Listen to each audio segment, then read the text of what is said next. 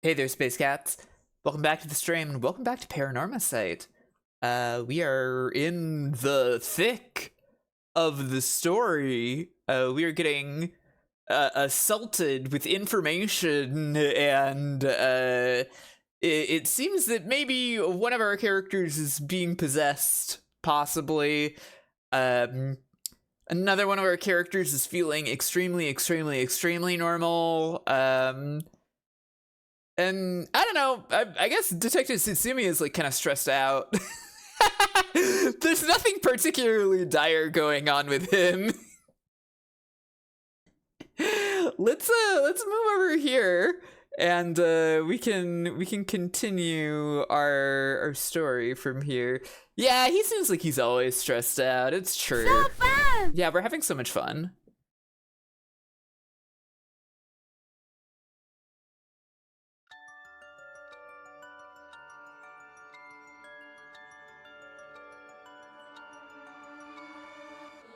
Here we are again. Let's start the game. Alright, so at this point, we're over here. Long past where Shogo died forever.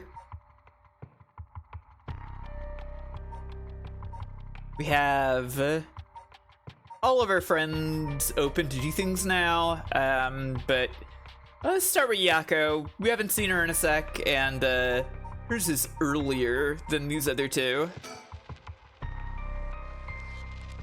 The rite of resurrection is the inception of this whole affair. Yako and Mio decide to confront the man responsible for spreading rumors of it in the first place, Hideki Araishi.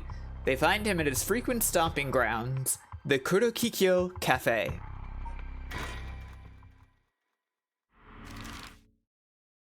Very funny that they're prompting us to travel there.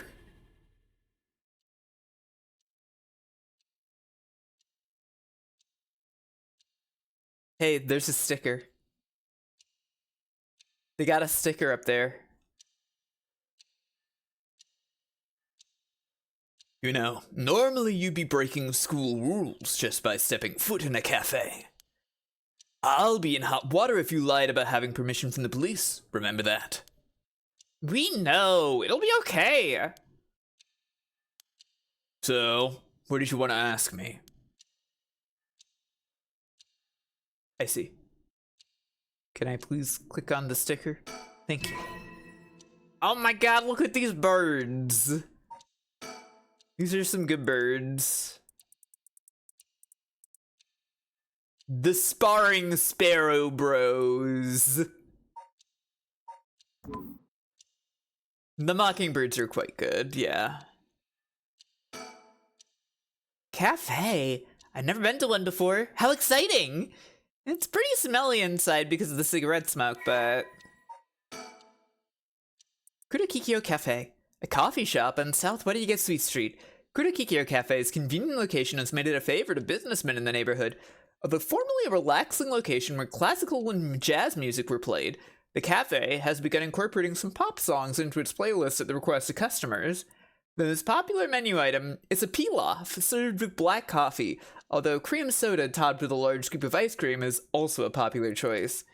Fashionable cafes featuring jazz and live performances were in vogue until the mid-Showa era, when the number of cafes offering a carefully brewed cup of coffee in a relaxed atmosphere began to increase. Many of these locations also have public telephones, making them convenient meeting places. However, they also developed a reputation as a hangout spot for delinquents, leading a large number of schools to forbid their students from patronizing them. In recent years, table arcade games have become a big hit, affording cafes installing them a steady stream of customers. Have more of an overview about the kidnapping, too. Ah.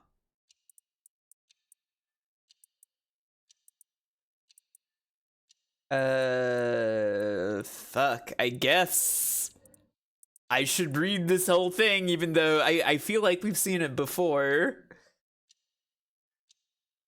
Yeah, most of the stuff in this game is based on real places. I've looked up a couple locations here.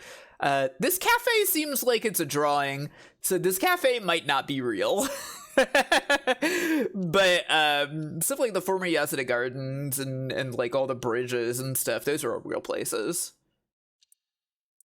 A kidnapping and murder case that took place in Honjo, Sumida around 1 year ago. Haruo Shigima's son, Shuichi, age 11, was kidnapped on his way home from school with ransom being demanded that same evening. Illegal streaming hours, Farmstead. I'm like, honestly, I'm tempted to add this to my regular streaming schedule these Sunday nights. I don't know. It might be a regular thing. I'm doing it because I want to read more of the book, but I might do Sunday nights more. Yeah, it's cool that they work with the tourism department of the city. It's very funny that this is a tourism game in a way. Yeah, it's fine. Initially, the kidnapping was thought of as a simple extortion scheme, but when it came to light that the Shigema family was closely tied to the police, and Shuichi was in fact the grandson of a senior official, it was quickly assumed that the perpetrator was acting upon a grudge against the police force. The kidnapping was treated as a direct attack against the good name of the police, and a large-scale investigation was launched that used the best equipment available to trace phone calls.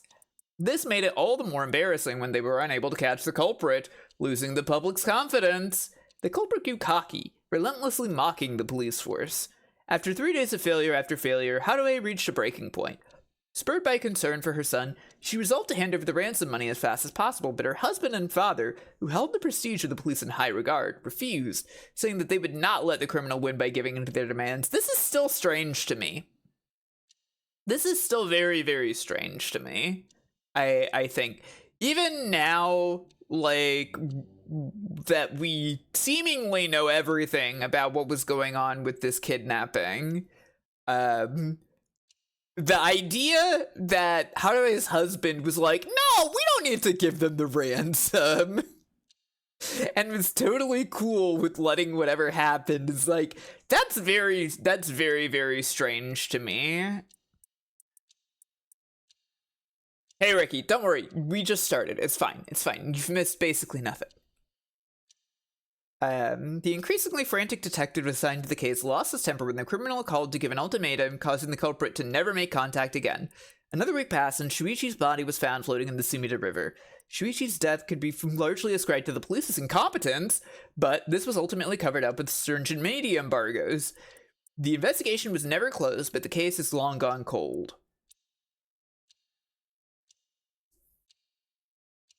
Subsequent investigations revealed that the culprit was in fact Kankichiro Iwai, an unemployed man, Toshihiko Shiraishi, his common-law wife, and Michio Shiraishi, their daughter, acted as accomplices. Kankichiro routinely used violence against both Toshiko and Michio to force them to do his bidding. It's believed that he coerced them into becoming accessories to the crime. Kankichiro wanted to use the boy as a living sacrifice for his magical studies, meaning that the ransom was never actually the primary motive for the kidnapping. The reason for targeting the Shigema family's son was due to a personal grievance. Right. We know all about that. Let's see. Anything else to look at here? Actually, I think this is, yeah, like over here, this is very clearly a drawing. Yeah, this is a drawing. So I don't think this cafe is real. But other places in the story have been. Yako, if you would. Right, we wanted to ask you about this. Oh my, a curse stone. An Okame mask. That must mean the Fool's Procession. You two were at the school last night? Damn! They're of all places. Yako, you're one of them? You're a curse bearer. Please calm down, Mr. Araishi. Your reaction is too intense. It's kind of scaring me. Sorry about that. I'm afraid I got ahead of myself. What is it you wanted to know about your curse stone? What would be the best way to approach this? Definitely flatter him. It's just, a brilliant teacher like you must know an awful lot about these curse stones. Well, it's true that I'm likely the person most well-versed in this matter. You're the only one we can count on, Mr. Araishi. Won't you help us, please? Oh, am I now? In that case, there's no harm hearing what you have to ask. Thank you. Let's see. Why is everything with the Rite of Resurrection and Seven Mysteries curse stones happening now? Oh, taking an interest now that you've received one of the curses, have you? You sound like a researcher, starting your questioning with your subject's origins. Mr. Araishi, you're not the one who triggered the curse, are you? No, I'm afraid I had nothing to do with that. Rather, I wasn't even attempting to do so in the first place. Completing the rite itself has nothing to do with my research. Then, do you know the ancient Onmyodo ritual known as the Feast of Shadows? What is that? Something from the occult? Miss Kurosuzu, you look like the type to be interested in those things, but it's outside my field of expertise. In that case, why do you think the rite and curses have appeared now? I believe this is the intentional work of someone. It's certainly not something that would happen by accident. Why is it you want to know? He may not tell us anything else if we say that we're trying to stop the curse. We need to make something up. Great. Okay. Well, you see, we just have such intellectual curiosity, and, I think it could really help your research. I see. Now that you mention it. Seems like he's reluctant to answer. Then how about... then... What does the record of fates that you've been researching say about the Rite of Resurrection? Oh, I see! That's what you want to know. Allow me to first elucidate you regarding the author of the Record of Fates. A special privilege, I might add, since I have yet to publish this in a paper. Yeah, okay. The Record of Fates was written 200 years ago in the latter half of the Edo period. It was written by a skilled but little-known onmyoji called Seimon Tsuchimikado. This is important stuff. If nothing else, remember this. Seimon Tsuchimikado? I've never heard of him. I'm sure you haven't. He was born into a famed onmyoji family, but split away to practice forbidden arts in secret. He used whatever name was most convenient for the situation, so his real name barely exists in records. Or so it is written in the Record of Fates. Huh. As brilliant as Seimon was, he was also an eccentric. As brilliant people tend to be in stories, I suppose. He delved into researching the Rite of Resurrection, a legendary forbidden ritual that had never been completed. However, by involving himself with this forbidden ritual, he was expelled from his family and eventually found himself in Honjo in Edo. The Record of Fates are the writings Seimon recorded on the road to Edo. I see. So he wrote how to perform the rite itself. The Rite of Resurrection makes use of Abe no Seimei's specialty, the Taizan Fukun ritual, a means of communicating with the afterlife. It uses soul dregs to replicate the soul of a dead spirit that has been called. Oh, wow. I never knew something like that existed. Thus it is thought that the only ones who can use it are those with the ability to turn human souls into soul dregs in the first place. So the Rite of Resurrection calls for that ritual to be performed in advance. Then, when the soul dregs are gathered and infused with the wish of whoever is performing the ritual, it can be completed. The contents written in the Record of Fates end there. There's no more? What about the Seven Mysteries or the Curse Stones? There's nothing written about them in the Record of Fates. The Curse Stones are separate from the Rite of Resurrection. Their curse is one used to enable one who is unable to perform such rituals to be able to use the rite. Huh. That's similar to what Mio said, actually. Alright. Onmyoji. An officially appointed government position with the Bureau of Onmyo in medieval Japan. Onmyoji were tasked with performing divinations and rituals. They would employ the Chinese philosophies of yin and yang and wuxing, the 5 elements, to compose astronomical charts and almanacs. High-ranking practitioners used a variety of mystical arts, including ones that brought natural disasters and curses. Onmyoji were also tasked with exorcising demons through the use of shikigami.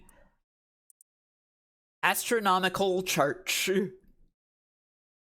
Onmyoji thrived during the Heian period, in part due to the work of the famous Onmyoji and later founding of the Tsuchimikado clan, Abe no Seimei. However, Onmyoji began to gradually decline in number after the samurai gained control of Japan. At the same time, many of their miraculous arts were lost along with the development of civilization. Although the services of Onmyoji were typically reserved for the upper class, there were a number of shomonji, or hidden Onmyoji, who worked for the common folk. Interesting. The Rite of Resurrection. As indicated by its name, the manuscript holds detailed instructions on how to perform the secret art of reviving the dead.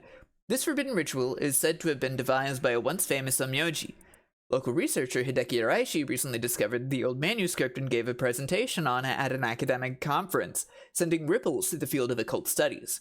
According to the Record of Fates, this mysterious ritual was devised by the gifted Onmyoji Abe no Seimei. It converts the souls of the dead bound for the underworld with soul dregs collected as sacrifices through the Taizan Fukun ritual. The secret art of converting souls to soul dregs is out of reach to all but the most skilled practitioners. Okay. Excuse me, Mr. Araishi. What is it, Ms. Kurasuzu? You published a theory before the incident took place. It said that the Rite of Resurrection and origin of the Seven Mysteries of Honjo are related somehow. What proof did you have of that? You really know your stuff. But about that was a somewhat sensationalized piece written for occult magazines. Oh, really? It was just nonsense then. Not exactly. Rather, it's not a complete fabrication. There is a basis for it. And that is? Well, I suppose there's no harm telling a couple of students so passionate about this topic. Thank you! This is something I discovered from referencing numerous texts when related to the Record of Fates. It was just after Seimon arrived in Honjo. There are records of a conflict over a ritual used to resurrect the dead in Honjo. A conflict over resurrecting the dead? I don't know the details. A man enticed the public with claims of a spell that could resurrect the dead, causing a conflict that ended tragically with 9 dead. That is the only remaining reference. 9 people, fighting over a resurrection ritual. I call this tragedy the Honjo incident, and it has long been a subject of my research.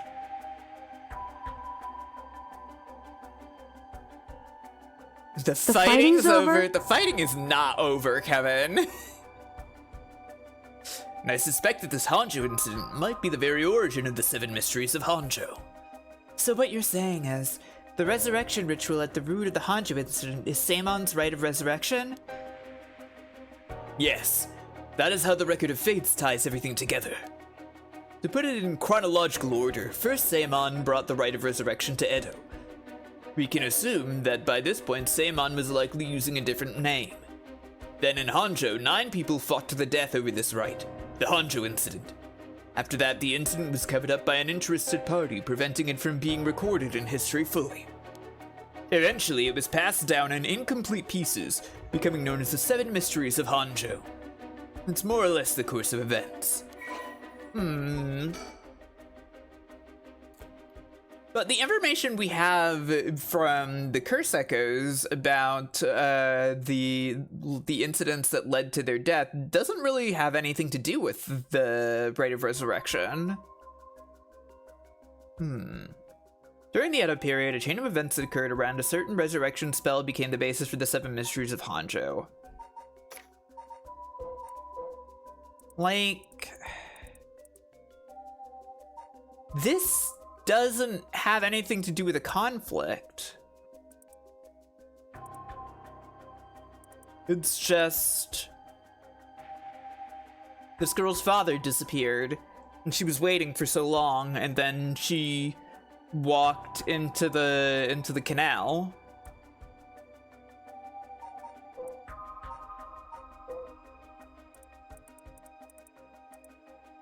clackers don't have any, huh. Yeah, it's probably something we don't fully know about yet. So that's how they're connected. Then if I'm getting this right, the 7 mysteries are basically required to gather the soul dregs necessary for the rite. And there's more. With this most recent occurrence of the curse, I've become even more confident in my theory. You are? Yes, the reason for it being the resentful memories of the 7 mysteries etched into those who received the curse stones. Resentful memories? Yako, if you really are a curse bearer, then when you obtained your curse stone, you would have had a resentful memory imprinted in your mind. Oh, I did! Exactly. Those memories of what happened in the final moments of the 9 who died in the Honjo incident. Broadly speaking, they involved dying while bearing some kind of deep resentment.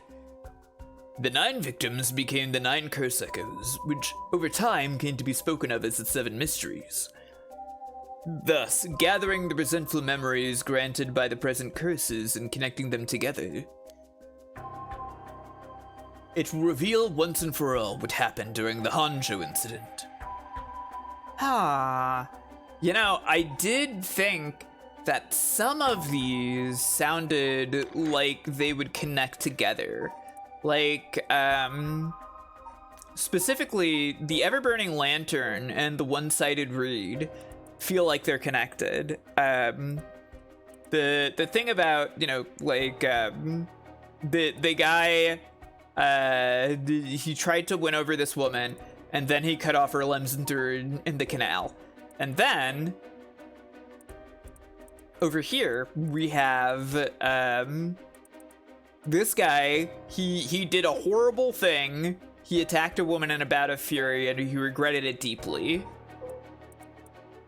These two could be connected, right? So that would make some kind of sense, but other stuff here, I don't see how they would be connected necessarily. Well, okay. Admittedly, Evergreen Beach does imply, does say he deceived us with the so-called rite of resurrection. Okay, that does directly connect to the rite of resurrection. So I guess Jinkichi would be Seimei, right? Yeah, it all comes back to the fucking tree. The Fool's Procession. What does this have to do with any of this, though? It's just about dancing. They did, like, she did seemingly get killed. Yeah, like, that's literally his death. And I don't see how the canal connects, right? Beckoning light. The beckoning light and the haunted clappers could be connected as well, right?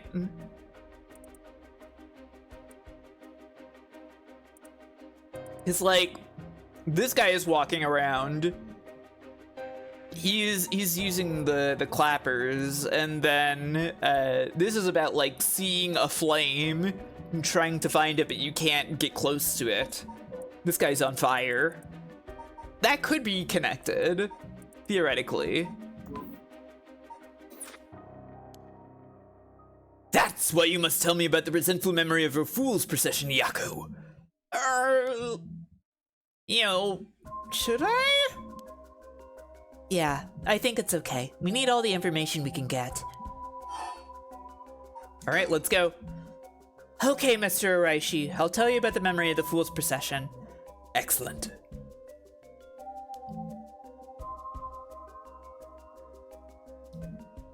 So basically, it's about a woman who died falling from a Yaguda tower at a festival. Huh. Interesting. It's not that one, then. Not that one. What do you mean? Among the 9 victims at the Honjo incident, that is to say, the 9 curse echoes, one of them is Seimon himself, or so I suspect. Yeah, then we've already figured this one out. It's the tree. Huh?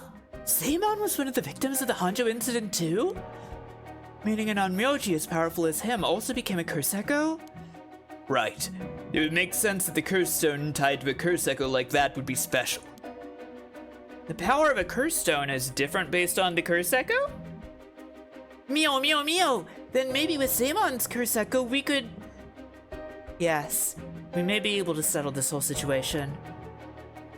Hey, what are you two whispering about? Oh, nothing. Tolly.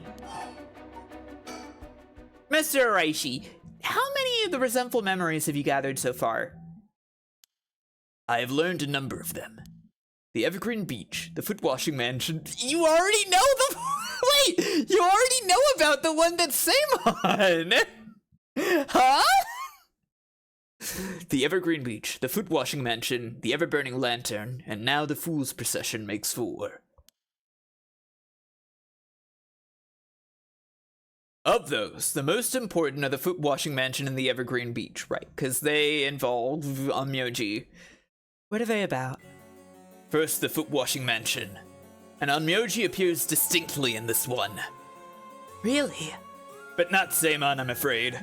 A female Onmyoji who sought the right of resurrection due to her obsession with her personal appearance. Her legs, which she always had taken pride in, were stricken with corruption after she was defeated by Seimon. Her curse echo is notable for being particularly easy to fulfill the requirements necessary to use the curse. That detective did well to escape this one. So a female Onmyoji and a rival of Seimon was involved in the Honjo incident. That certainly is interesting. Next, the Evergreen Beach.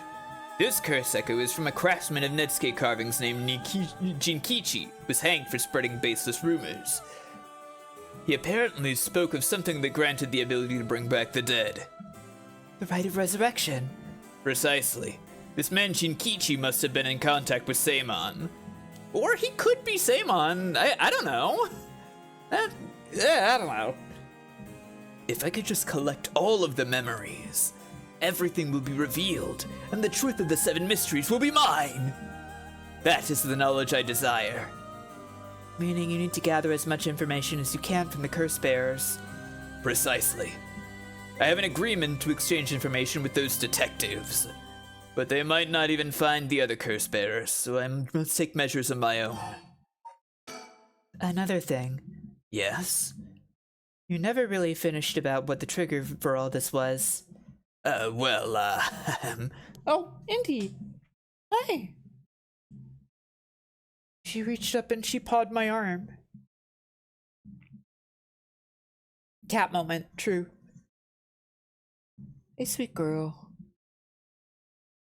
She's lost interest in me now that I'm petting her. Really? You're not hiding something from us, are you? It has something to do with how you obtained the Record of Fates, right? How did you really get a hold of the Record of Fates? To tell you the truth, we're in a race against time. It could be a disaster if we don't hurry. What are you talking about? Someone left a warning that at sundown today, they would use the curse to kill a lot of people. The one who left that message is the culprit behind the Nejima murders from 20 years ago. What? Something so terrible will happen? I won't allow potentially hundreds of people to become victims of a curse. I'll do anything in my power to stop it. Mr. Araishi, please, tell us everything you know. I'm sorry, but I truly don't know anything. The truth is, I was given the Record of Fates by a woman. A woman? Soap Grandma? Oh. Well, her voice sounded like a woman's, but I didn't actually see what she looked like. 1 month ago, I was investigating at night. I suddenly heard a formless voice. A woman's voice? It said, I entrust you with this ancient manuscript and the right of resurrection held within its pages. Spread rumors of this ritual as far and wide as you can in the coming month. And before I knew it, an old document had fallen down at my feet. 1 month? She specified the time period? I was told if I did that, I could study the manuscript as much as I pleased. I wanted so badly to verify its authenticity, I ended up accepting. I haven't heard anything from the voice since then. It must have had you spread rumors in order to strengthen the power of the curse, to tie together the curse and the desire to seek out the right. This makes it likely that the owner of the voice is the mastermind behind all of this. Hence, I went public with the Record of Fates. Hihaku and occult magazines immediately jumping at the news was a financial boon for me, so not Hihaku then. Huh, Hihaku? As in Hihaku soaps? Right. I mean, no, that's not important, just some personal business. After that, I waited, trying to predict what would occur in a month's time. That's when the curse began. Those are all the details I have. Very well, I've told you this much. I may as well give you one more thing. Thank you. What might that be? About Seimon's Record of Fates. There is a sort of continuation to it. Another document called the Records of Fates Yin Scroll. A continuation? Actually, a second section written down in Seimon's own hand was appended to the manuscript, according to which, after the Honjo incident, Seimon lamented such a calamity taking place. He apparently wrote the addendum for the event that the tragedy became its own curse.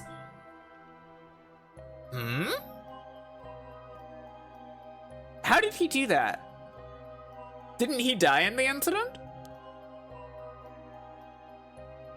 It seems he had an idea that the victims of the Honjo incident would turn into curse echoes and be used to gather soul dregs.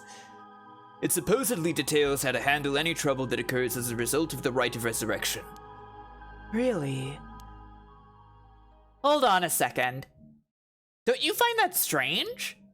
What's the matter, Miss Sakazaki? You think my information inaccurate? If Seimon died in the Honjo incident, then he couldn't have written an addendum. Yeah, that's what I said. You really don't get it, do you? Huh? Am I wrong? Have you forgotten the ability Seimon possessed? Of course not. He could use the rite of Oh! You're telling me Seimon used it on himself? The rite of resurrection can be carried out in advance, so that it activates when the soul dregs are gathered together. Then, is it not possible that Seimon himself was resurrected by the rite after it all took place? But he'd still have to collect the soul dregs needed to use the rite. Yes, and that's why they died. The 8 others besides Seimon. What? They died in the Honjo incident for their soul dregs? That sounds like it's the same as what's happening now.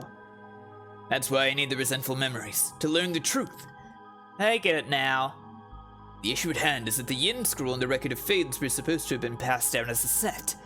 When I received the Record of Fates, the Yin Scroll was gone. Only this information was left. Supposedly, Seimon's blood descendants guarded it as they passed it down across generations. It seems that over their long history, the two documents became separated and the scroll's location lost as the family line branched. Seimon had descendants? So there's someone out there related to him by blood even now? Yes. In fact, I've tried to trace the line as far as I could. He wasn't a well-known on Myoji to begin with, so a detailed family tree does not exist. It seems likely that the use of the manuscript has been long forgotten, only being passed down out of tradition. And since they aren't even aware of what they have, tracking it down is quite tricky indeed. I wish I could ask whoever that voice belonged to about the Yin Scroll. I'm sure you do. So babably. Babably? I said babably. Does anybody know why I said babably? Hygiene problem, by the way. So basically, in the Record of Fate's Yen Scroll, Seimon himself wrote about ways to handle the curse and the rite, yes? Yes, that's right. I've been searching for it all this time, but haven't found a single lead. So if you two find out anything about the other resentful memories of Yin Scroll, tell me immediately. You owe me that much for telling you all this, do you not?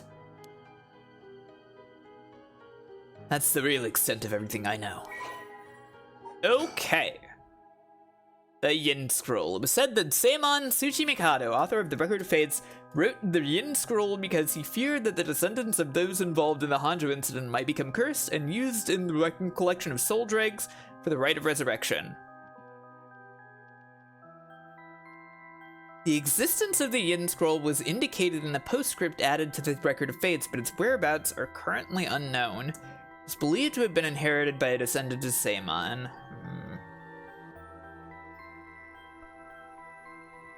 Yeah, that's what I was thinking too. I didn't mean to cancel that out.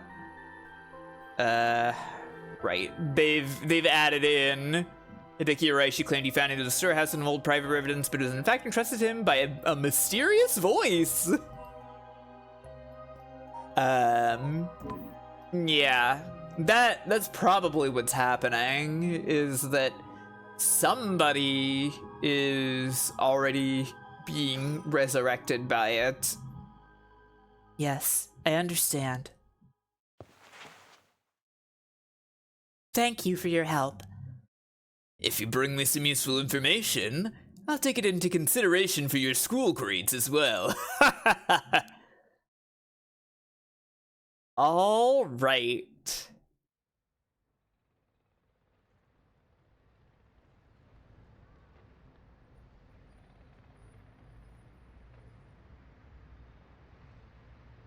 That means Hokusai is already almost back in this world. So fucking true. We've learned a lot. So, to sum it up, there was a tragic incident with people cursing each other for the rite of resurrection in the Edo period as well, and the Record of Fate's Yin Scroll may have info we want since it details how to stop the rite. I think that's about it. Right. If we could just find the Yin Scroll, you might be able to learn how to settle the situation. But even Mr. Araishi didn't have any leads on where it is. How do we start looking for it? Someone involved in this now must have some connection to it, I think. I have a feeling that the mastermind who awakened the curses is involved too. Right.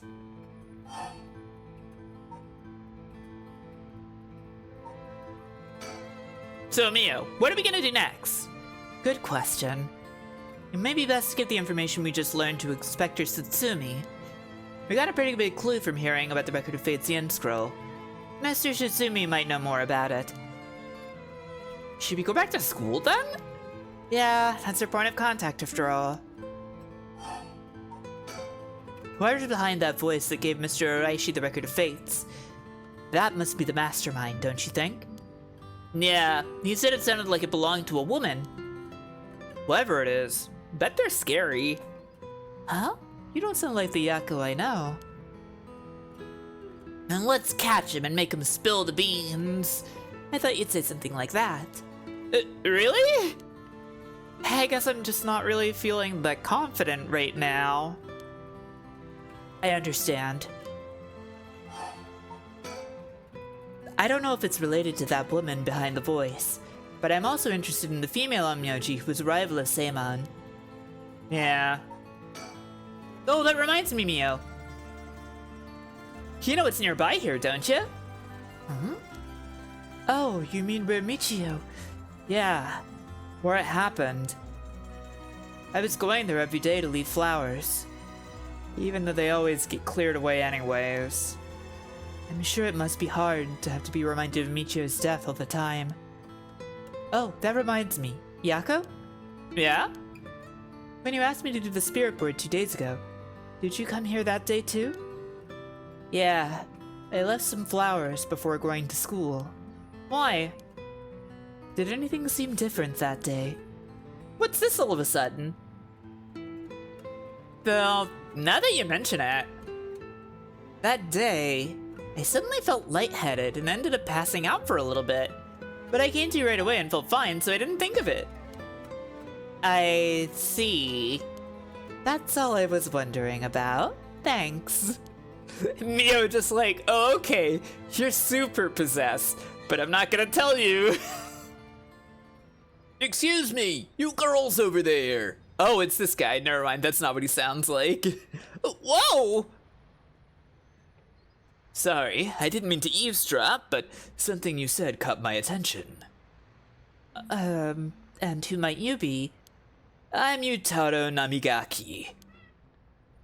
I should probably tell you. Until yesterday, I was a curse bearer. That should clear things up. A curse bearer? Oh, you don't need to be scared. I've already given up the curse stone to the foot washing mansion. The foot washing mansion? So you're the one Inspector Tsutsumi was talking about? Ah, you already know Inspector Tsutsumi. That makes this simple. There's nothing to worry about. Oh, hey! You're in the driver's seat. Yako? Yes? Wait, what? Just now, was I doing something? Sorry. Mr. Namigaki, what might be the matter? I see. So he was involved in the hit and run against Michio then, huh? Right. I actually wanted to discuss something with you two. Would you come with me if you have a little time? Discuss something? With us? You were talking about Michio Shiraishi, right? It's related to that. Huh? I'm sure you would learn a few things yourselves. If not now, later is fine. I'll be waiting around Ryogoku Bridge. Something rubs me the wrong way about this, but he mentioned Michio. What do we do?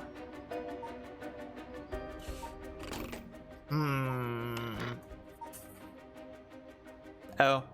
Andy, don't fiddle with the blinds. It's okay. You know it's raining outside and you're a little agitated. It's alright.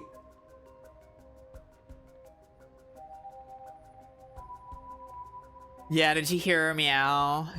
Yeah. Yeah. She's having kitty emotions.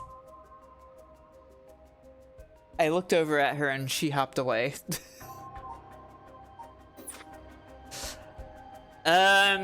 I mean, right now, Tsutsumi is not going to be at the school anyways, so let's go talk to Yutaro, I guess. Well, I suppose we may as well hear what it is you have to say. Glad to hear it. Then, should we relocate elsewhere?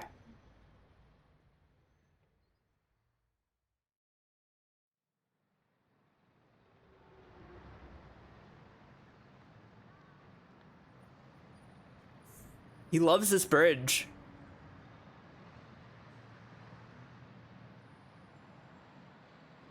So, what did you want to discuss with us? Let's see. How do I put this? I'll tell you straight. I want you two to use your curse stones to bring Michio Shiraishi back from the dead. What? Huh? It's why I was pursuing the rite of resurrection in the first place. Unfortunately, I had to give up my curse stone before I could succeed. But you two are curse bearers with some kind of connection to her. Which means this is the perfect opportunity for me to ask you for this. Well, I'm sorry, this is all so sudden. I still don't understand why you would want this. What exactly is your relationship with Michio? Well, we met briefly once. I was so sad to hear the news of her death the other day. Right. Well, it would be great if we could bring Michio back. We've already decided not to use the rite of resurrection.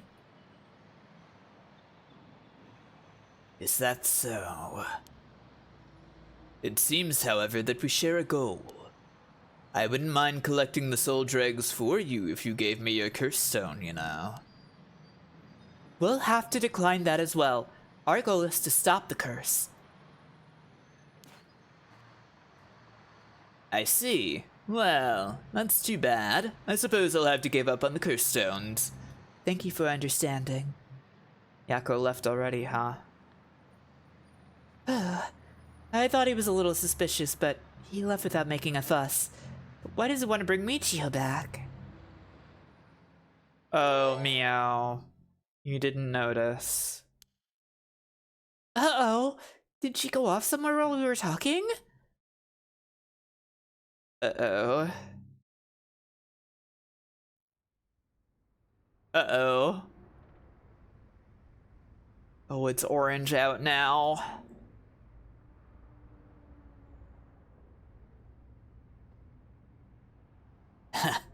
I finally caught up to you.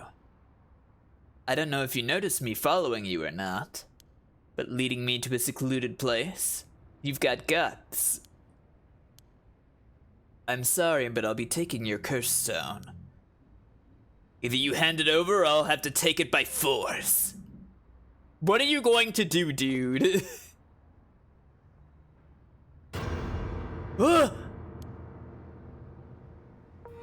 Yeah, that's what I thought. Why are you? No, he's here again. I don't understand. Wait, it was just an accident. I swear, I didn't mean to. That's why I was trying to bring you back.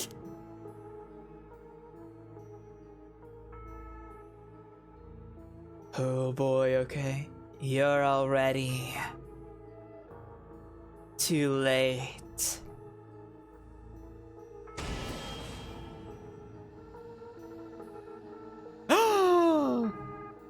What?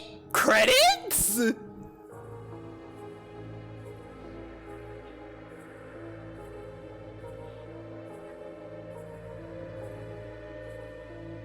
These haven't had credits before when we die.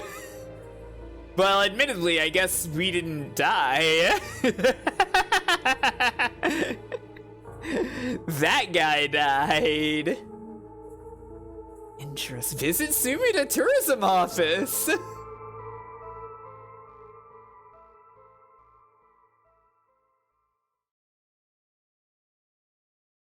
Oh, did you hear Andy just now? After this, Fumichiki Nejima went on to use the power of his curse to commit mass murder, shocking the public with the unprecedented tragedy. She's playing with the blinds again. Andy. Okay, whatever. She pushed herself through the blinds. Oh, Andy. From that day on, Yako Sakazaki was never heard from again.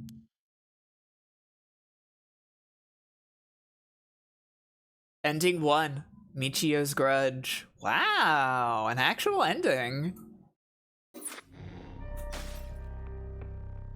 Okay. Yeah, she is. Did you hear her just now? Hang on. One moment. Let me attend to her.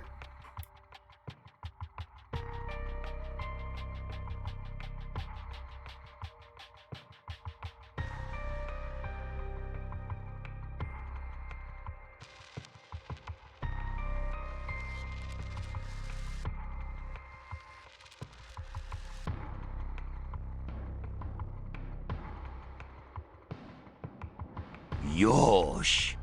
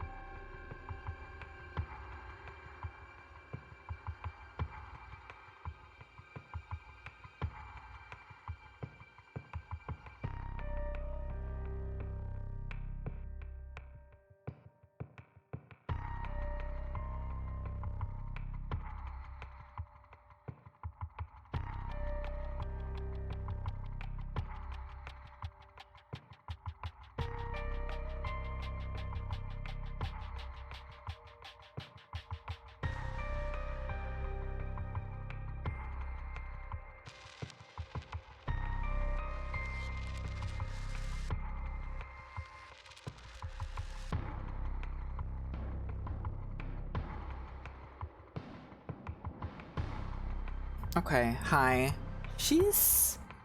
I don't know. I don't know what's going on with her. I'm feeling some vibrations from the apartment below, and I'm wondering if maybe that's agitating her as well as the rain. She doesn't seem like she is, like, in playful mode. She seems anxious. Well, we found our first ending, Michio's Grudge. Let's continue with the story regular style, though. Yeah, Namigaki. So we just don't go with Namigaki.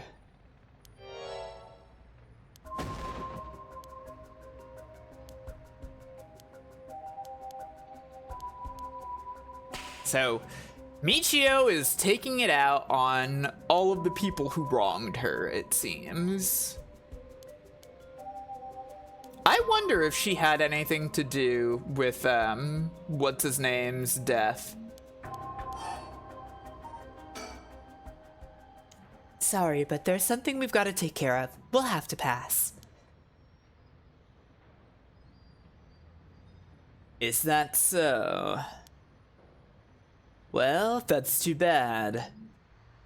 I'm in no rush, so I'll be waiting at Ryogoku Bridge if you change your minds. What was his name again? Oh, POIs. It was Kankichiro. This guy. Iwai.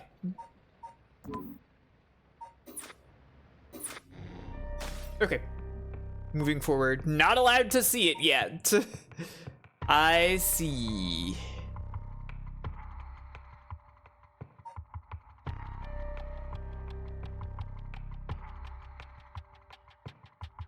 I don't know. Who could say? I'm gonna go for the boys. So, at the Shiraishi home, Tsumi and Ario learn the truth about many things, including the death of Kankichiro Iwai. They hurry to the high school after learning that Michio Shiraishi knew the whereabouts of Nejima's hideout.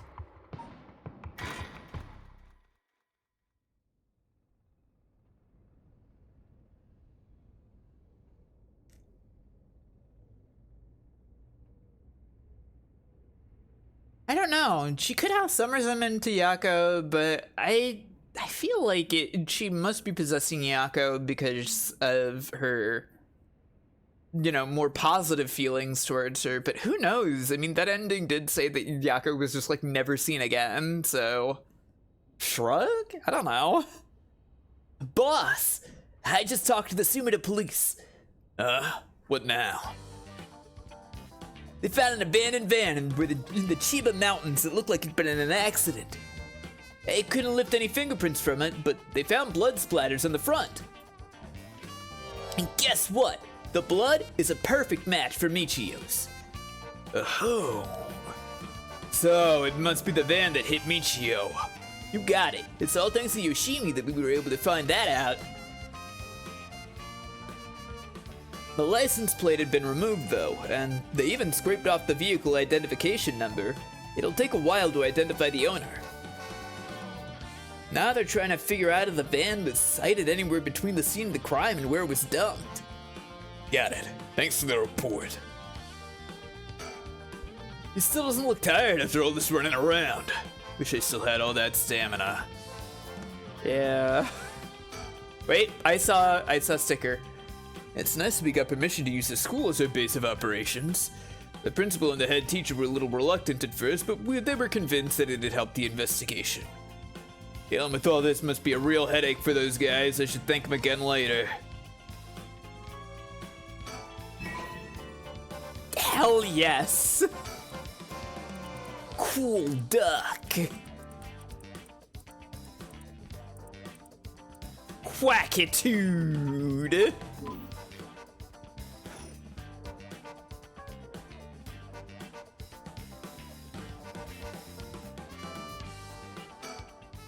By the way, boss, we've confirmed that Michio died in a vehicular collision. But are we sure there was really an accident? Good question. I was wondering the same thing. The damage done by the collision indicates that the driver was traveling at a considerable speed, but there were no brake marks to be found. Exactly, which suggests that they may have been intentionally targeting Michio. Then, what was the motive, you think? would have reason to kill Michio? The first person that comes to mind is Kankishiro Iwai. After all, she knew about his crimes. But then, Iwai was supposedly able to control Michio by intimidation alone. There's also that teacher who was taking advantage of Michio, Kohei Jinochi. But to say he killed her to stop people from finding out that he was blackmailing her doesn't seem likely somehow. You're right. Both of them has fallen prey to a curse. That's true. In that case, it's quite possible she'll also decide to exact revenge on the person who ran her over. Not just possible. She may have already done it last night, just like with Iwai. Is there anything else that could have served as a motive? A talisman, maybe? The one Yoshimi was looking for. Oh! You think someone wanted to take it from her? Well, the talisman wasn't found in her remains, nor in her house. But doesn't a hidden run seem like too drastic a measure to go to for a little talisman? And in the end, it might have just been an unfortunate accident after all. Yeah, looks that way. I guess we still can't rule out the possibility that Michio did commit suicide. She was so young. All the adults in her life did was push her around. I guess, but that would also require her to have, like, jumped at the exact moment that the car was going by. Seems a little unlikely, right? Like, if her blood is on the car, like... Either way, what we need now is a testimony from Michio herself. With a bit of luck, we may be able to ask her what happened during the crash ourselves. Yeah, I can't wrap my head around that particular development. I still have my doubts that it'll be so easy. Either way, we won't be able to do this unless Mio and Yako turn up. I'd rather have them come sooner rather than later, but I guess we just have to wait. Shall we head inside? Alright then.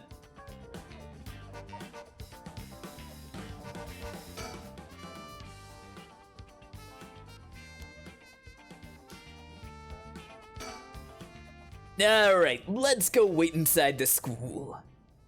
I'm sure they'll be here at any moment.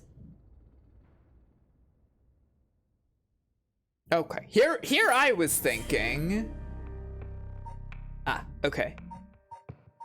Well, I know we're putting off Haruhi, but I really want to follow this thread right now, you know?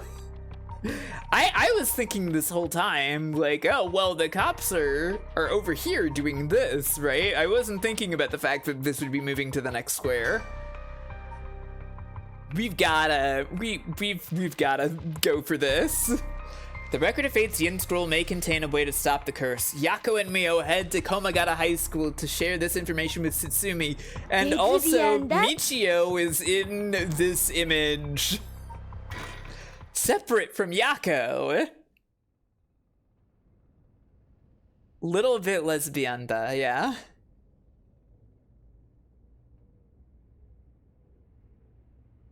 Ain't that interesting? The Record of Fate's Yin Scroll, huh? Well done, you two! That's some good info you got from that teacher. Thank you. Good job, boss. Operation Schoolgirl was a success. Ario, stop making things sound weird. Anyway, let's share what we found at Michio Shiraishi's house. Yes, please. Yes! A man named Uai kidnapped sacrifices for black magic? Did Michio help with the kidnap? Why did she say yes? There's some... Overall, like, this reads very well, but there have definitely been some odd moments in the translation, I feel like. And Mr. Jinochi used that to blackmail her?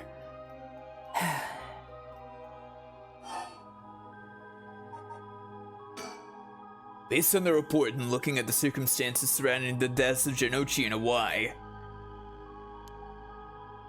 If Michio Shiraishi did it, it would make sense. Furthermore, there are signs that Michio Shiraishi wanted someone to notice. Huh? Really? The ribbon that was left at the scene of Kohei's death is proof of that. It's true. Mio, I'm guessing you knew that already. Yes. Ever since this morning. Maybe it's mistimed, yeah, I don't know. But there's one piece of information I need.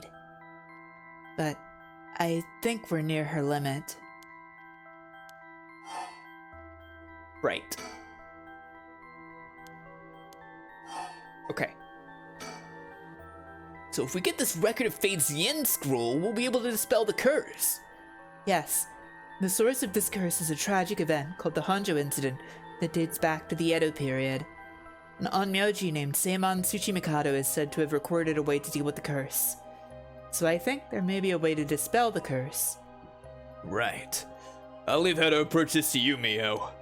I'll check with the Paranormal Affairs Bureau as well, but please make finding the Record of Fate's Yin scroll your top priority. Understood. But how do we go about looking for it? It's possible that the defendants of Seimon have inherited it, but I don't think they're aware of its existence. It'd be nice if we had a clan crest or something to go off of. Maybe we'll have to ask Paranormal Affairs. That reminds me, Mio, was the Western black magic used by Awai and Nejima really just an imitation? Huh? Why are you asking me? Oh, boss said that you knew about this sort of thing. Do you not? Well, I mean, I have some knowledge, but... How strange. I don't think I've ever told anyone that. It's okay, Mio. No one's judging you. Right, but it still feels a little weird. So what's your opinion on it as someone familiar with Western black magic? If I could have a look at their grimoire, I could be sure, but... Based on their methods, I'd say they imitated black magic popular around 300 years ago.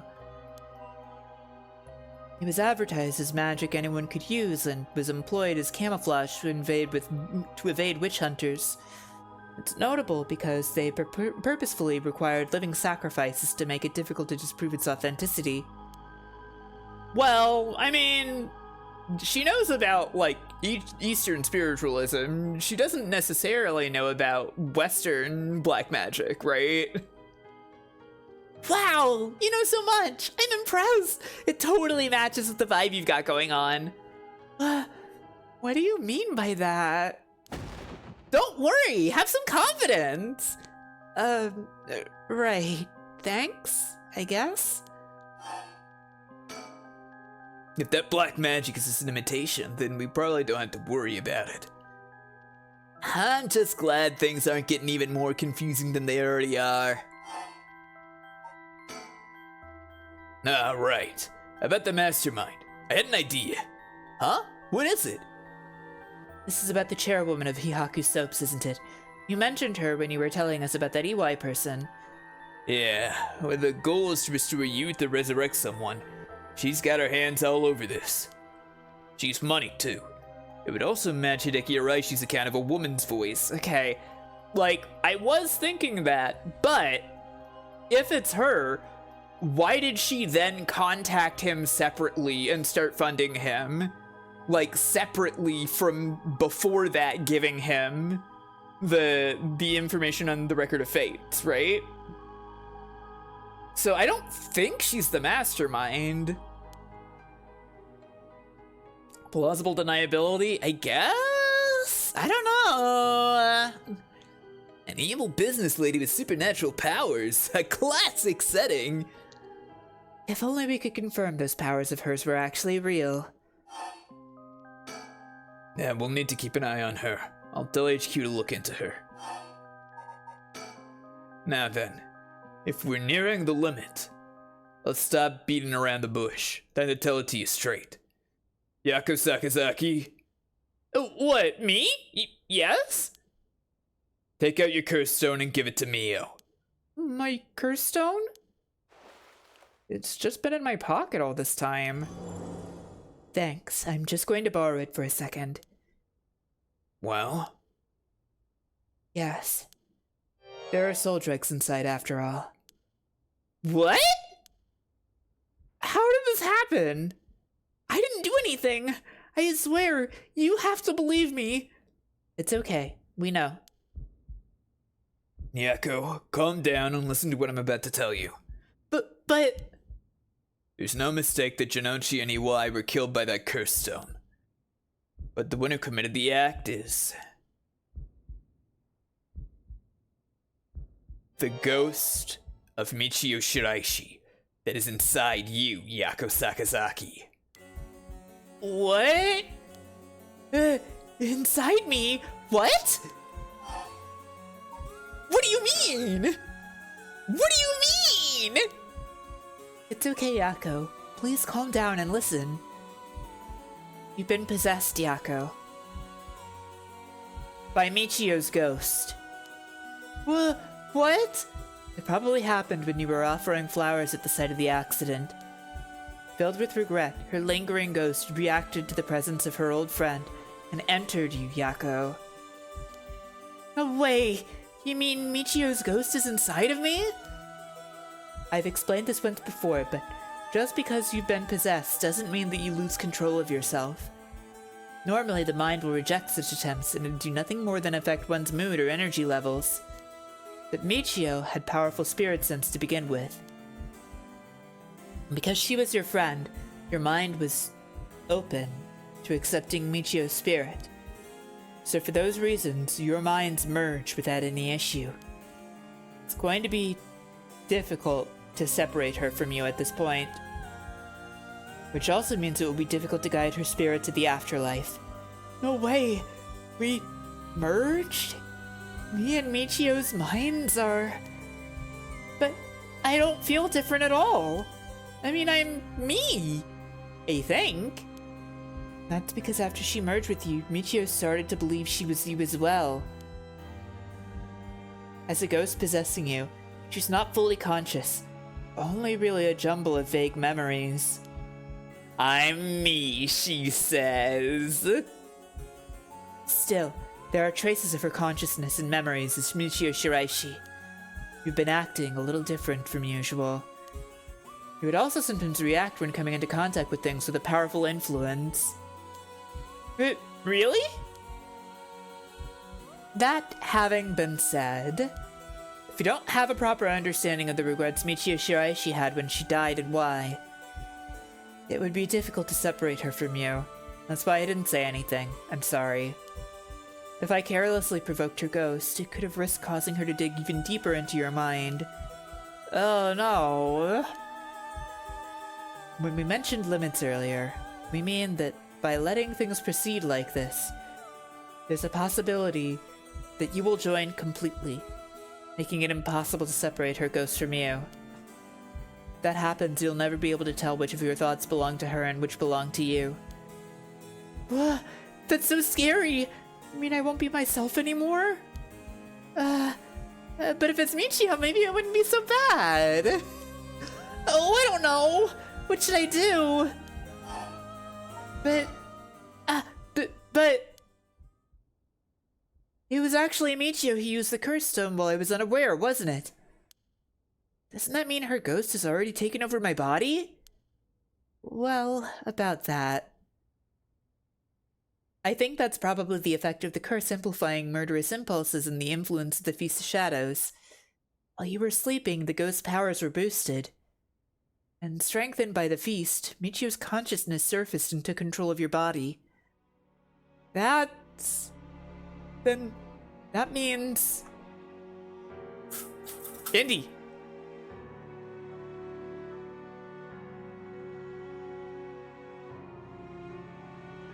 I'm sorry, she's at the blinds again.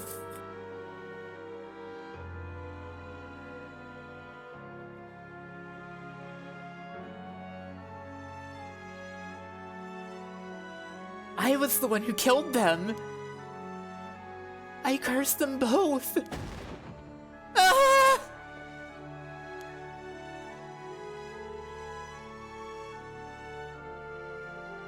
I'm sorry, Indy is still...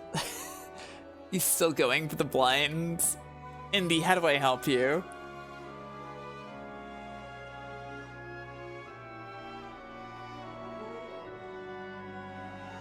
Okay, she's calmed down. She's okay now. She's okay. Yako, no!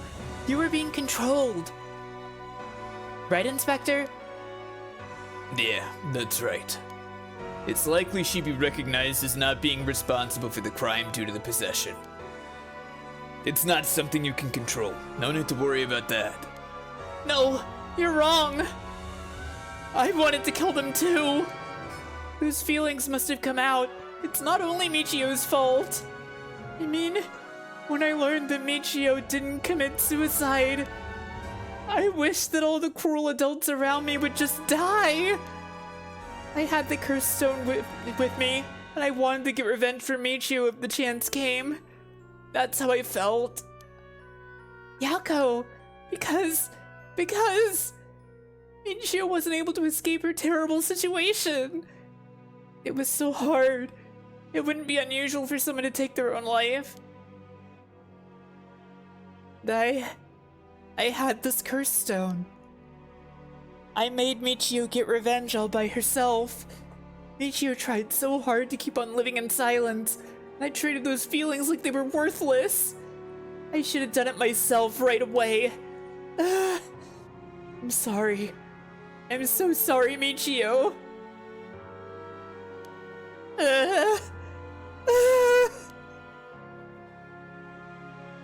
That's why I killed them.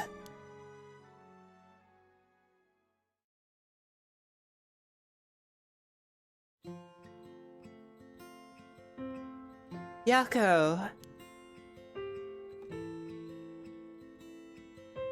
There you are. Oh, hi, Michio. What is up with you? You've had me worried sick since you haven't been coming to school lately. It feels like it's been forever. I'm glad to see you seem to be doing good. Yeah, sorry. And I'm sorry I didn't tell you why. I've always regretted it. Aw, come on, you're acting like we aren't buds! You tell me if anyone is making you sad and I'll take care of them. Thanks, Yako. Actually, I'm here because there's something I wanted to tell you. Really? What's the matter? You can tell me anything. Well, the truth is, I did something unforgivable to an innocent man. Saying that I was forced to and didn't have a choice doesn't undo it. I'm sorry. I feel so guilty. What? I've done so much I can't take back, all because I was weak. There's no escaping the hell that I've created for myself. I couldn't handle it anymore. I started thinking about killing him and dying myself. Neither of us deserve to live in this world. But what? But something went wrong. And that's why I died with regrets. Thanks to you, I finished what I wanted to do. Thank you. And I'm sorry for dragging you into this. What? Wait, you don't need to apologize. It's only now that I realize and know how selfish it is.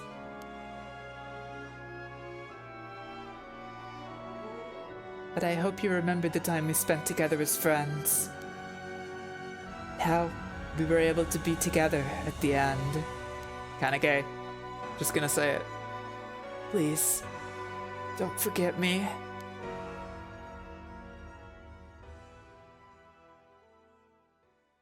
Huh? No! Michio! Wait!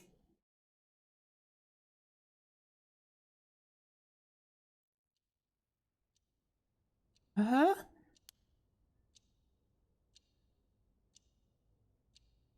Huh? You're awake. Do you feel okay? I'm sorry I had to spring that all on you, Yako. What? Is this... Are we in the classroom? Huh? Was I dreaming? I'm sorry to rush this along while you're still gathering your feelings, but we need to hear what Michio Shiraishi has to say. Now. Right. So after considering what to do, it is true that Michio's consciousness has been mixed with the Earth's. But if I summoned her ghost, we may be able to establish some communication. Oh, I understand. So you thought to use the spirit board again? Yep, I have a hunch. I think the spirit we called last time may have actually been Michio herself. Really? You think? And that her spirit has been close to you ever since then. Yeah, that makes sense. Then let's do it! I think we should. I want to hear from her. Very well. I have no idea if this will work during daytime, but let's give it a try. Are you ready? Hold on a minute. Sorry, I need a little time. No, it's okay. Let me know when you're ready. Thanks, I'm ready. Okay. Okay. I thought I would get to look around the room for stickers. Okay, here we go. Do you remember how to do it? Place your finger on the 10 yen coin. Right, like this. Good. Now do as I do. Oh, Spectre of the Spirit Board, please visit us. Oh, Spectre of the Spirit Board, please visit us. Please, tell us if you are there. Huh? Yes. It's here. Now, is it the spirit of Michio? Yako, would you ask the spirit? Alright. Spectre of the Spirit Board, you the spirit of Michio Shiraishi?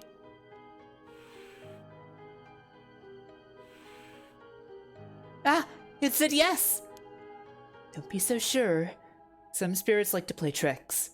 Can you try asking a question only Michio would know the answer to? A question only Michio would know the answer to. Let's see, then. Oh, Spectre of the Spirit Board. How much did the ribbon I bought with Michio cost?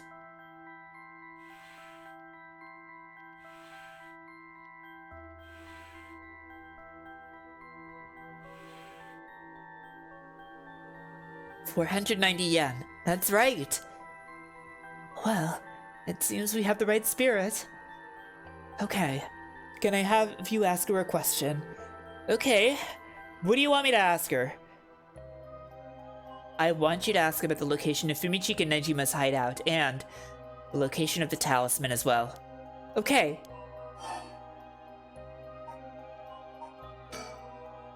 Spectre of the Spirit Board, do you know where the talisman that you had is?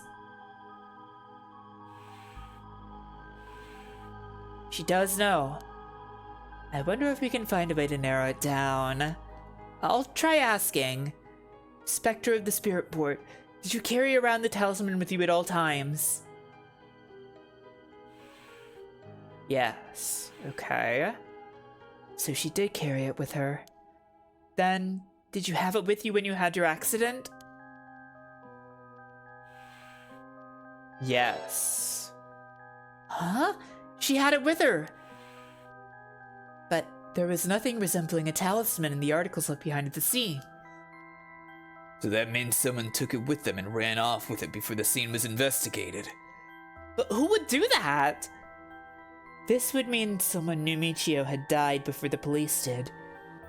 The first person to discover and report it was the caretaker of the apartment building next door. Should we check with them? Let's see. The other possibility I can think of is the perpetrator of the hit and run. But it was a hit and run. Wouldn't they have run away? It might be possible they came back, driven by fear or something else. Even so, they didn't report it and went through her belongings. But to only take her talisman seems hard to believe. Unless they were after the talisman from the very beginning. How likely is that, if the talisman really is so special? Nerio mentioned the same thing, but to run someone over just to take something from them... It's possible they just picked up the talisman after hitting her for no particular reason. Either way, if it really was a hit and run, then I hope they get caught. It's possible she remembers something after seeing that picture of the car. Then, shall we try asking? I'll try. Oh, Spectre of the Spirit Board, do you know who is behind the hit and run? I mean, she did go, that guy in the driver's seat when we saw Namigaki. That's a relief. She hadn't known. Huh? In order for Michio's spirit to find peace, we need as much detailed information about what happened as possible. We can't send her off to the afterlife if we don't know what happened when she died. This isn't like a forced exorcism. Huh, so that's what it'll take. Alright, I'll try asking. Right. Spectre of the Spirit Board, who was the one who ran you over? I hope she knows the name. I wonder... Yep.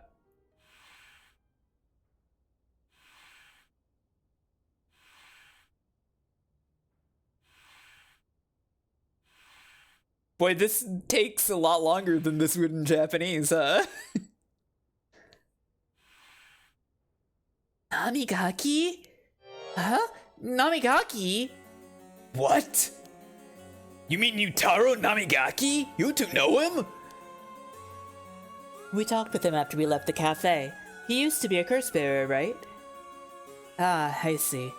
So that's why Yako had that reaction when she saw him. What? Come to think of it, that guy said he wanted to talk about Michio. What? The hell is he planning without his curse stone? He said he'd be waiting near Ryogoku Bridge. Got it. I'll join you there once we're done. Is the bastard who killed Michio? Oh, Spectre of the Spirit Board. Please, tell me the location of Fumichiki Nejima's hideout.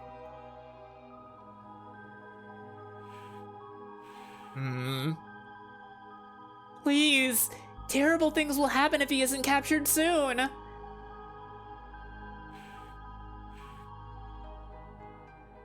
Sure, it's painful to try and remember, but you're the only one who can help us, Michio. What if it's like at a shrine, and that's why it's like this that she's indicating? Please. Oh, no, never mind. It moved. This is an address. She's giving us the address. Amazing. Thank you, Michio. Okay, I have the address. Thank you. Alright, Irio. Get a move on and check out that address. The tourism board told us not to show the address on screen. Yeah? Hi, JPEG. Yes, sir. I'll contact HQ and order a simultaneous house search and sweep of the area. I just hope the information is accurate. I know it is.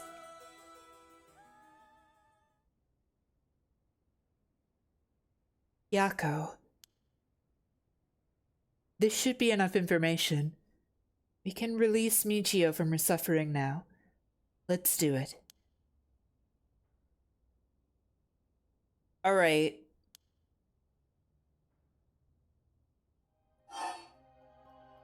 No! Say goodbye! No! Oh, Spectre of the Spirit Board. No. Michio.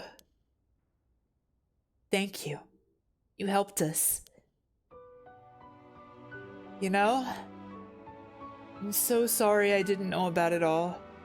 Your family, the kidnapping, Mr. Janochi. I'm so sorry. It must have been so hard. Not that I could understand, but I'm sure it was so hard. I mean, of course you would want revenge. I wanted it too. We've all done things that we wish we could take back. But I'm glad that I at least know the truth. Yako. There's so much I want to say, but that's enough. Let me just ask you one last thing. Someday, can we hang out again?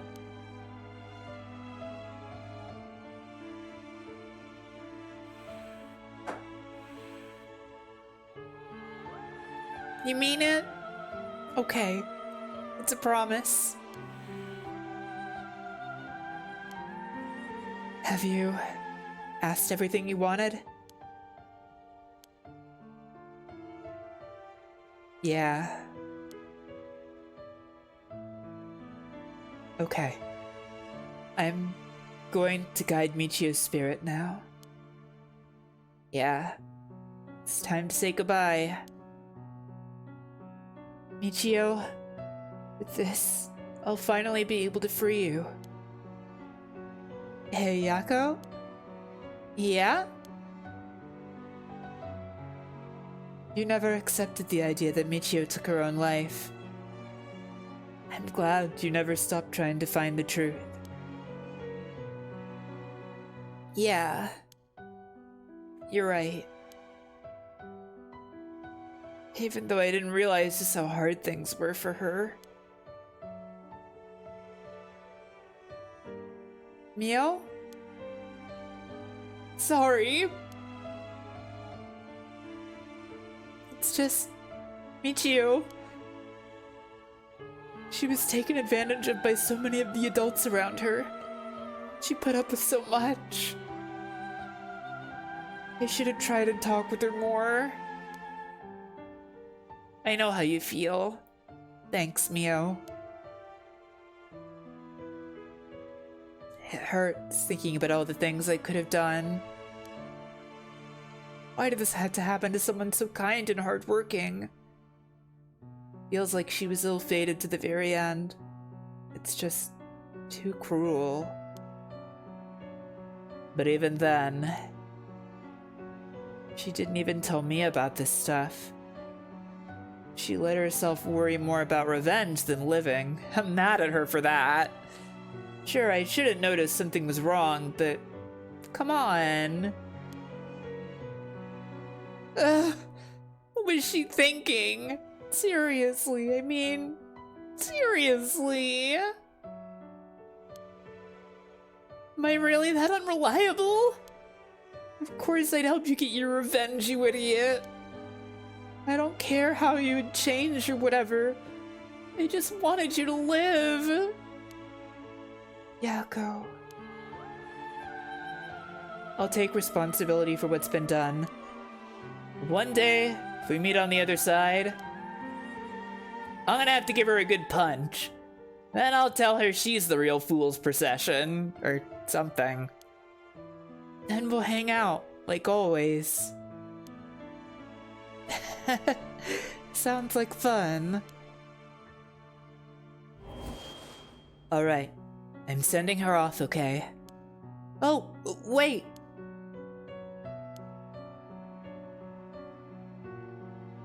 Look, the coin. It moved to no all on its own. You're right. When did it do that? It seems she still has something keeping her here. Yako, do you have any idea about what Michio wants? Me? Oh! Please, don't forget me. I think she told me that she didn't want me to forget. I see. Then, Michio, if you can hear my voice, let your feelings that you won't ever forget. Let your feelings that you won't ever forget her be known. Show it through an action. What? Do something that shows I won't forget. Huh?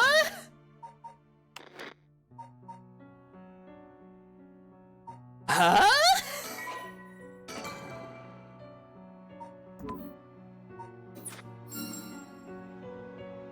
Oh my fucking god! Alright, video games, okay. Thank you. So, I don't really want you to punch me, so live a long life, okay? I'll see you later. I can never overwrite that save. That save has to stay there. Wow, okay. All right. Damn.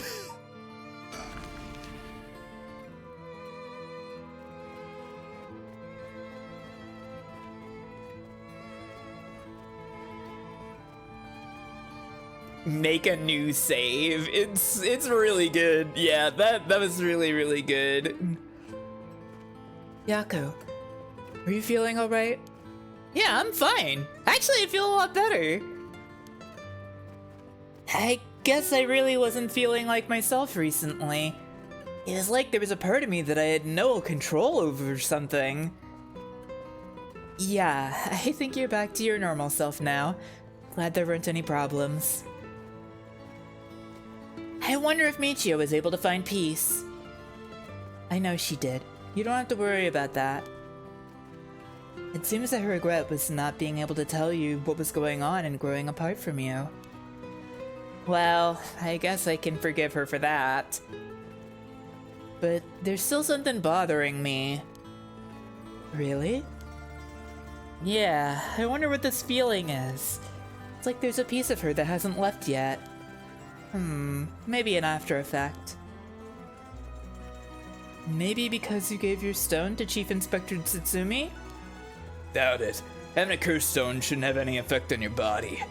But dealing with 4 curses sounds like a lot of stress. Good work, Chief. Someone's like a completely different person all of a sudden. But are you really sure about this? Having us arrest you once this is all over? You might be able to get your case treated just as it's just an accident. It's fine. Treat me the same as someone who used a cursed stone to kill someone. If anything, I should be thanking you for letting me go free until all this is over. So thanks, Chief. Yeah? Just put me in jail? Okay, Yako. I mean, that's up to you, Yako, I guess.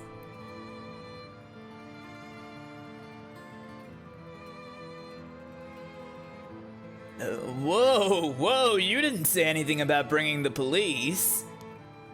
Sorry, but we don't have time to care about what you have to say about us. What business do you have with this girl now that you lost your curse stone? I'll tell you this for free. I have a curse stone already. We got birds around here? Stickers? Anybody got stickers over here?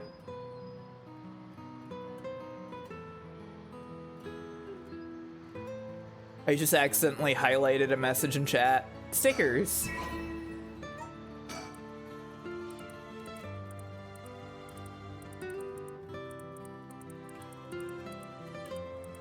Crane stem. Amazing. Yeah, none of the sappy bullshit. Where are the birds? It's a lot of traffic around here, and it's very noisy during the day. The amount of exhaust coming from cars is overwhelming. Here it's not healthy. We're still playing as Yako, right? Yeah, we are, okay. The chief makes some weird jokes sometimes, but still, it's reassuring to have a veteran policeman with us. Utaro's visibly shaken. That must mean there's some reason he doesn't want the cops around.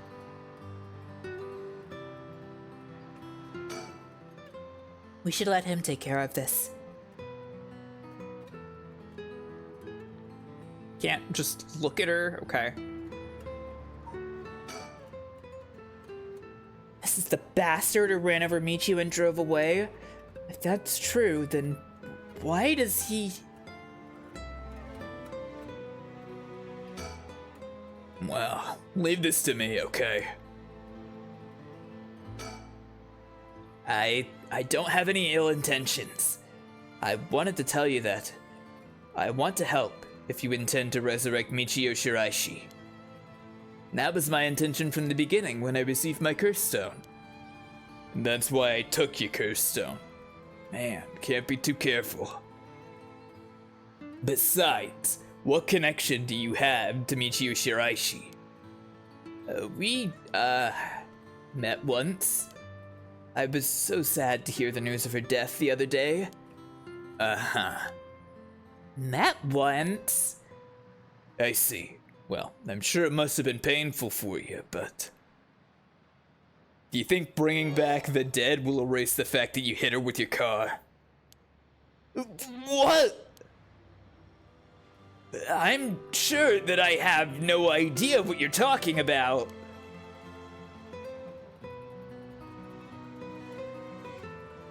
No? Okay. Just keep talking to him. If you don't know, I'll tell you. And you'll let me ask you some questions in return. Did you just get your license recently? We found a van with bloodstains on it, you see. It's only a matter of time before we find out who the owner is. What's that supposed to mean? Why don't you tell me a little bit more about your relationship with Michio Shiraishi? Not only that, you killed someone with your curse stone, didn't you? Stop! Stay away from me! Damn it! Okay, I give up. It's all over for me. Afterwards, Yutaro Namigaki gave his confession. He admitted that he was behind the wheel of the van that hit Michio Shiraishi. He explained that he was speeding in order to impress a girl he had in the car with him. What the fuck, dude? After hitting the schoolgirl, he drove away and planned to wash the car in secret to destroy the evidence. But he became nervous and went back to the scene of the crime at the urging of his passenger. When they returned to the scene, the female passenger went to check the victim alone while he sat panicking in the car. When she returned, she told him people were unlikely to assume a hit and run, as it looked similar to a suicide by jumping from height. Interesting girl. Afterwards, the pair parted ways and Yutaro dumped the vehicle deep in the woods under the cover of night. Wait, sorry, I clicked that by accident. The two of them decided to keep the accident a secret. The next morning, Michio Shiraishi's body was discovered, and luckily for them, her death was ruled a suicide. I don't think it's her, though, right? Because... well, it could be. It could be her. I keep going to files instead of persons of interest. Oh, hey! They added info to Yako's file. Yeah, Yako was possessed by Michio's spirit a few days ago, which caused her own thoughts to become muddled with Michio's. However, upon grasping what Michio was seeking to tell her and bringing peace to her lost friend, Yako returned to her normal self. Yeah, Ayame, that's her. I don't think it's her? 'Cause, like...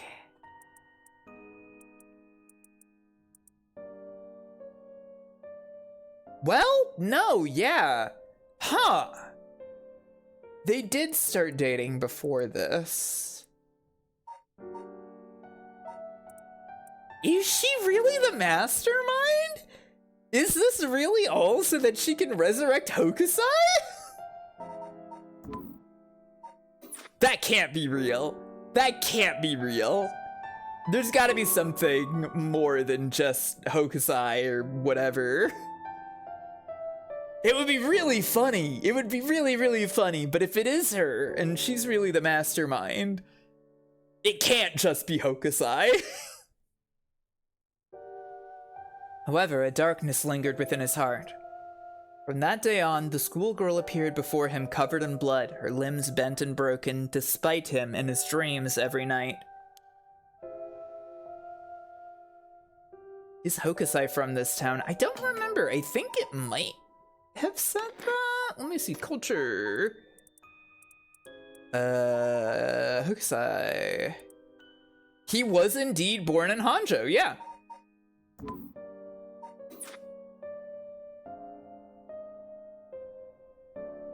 Even when awake, he would see a phantom of her corpse in the dark, moaning and cursing him at all times. Troubled by the constant hallucinations, it was only a number of days before he suffered a nervous breakdown. He couldn't bear hiding what he'd done anymore and planned to turn himself in, but was stopped by the passenger from that night. It was then that he first heard rumors of the Bride of Resurrection. He thought that if he could resurrect the schoolgirl, that it would be like the accident never happened. And with that, the darkness enshrouding his heart could be dissipated. From then on, he searched the areas associated with the Seven Mysteries of Honjo every night. And he received the curse of the foot-washing mansion as a result. So, Ayame, huh? I see. Yeah, I mean, literally, it is equivalent to that. That's right, I'm not a bad man. I wanted to turn myself in. It was that girl who tempted me. Okay, calm down and listen, son. If you don't think you've done anything wrong, what would these girls think if they saw you run over that poor girl? It's something I want to know. Do you know anything about a talisman that Michio should have had on her at the time of the accident? Talisman? What are you talking about? So you don't know anything. In that case, what about the woman who was with you? Can you ask her? Oh, that's right. Everything is her fault in the first place. Well, that may not be exactly wrong. Just riding passenger in a car involved in an involuntary vehicular manslaughter isn't a crime in and of itself.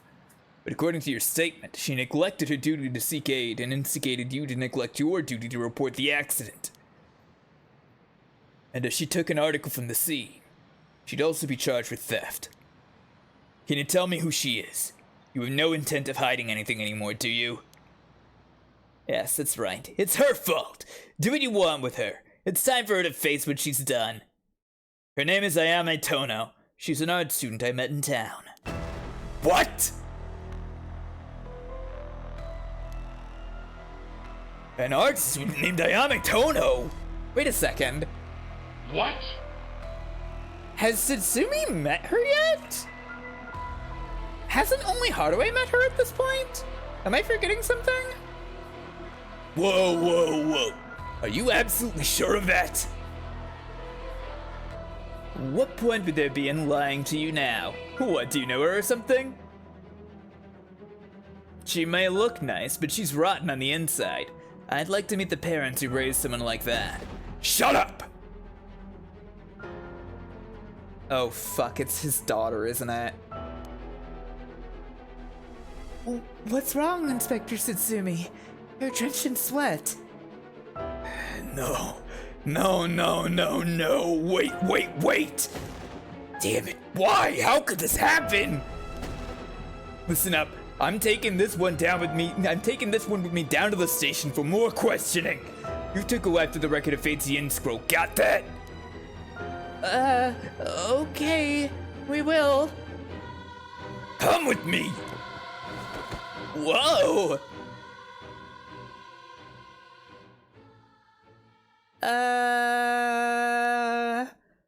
Let's get going. Yeah. Cool.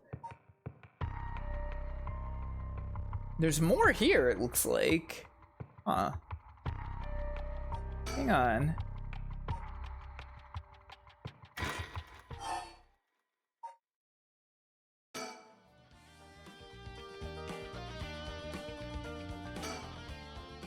Hey, Ariel, wanted to ask you something. Aye, aye, boss. Jeez, you're an eager beaver. I haven't even said what it was yet. Right. Well, what is it then? Can't remember what you had for dinner last night? Looks like that Asian over there is having some trouble with his pen. So you got a spare, go lend it to him. For the record, I had cats it on last night. No need to worry about me going senile just yet. I know I look like a genius, but I didn't think I came across as the type to carry spare pens on my person. You, a genius? You're dreaming. But if his pen just stopped working, you can get it going again with a little bit of nail polish remover. Nail polish remover? Yeah, you know, what you used to remove nail polish. Never used it before? Do I look like I would've? Don't make me sound crazy for not having used this stuff. I doubt you have either. No, I've used it alright. You should know it can remove oil-based ink stains. Which is also why it can be used to fix old dried up pen nibs. Whatever's in there removes the ink, also doubles as a way to unclog pens. Huh, good to know. This fucking idiot. That's because the ink is clogging the pen, you moron! He's so smart! Good to know. So wouldn't call you a genius, but it's something. You gotta make sure the remover doesn't mix with the ink though, it'll ruin it. Doesn't that defeat the purpose? Don't worry, I got nail polish remover on me right now anyway. Oh, no problem then. That doesn't fix anything! Long story short, I don't have a spare pen. Jeez, alright, I'll let him know. What? What is happening here?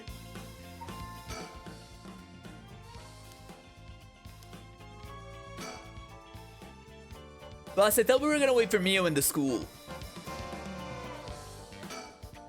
He still doesn't look tired. Yeah, I got this bird.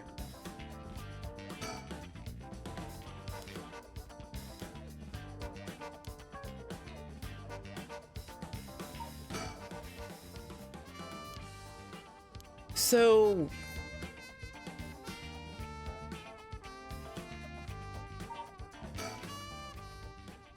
yeah, we went and we waited inside the school, and he said, I'm sure they'll be there any moment. Okay! I guess I just fucking missed some bit about ink, huh? What did that have to do with anything? I'm sure that's gonna be very important. I'm sure the nail polish remover is so important. Anyways, let's head back to Harue's story. We haven't checked in with her in a second. Harue and Richter break into the Shiraishi residence with the detectives. They find a journal left behind by the deceased Hawaii, finally revealing the mystery behind the kidnapping. However, Harue remains unsatisfied. Yeah, I guess I missed a Manzai routine, whatever.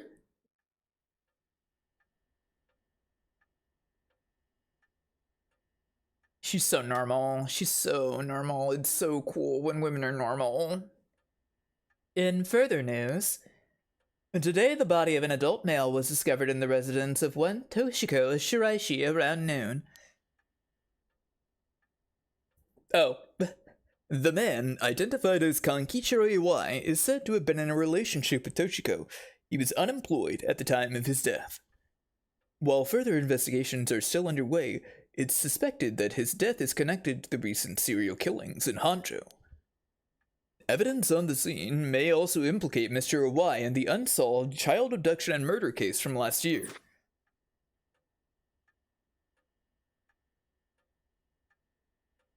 Well, ma'am, seems we managed to settle one part of the kidnapping case for now. Let's begin discussing our next steps. Right. The bird is still here.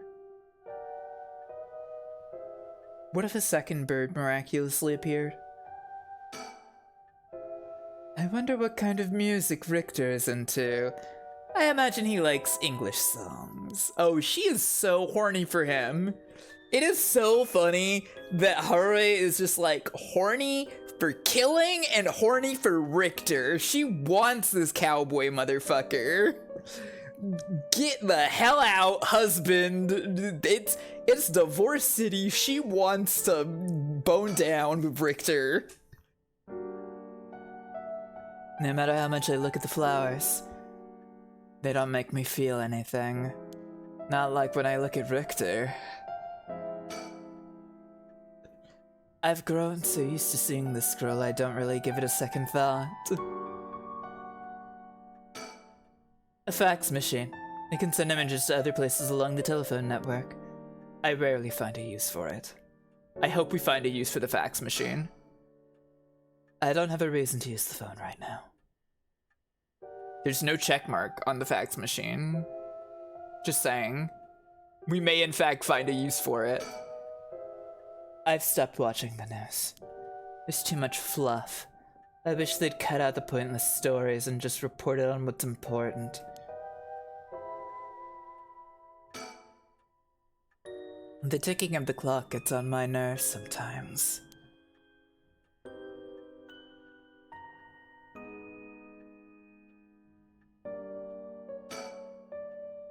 He's always going at his own pace. He's rather fascinating. Next step. What do we need to do to get our hands on a curse stone filled with soldier eggs?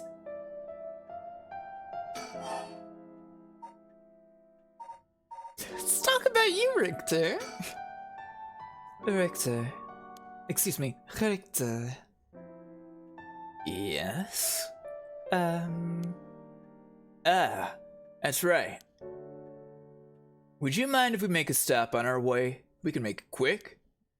I apologize for the diversion, but I'd like to visit a candy store if possible. Huh? I suppose I don't mind. Candy guy. Adult man who's gotta have his candy. Alright. Let's reassess this curse situation. Right. I must admit, never expected the police to be so on top of things. The Chief Inspector Tetsuo Tsutsumi provided us a good wealth of information. Surprised he knew so much about the curse bearers. Do you think they noticed I'm one of them? I'm pretty sure Ario didn't. The Chief Inspector, on the other hand, we'll have to be careful around him. But if he had suspected anything, I'm sure he would have detained us. We should stay vigilant moving forward. Agreed. Even if we steal a curse stone, you may not be able to successfully perform the rite unless you're a curse bearer yourself. Would you be okay with hanging on to the stone from now on? Of course. Just don't use it though, okay? Alright, Killjoy.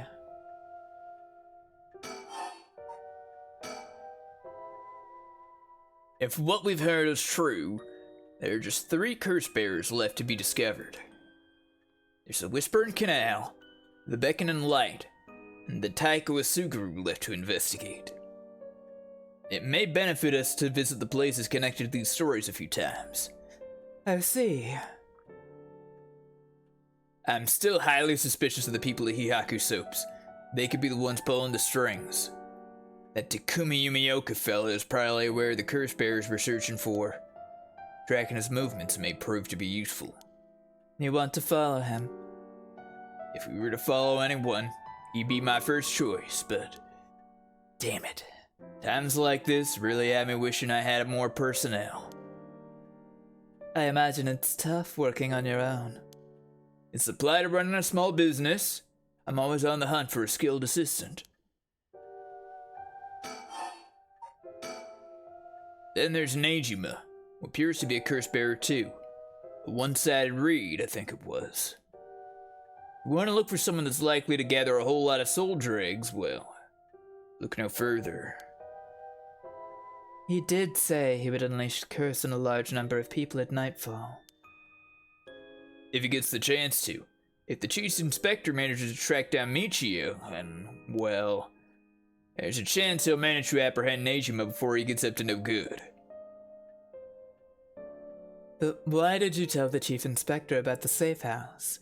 If he hadn't had that lead... It was written in a wise memoirs. It was just a matter of time until he found out. Besides, we're talking about a massacre here. I can't just turn a blind eye. How different is it from any other curse bearer collecting soldier eggs? Well, if we're talking Nejima, it could be a lot more dangerous. We'll just keep a close eye on Nejima and the cops. I love her. I love her so much. What about that girl from before? Ayame Tono. Do you think she could be a curse bearer? Well, there's a chance she could have gone and stolen someone else's curse stone by now. That's possible too, but... We haven't been to Midoricho Park yet. The place connected to the Taiko of Suguru. Right. It's close to where she lives. What if she was a curse bearer this entire time? She could have lied. It's possible. It would make her a brilliant actress to boot. The idea's got me itching to investigate her again. Hey, Anarch Devi and Belbino. It's going well. That place is rather suspicious.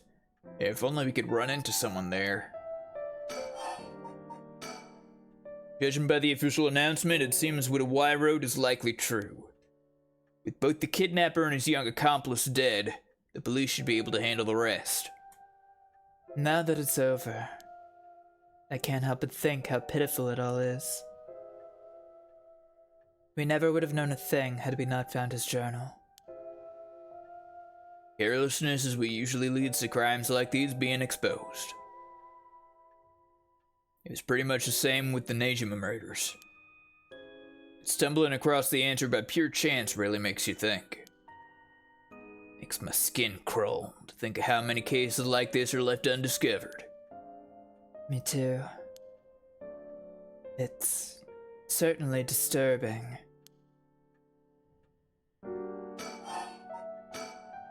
Well, with the kidnapping case all wrapped up, we can focus our efforts on obtaining the right of resurrection, yeah? Indeed. I'm counting on you.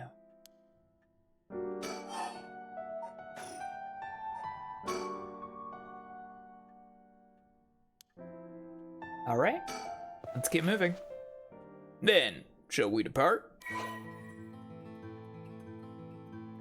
Huh! Interesting. Okay.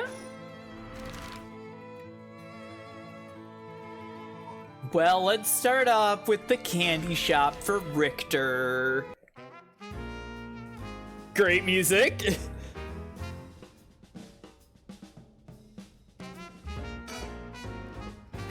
Sonoya, the children seem pretty fond of this place. Looks comparatively new. They must have had renovations done not long ago.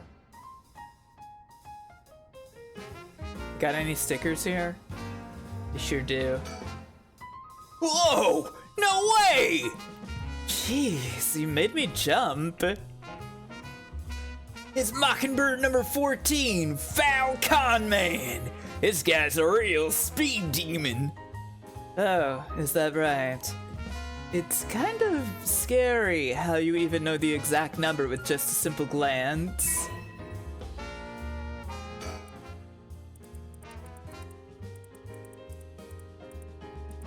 There you are, Falcon Man.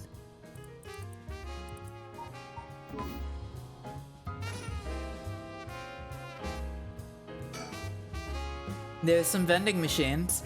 You can buy canned juice for 100 yen. These days, vending machines sell a lot of things besides juice, too.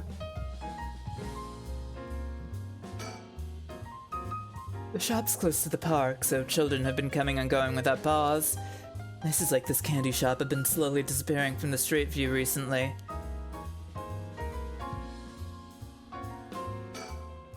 Apparently, Richter likes to visit the local candy shop in every district he visits. I figured once you've seen one, you've seen them all, but in reality, each one has its own unique displays and colors to match the locale. It kind of irks me that we stopped here simply for the sake of entertainment. But I suppose he needs time like this to relax and recenter his mind. He works so vigorously every day.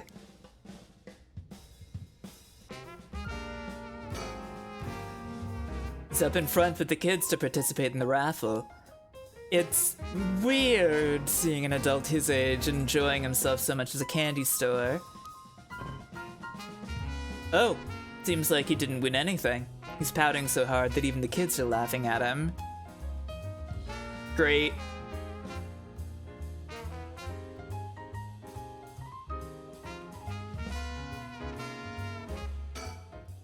Yeah, he's getting enrichterment. Alright, ma'am. Should we go for manjayaki or something? That's sweet of you, but I'm not hungry right now. That's too bad. I haven't had great luck with this Mockingbird raffle. Would you mind if I tried a few more times? Apparently most of these are just replicas of the real deal, but even so, they're well worth the price. Some of the kids are saying they managed to snatch some real rare finds in the lottery. Go ahead, don't buy them all now. Just let me know when you want to leave, okay? Okay. He's up in front with the kids to participate in the raffle. Look at his smile. He must have won something. How nice. Holy crap! This one is super rare! It's Fairfeather, the coolest peacock around! Oh, so it is. It's a pretty big win, huh? Holy shit, this one's nice! That is the coolest peacock around. Richter would get so gotcha pilled. Oh, that's so upsetting to think about. How many more do we have to find at this point? I've definitely missed some, because one of these is a ringing telephone booth, and that was a while ago now. Wait, if you won the lottery is 10, but didn't we just win the lottery? Well, whatever. We'll see.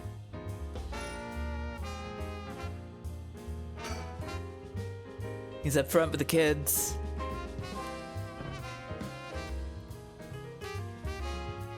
Can I just keep clicking on him to see if he wins a second time?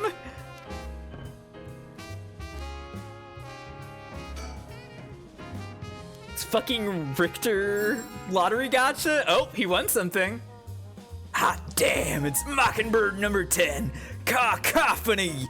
He's a nihilist, but he gets the job done. Oh, well, you seem pretty happy. Two! This guy's also pretty cool. Not as cool as the peacock, but still pretty cool. Okay, we're done. That's all the lottery that he can do. It almost feels like I came here with a child. My boy never had as much of a taste for sweets.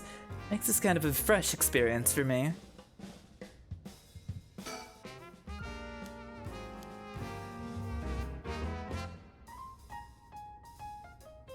Alright. Oh, the peacock was one that you were missing at the end of the game? I see. Alright, let's head to the park.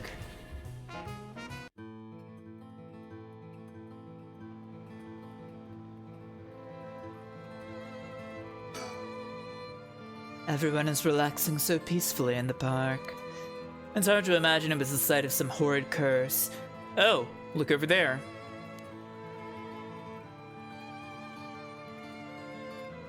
There she is.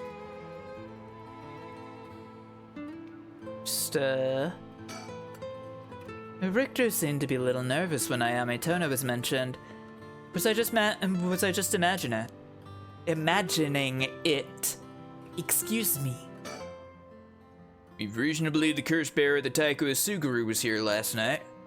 It's possible they're already dead, but we haven't found any definitive leads. Oh, okay. The cops have yet to determine who the remaining curse bearers are. We have to find them soon. Hey, that lady over there. That's Ayame Tono. She seems to be trying to hide. Let's watch her in silence for now.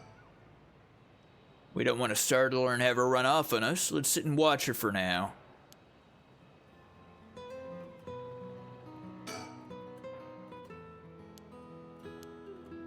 Okay. Perhaps I do need to call out to her. Doesn't look like she's planning to move anytime soon. Alright, I'll be right back. He's gone. I suppose he really wanted to talk with her. Oh, there he is. Very funny. Does he mean to jump out and surprise her from behind? Huh? Does he mean to intimidate her? Oh, she noticed. I guess his purpose was to talk with her after all. I know what they're talking about. She doesn't look like she's planning to run. Oh, they're coming here. Here she is. What do you think? Smooth work by the master, huh? Yes, very smooth. Hello, thank you so much for yesterday. I know this is sudden, but I'm actually being pursued right now. Pursued? By who? I think it's the police. Would you be willing to provide me shelter? From the police. I figured we could hear her out and see what kind of mess she's gotten herself in. Don't make it sound like I'm some kind of criminal, please. The police have my apartment staked out, so I haven't been able to return home. I heard them say something about wanting to protect me, but something didn't feel right, and I got scared. You have any idea why they're after you? Well, I have been searching for the curses, so we shouldn't trouble ourselves with hiding you if they're after you for a good reason. Huh? How cruel! But this handsome investigator wouldn't turn me in so easily, would you? It's unfortunate, but we got reason not to get involved with the police ourselves. What shady reasoning! But if you got some murky secret to hide, we might as well cooperate with each other, no?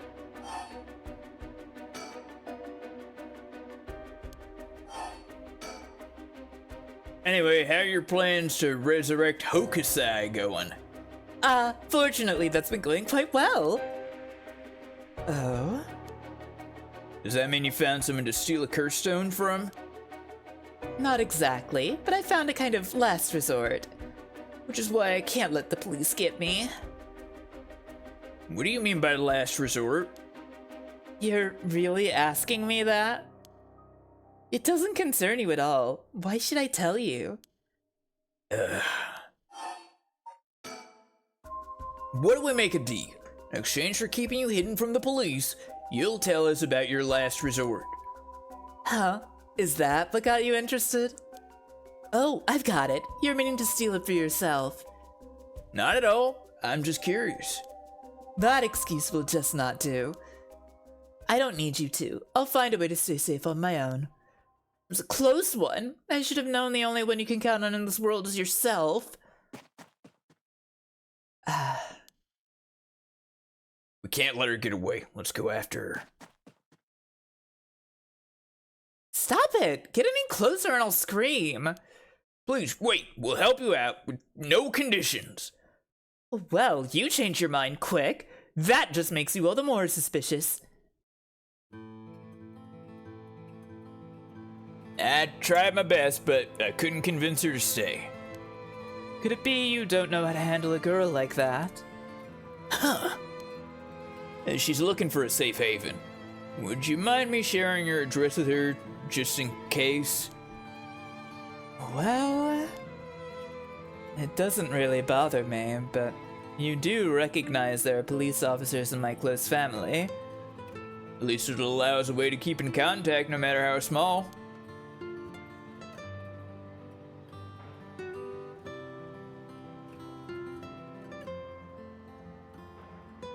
It is really not letting me pan. That was weird. I can't help but feel oddly irritated around that girl Ayame Tono. She puts on a nose in front, but she seems to be hiding something. Oh, she certainly is.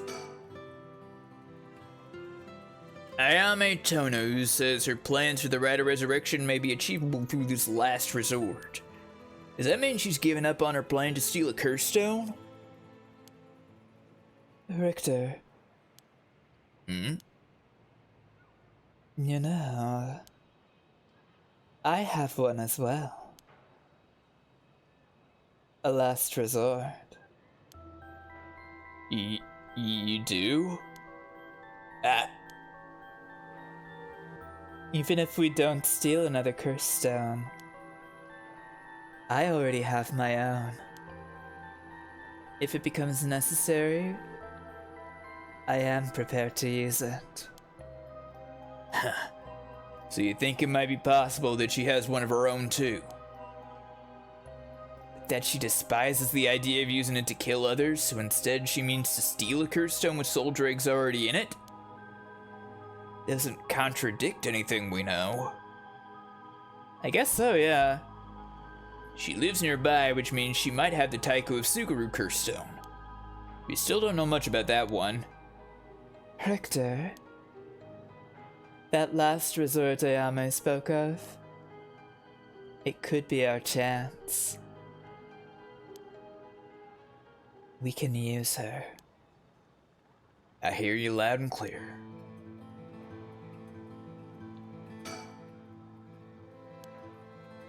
Okay. The same. No stickers. Let's move. How about Kinshibori Park?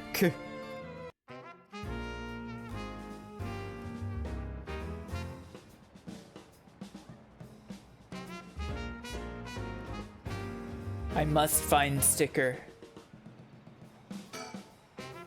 Would you look at that? That's a pretty unique looking playground. Did it catch your eye? Perhaps. Now's not the time though. But it did get you interested.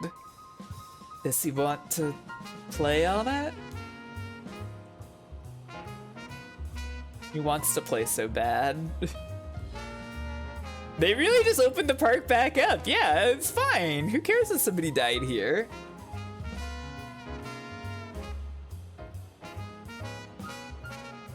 Who cared that somebody drowned in open air here?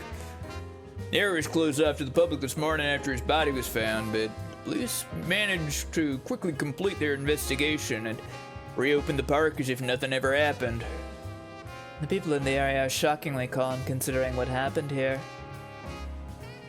You'd think they'd be put off knowing there was a dead body here just this morning. From what I heard, it happened right about where you're standing now.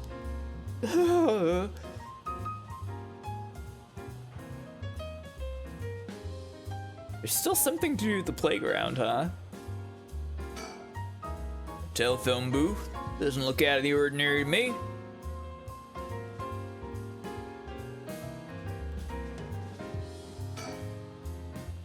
They made it quite the challenge. Pass through it, you'd have to go underneath there. He definitely wants to play on it. Great. Cool guy. You can go take a look if you're that interested. Alright, I'll go check it out just to make sure. He didn't have to think long about that. He is the same size as the playground itself. What's that? Did he find something? I found a mockingbird under the playground equipment. Damn, talk about lucky. It's number 19, Penny Prattle. That's a good one.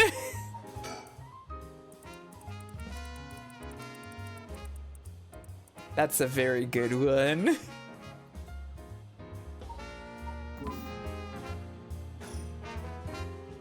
I see. Congrats. Yeah, that one rules. Playgrounds always get me all fired up. I love these. A bunch of kids gathered around Richter to poke fun at his clothing.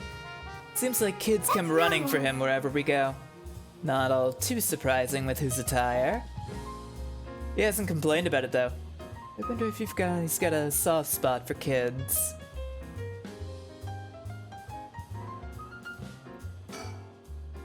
This place is associated with the Whispering Canal. The canal must be connected to the man who was found drowned in the park. Agreed. Wasn't the victim a Hihaku Soap's employee? That's right, his name was Shogo Okie. Considering his occupation, he probably came here in search of a curse stone. People in the company know about the rite. It only makes sense they'd be looking for curse stones. Pretty funny deduction he's making. You think the chairwoman and Takumi would send their regular employees out to hunt for the stones? If that's the case, perhaps that Shogo died trying to take a stone from someone else. Either that, or he was killed precisely because he was a curse bearer with a curse stone. I suppose so, but considering the location, wouldn't that mean the curse used was the Whispering Canal? Good point. That would mean Shogo Okie wasn't the wielder of the Whispering Canal curse himself. Could he have had the Beckoning Light? Or even the Taiko of Suguru? I was here last night and there weren't any dead bodies then. It's highly possible he was brought here from somewhere else. If that's the case, the wielder of the Whispering Canal has already collected his stone. Ma'am, excuse me, but there's one more thing I'd like to try. Oh? Be my guest. Shogo Okie is the name of the person who died here. It's hard to believe he was here by chance, only to end up murdered with a curse.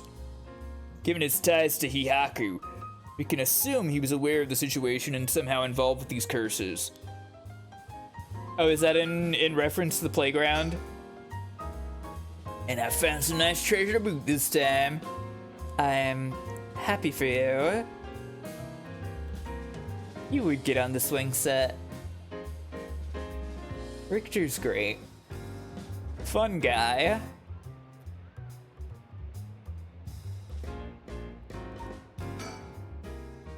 Did two curse bearers battle it out here last night? Who could the other person have been? Yeah, that's what I've been wondering too. Like, there's still no explanation for why Shogo died. Because theoretically, he did indeed get the curse of the Whispering Canal, and yet it killed him. Still curious. Still curious. Let's get moving. Let's go to Hanoji Bridge.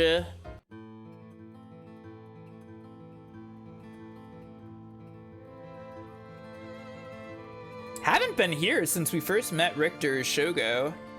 Oh. Cool. There's so many old factories alongside this river. It must have been quite different in its glory days. And now most of them are closed down due to the tightened regulations on waste disposal.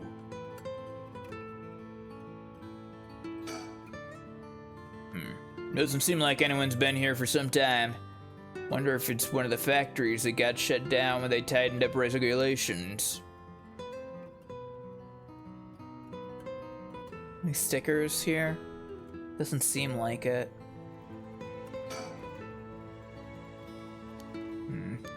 Okay. Something draw your interest? No worries here. Made sure to take a quick shower this morning. Uh-huh. Richter. What do you think that is?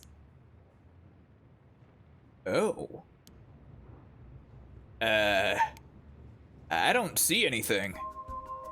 Really? You don't see that? That thing that looks like a phantom ball of flame floating in the air? Ball of flame? Must be the curse echo. Maybe only the curse bearers are capable of seeing it.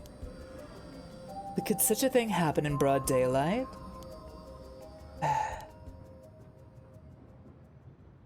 It's gone. I wonder if that was the beckoning lights curse echo. That phantom flame you saw might have been a manifestation of the lantern. In that case, does that mean a curse bearer is nearby? What you saw earlier must have been the beckoning light. Something might have changed after what just happened. Yeah? A curse bearer might be lurking in the vicinity. I'm gonna check the surroundings.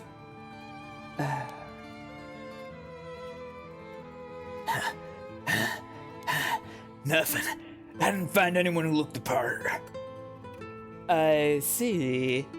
I don't doubt something happened around here, but something might have changed in the area. Keep your eyes peeled. Something might have changed, you say?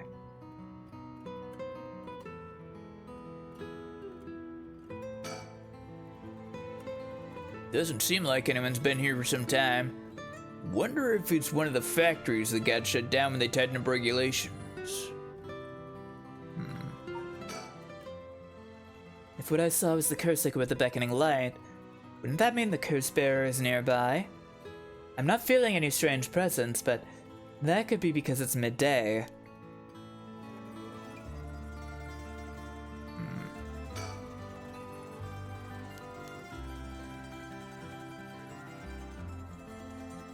You're suggesting something changed. The factory is still clickable.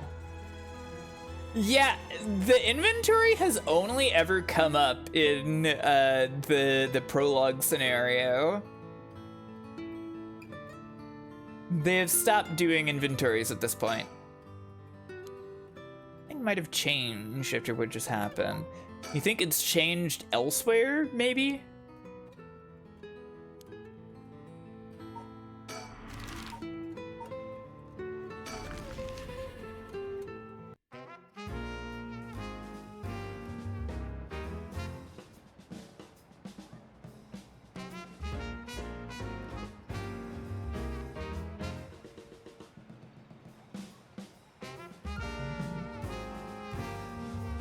I don't see anything different here.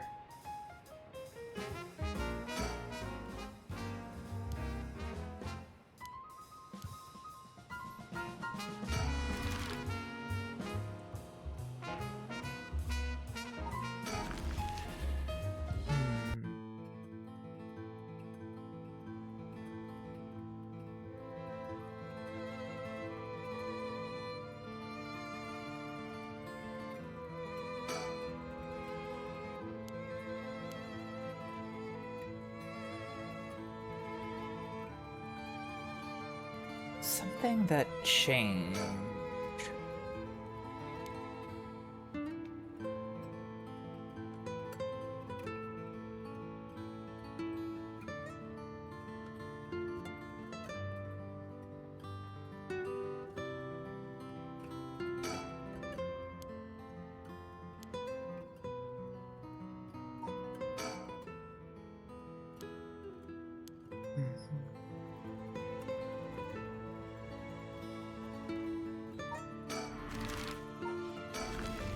I'm just gonna move around a little bit and see if it is like something changed elsewhere.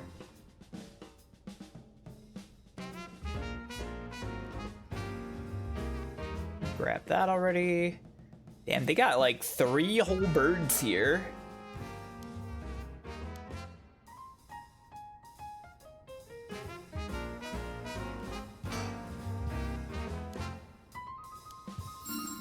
But he got it again.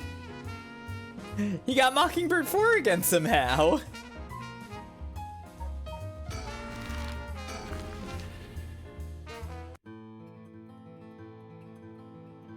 Possible perk change?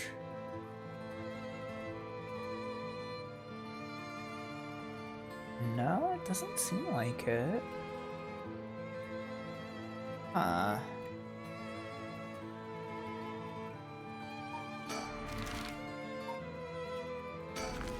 house? This doesn't count as, like, finishing the investigation, right? And it doesn't seem like it. Everything here remains the same.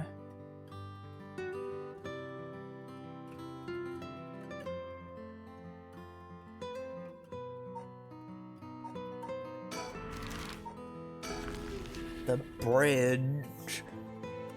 What has changed at bridge?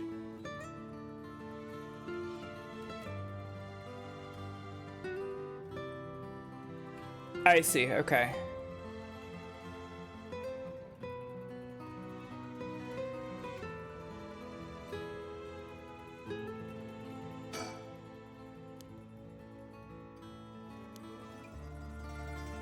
Maybe he literally means that something has changed in, like, one of the other routes or something. And we just need to, like, come back to this bit later.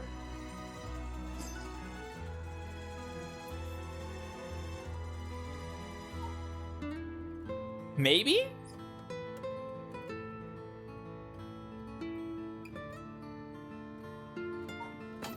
It wouldn't be the first time the game's done something like this.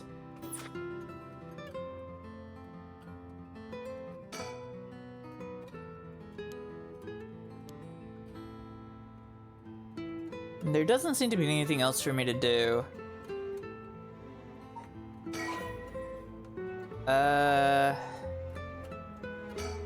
Yeah, let's go. Let's move on elsewhere. What? Huh? What?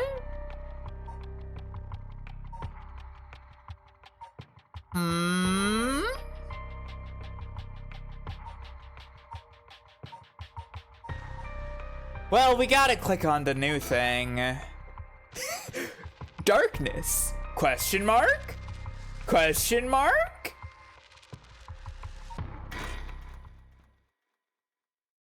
Time unknown.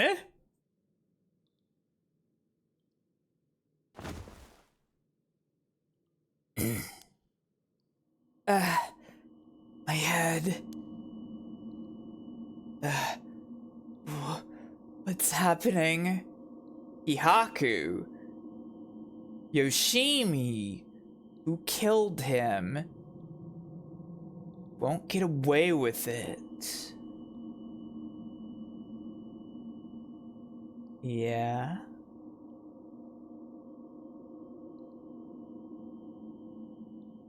The words?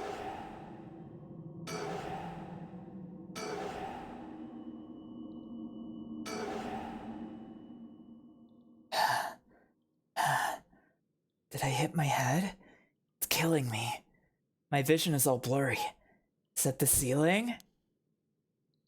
Feel the cold floor against my back. Must have fallen or something.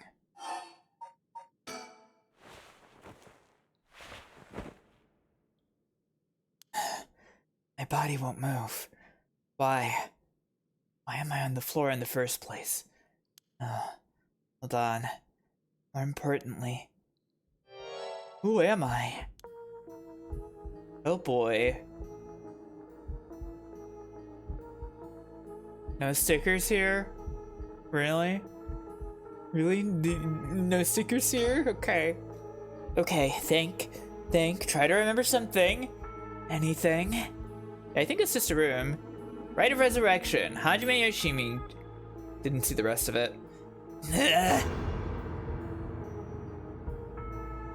It feels like my head is gonna split apart.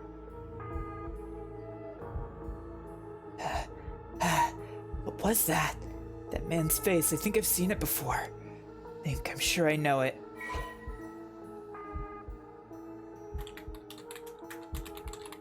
Oh, okay. Does Yoshimi then, I guess. Yoshimi? Hajime Yoshimi. That's it. I know that name. The dark mist obscuring my memories is slowly starting to clear. My head is hurting again.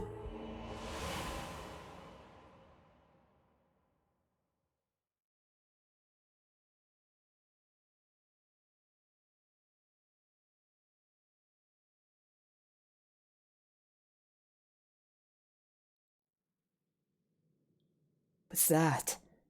A memory of mine? Hajime and I think we were close. Oh, is it finally time for the one character in the splash art that we still haven't met in person yet? But the first thing I saw was Dad. Did I? So what kind of person am I? Let's see. What was her name? Mayo. That's right.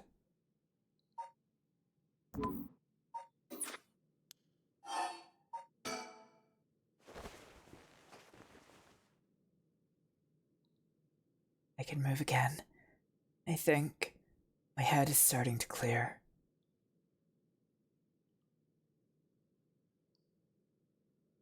Looks like I'm in some kind of warehouse. Maybe I can find some clues as to what happened. Should take a look around. You can press suspend at any point in this chapter and start again from the same point when you select resume. Okay, if you get stuck, try playing a different route before returning to this one. Cool, cool, cool, cool. It won't open. Must be locked from the inside. At the outside. So I really am locked in here. I don't know what's going on, but I doubt I can afford to take my time here. There's a key to the sink. If I can use this to see what I look like, it might help me remember who I am. No good. This mirror is completely unusable with all the grime that's built up on it. Wonder if I could clean it somehow. There's a little sink here. It's pretty dirty. Hope I don't have to use it. There's water dripping from the faucet, but the knobs are stuck. I can't move them in either direction. Yeah, I don't know what a key to the sink means. I've never heard of a sink with a key. Hang on, let's check for stickers first. Surely we can still find a sticker even in this moment. Oh good, a container.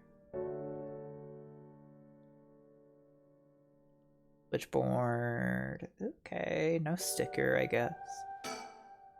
There's a bunch of garbage in the corners. My guess is that this room isn't used very often, if at all. I can't just wait here for someone to come to my rescue. I need to look for a way out. A folding chair. Alone in the middle of the room. Gives me the creeps for some reason. They must have sat me on it earlier. Probably passed out and fell on the floor. Yeah, this is several different kinds of adventure visual novel, isn't it?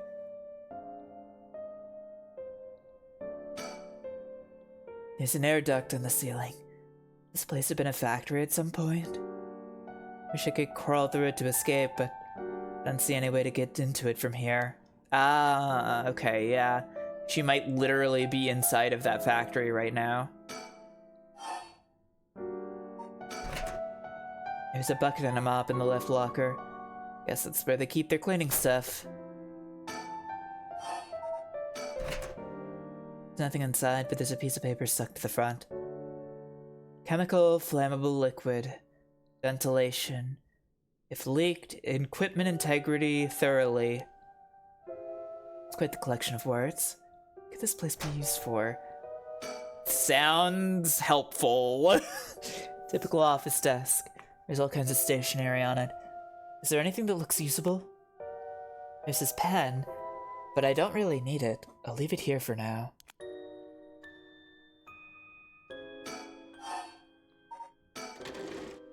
Doesn't look like there's anything in the top drawer. There's some kind of note in the middle drawer.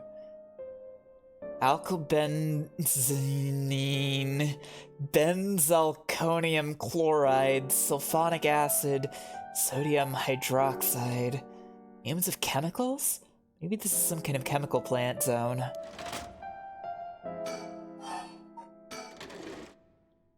Nothing in the bottom drawer. No, wait. Something's stuck way in the back. Looks like there's some kind of sticker stuck back there. It's too dark to tell what it is. We gotta turn the lights on so we can get the sticker! The cabinet's straight out of an office. Let's see what happens if I slide this open. Looks like there's nothing inside. Okay. Container of chemicals. Big shelf. The kind you always see in warehouses and stuff. Wish I could find some tools or something, but no such luck. Welcome to my chemical plant zone! Bunch of messily stacked cardboard boxes.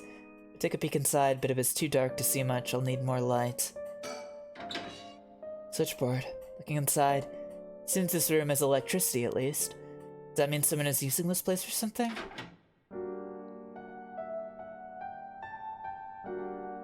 Can we turn it on? I guess not. We're not allowed to light anything up yet. Okay. Alright, tell me about the chemicals.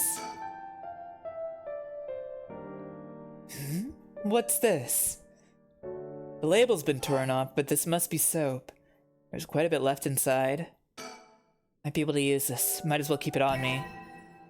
Do we have an inventory again? We have an inventory again! Wow! Alright, let's soap up this fucking mirror. Soap in a container. Judging by its size, it's probably for industrial use. Oh, I could use the soap to clean off that grime. I should have known that just putting soap on the mirror wouldn't do anything. I need something to wipe it with. How about the mop? Oh, I might be able to use these cleaning supplies. I can fill the bucket with soap and use the mop to clear away most of the grime. Soapy mop acquired! A soapy mop. It's pretty long, so I should be able to clean things from afar without getting myself dirty. Yeah? Is that the concern right now? There's a soapy mop. I should be able to clean the mirror with this. Whoa, clean in one swipe. The soap is pretty good. I'll have to remember the brand. That's what I thought, yeah. It's Mayo.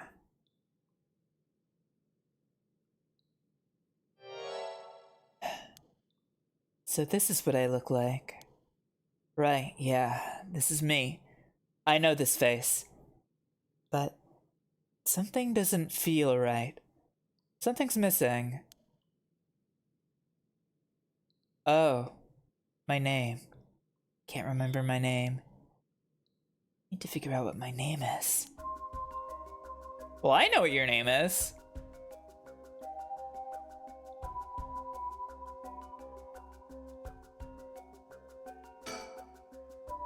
I know what I look like. Next, I have to remember my name. Is there a woman with this face in my memories? Come on. I need my name.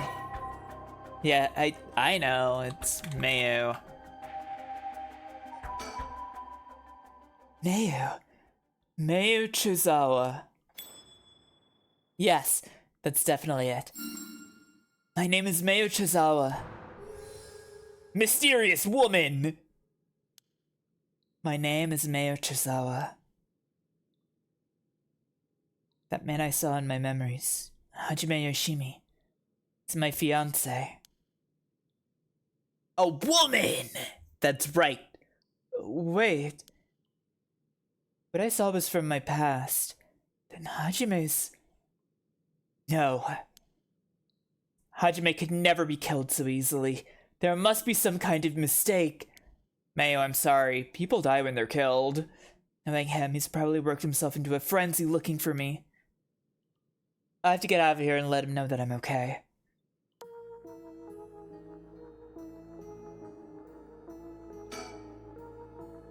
Looks like I definitely won't be using it. From what I can see, I'm not hurt. I just look like crap. You look pretty good still. So why was I brought here? I still don't hear anyone out there. No reason to waste my energy banging and yelling.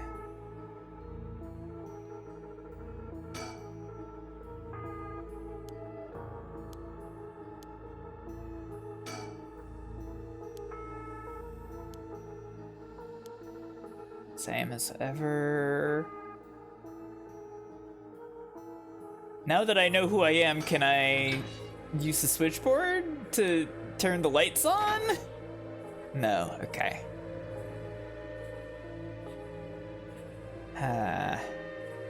Oh, lights.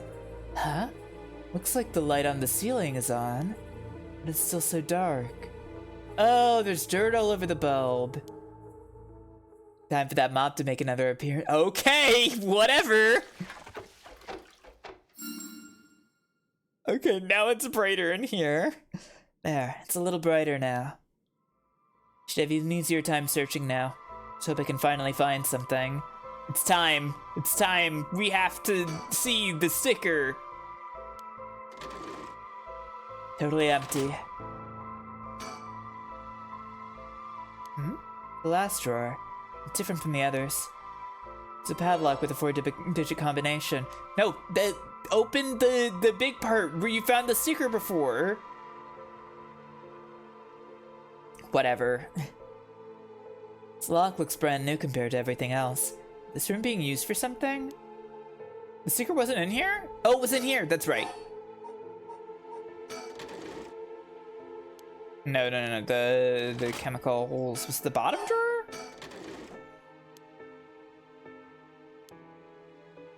Hooray! It looks like a delinquent penguin? Is this stuck on something? My memories weren't so jumbled I might actually be able to remember. But it doesn't count yet?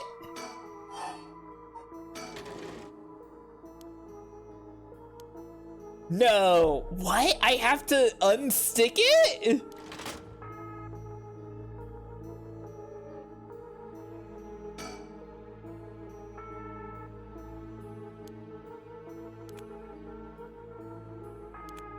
Are you sure we don't need the pen? Oh, this is here. Oh, manga. Manga magazine called Weekly Shonen Scorpion. I think Hajime used to read this even at his age. He liked the series about delinquents. No, not the time to get caught up reminiscing. Yeah, the pen is definitely going to be important. It's definitely related to what Aria was talking about.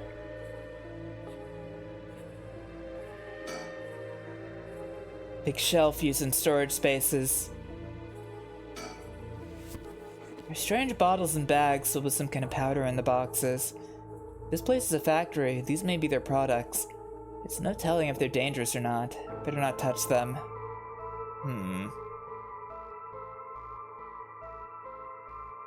I'm not clicking on that. Not until I'm out of options entirely. If I listen close, I can just make out the sound of air blowing through the duct. I don't even know if I'm above or below ground.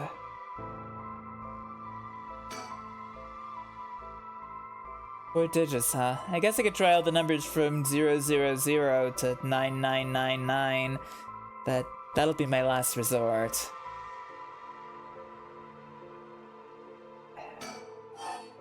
God, okay, it's... Yeah, 4. It's, that's gotta have something to do with the lock, I think. Cover story is an interview with the chairwoman of Hihaku Soaps. Not interested. Alright, I'll fucking pick it up. There's something on the floor here. Was this here all along? I had no idea. A lantern carved out of wood. It's kind of creepy. Something about this feels different than all the other abandoned junk in here. Here we go. What is this?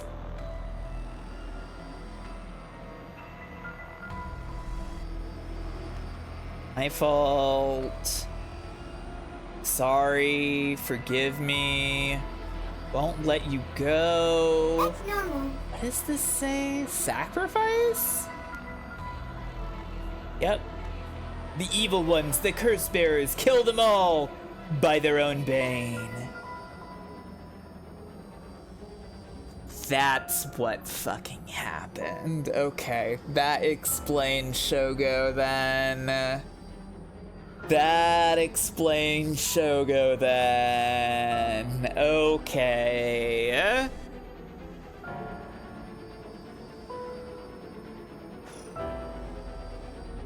Ugh. A murderous impulse seeps into my soul like thick black tar.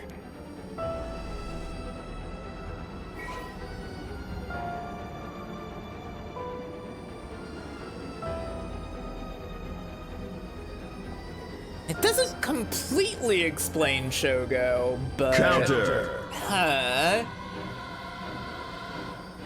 Assumedly... Okay.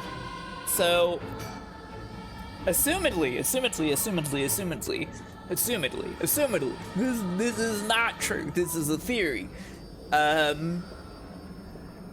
Assumedly, maybe she was out.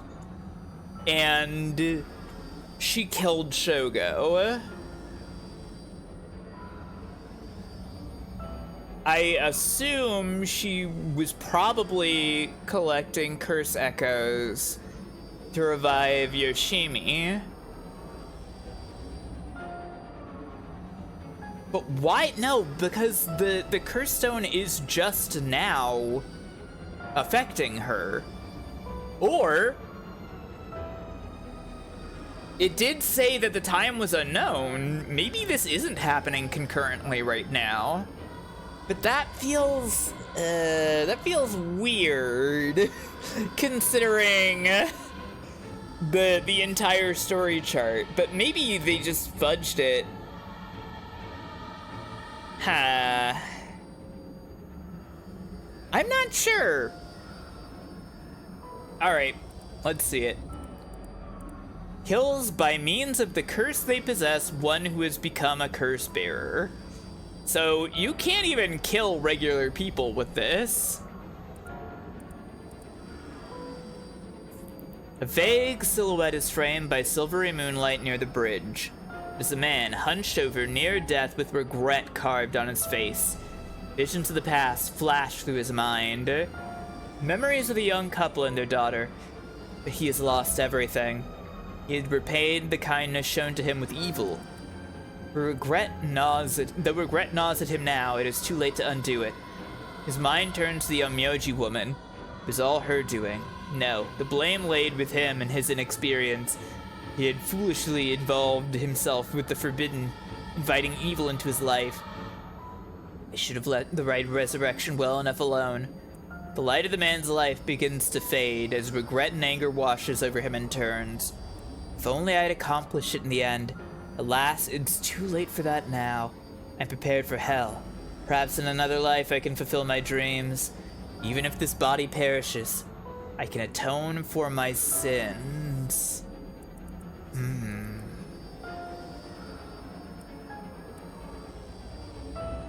Young couple and their daughter. Could be Whispering Canal. Ah, fuck! I just noticed! Shinkichi! Fuck! That's the beach! Shinkichi got killed. God damn it. How did I miss that? Yeah. Okay. Her mother, Coma. I don't think that name's come up at all.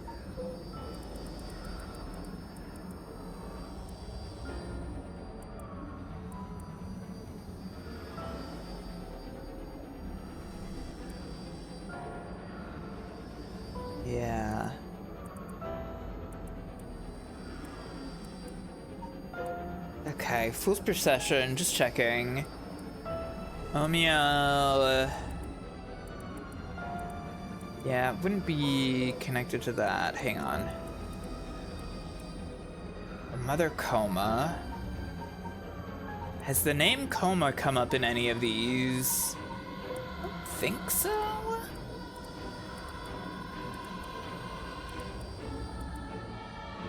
No. We don't have the memories of this. This is the Onmyoji, obviously, also mentioned. You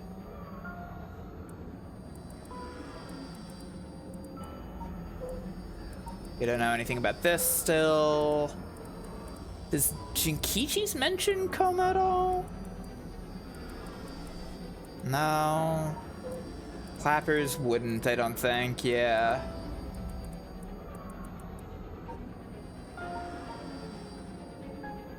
Rick the Vixen who appeared suddenly in a chain of my lord. I assume this is the other Onmyoji, the lady Onmyoji from the foot washing mansion.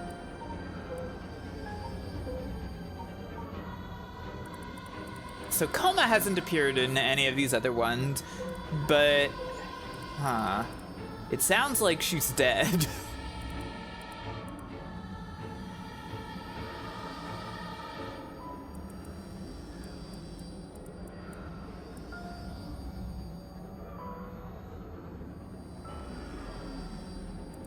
This could be Samon's. Okay, shut up, Monty. This could be Samon's, I guess. But I'm not sure. Whatever, we'll find out. We'll keep going and we'll find out.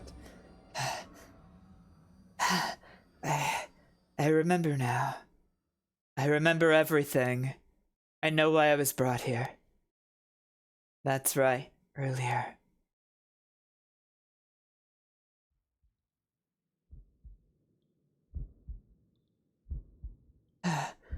I feel sick. Where am I?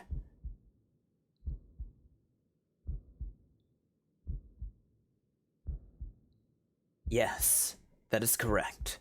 We finally have a confession. Someone's talking. The phone? Yes. Yes, quite stubborn. We had to use the maximum dose of truth serum. Truth serum? They drug me with something? There's someone behind me. Can I get a look at them? Right. Time to get jump scared by whatever's behind us. Can't look that way, I guess. No good. My body won't move. Oh. Yeah, I kind of figured it was you. Oh. You were awake.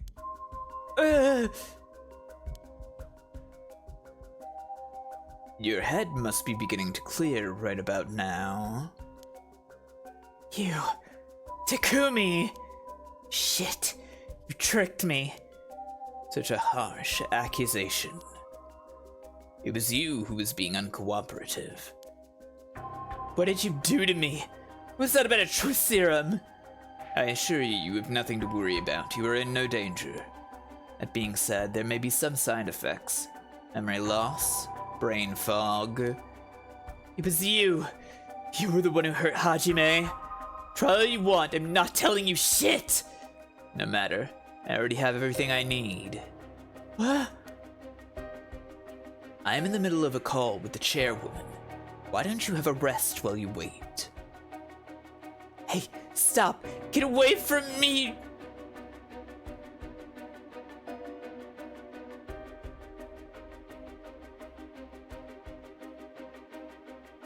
Ugh. I'm still conscious, if only barely. Concentrate. Focus on Takumi. I need all the information I can glean from his conversation.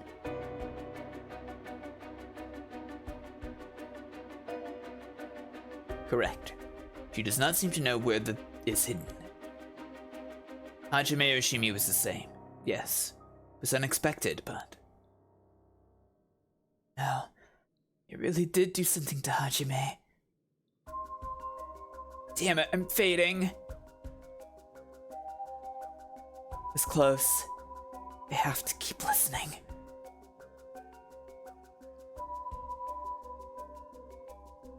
For Maraishi, yes, exactly as planned. As for a why, I expect yes, as soon as possible. Yes, the curse will likely tomorrow, according to Araishi. I can't. Just a little more.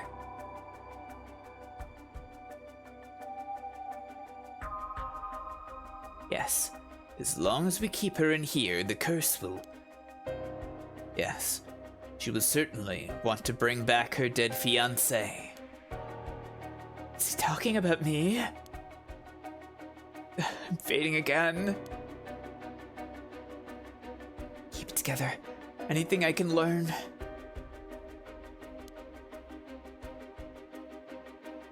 Yes, I'll be leaving her here. I'll take the telephone with me. Yes. That is in the cabinet. It should pose no problem. Yes, I've changed the lock. The year of the company's founding. I see. Okay. I can't hold on any longer.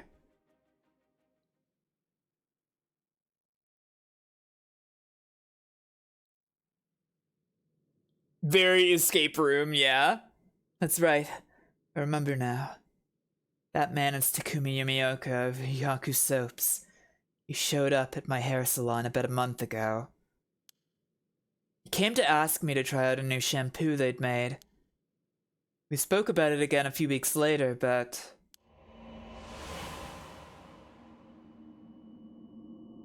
She's thinking so hard. He suddenly started asking me about my fiancé. I remember thinking that it was pretty weird.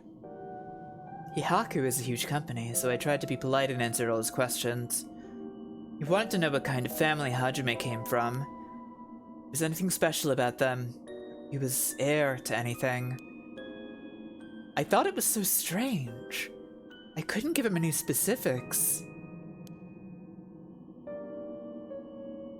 I knew the soap guys were fucked up. Yeah, we all knew the soap guys were fucked up, Richter. Come on. Then that night, he never came to the place we agreed to meet. So I went to where he said he'd be going. The former Yasuda Gardens. That's where I found his dead body. I was so distraught I just ran away. I didn't want to believe what I was seeing. After that, I tried to put all my hopes in that rite of resurrection everyone was talking about. I searched desperately for anything I could find about the Seven Mysteries of Honjo. And then... Takumi showed up again. He told me that he knew something about how Hajime died. I thought I would just act interested in what he had to say, but I fell for it completely. Next thing I knew, I was locked up in this room. Pumped full of drugs and left here on the floor, barely even conscious. I spent the night dreaming of him, praying for a chance at the rite of resurrection. And at midnight last night, I got the curse of the beckoning light. Between the drugs and the curse, I passed out. That must be why I lost my memory. But now I remember everything. It was Hihaku. They went after Hajime. They put me in here. Okay. I wonder if this means that Hihaku suspected that Yoshimi was related to Seimon, right? And he also is he's been very curious about like the talismans and stuff. So that would maybe make sense why he's suddenly so like he keeps being like the talismans. Well, he doesn't keep being like he's been dead the whole time, but like he's the one has like invoked the talismans that everybody's looking for.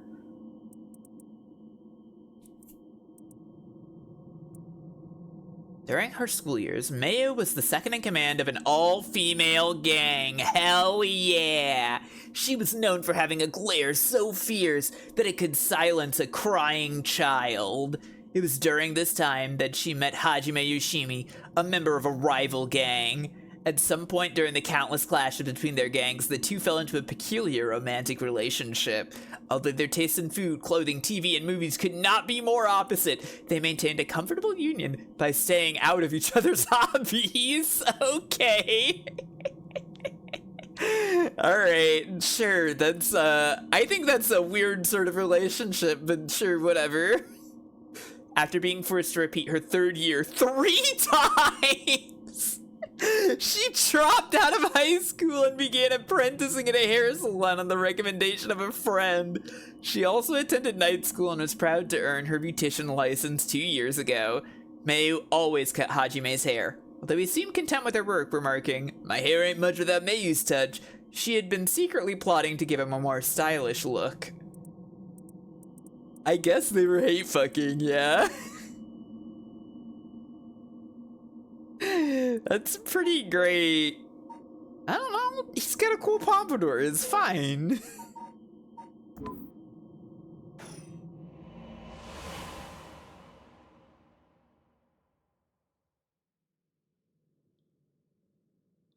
But why did they have to kill him? Was that Hihaku's doing too? What could they have wanted with him? They were hate fucking. I knew his job was dangerous, but why would a company like that go after an officer in the juvenile division? I get it now. All that about the shampoo was just to get to Hajime.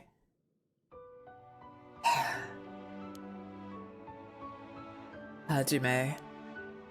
You were always the kind of guy who could shoulder any burden with a smile on your face. What burden were you carrying this time?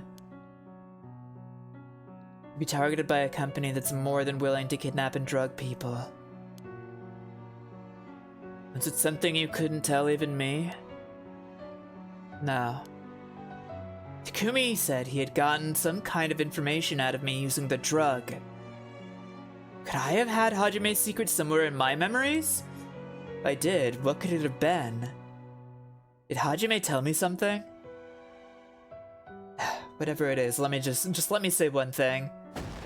Fuck you, Hihaku! I'm not about to let any of this go the way you want!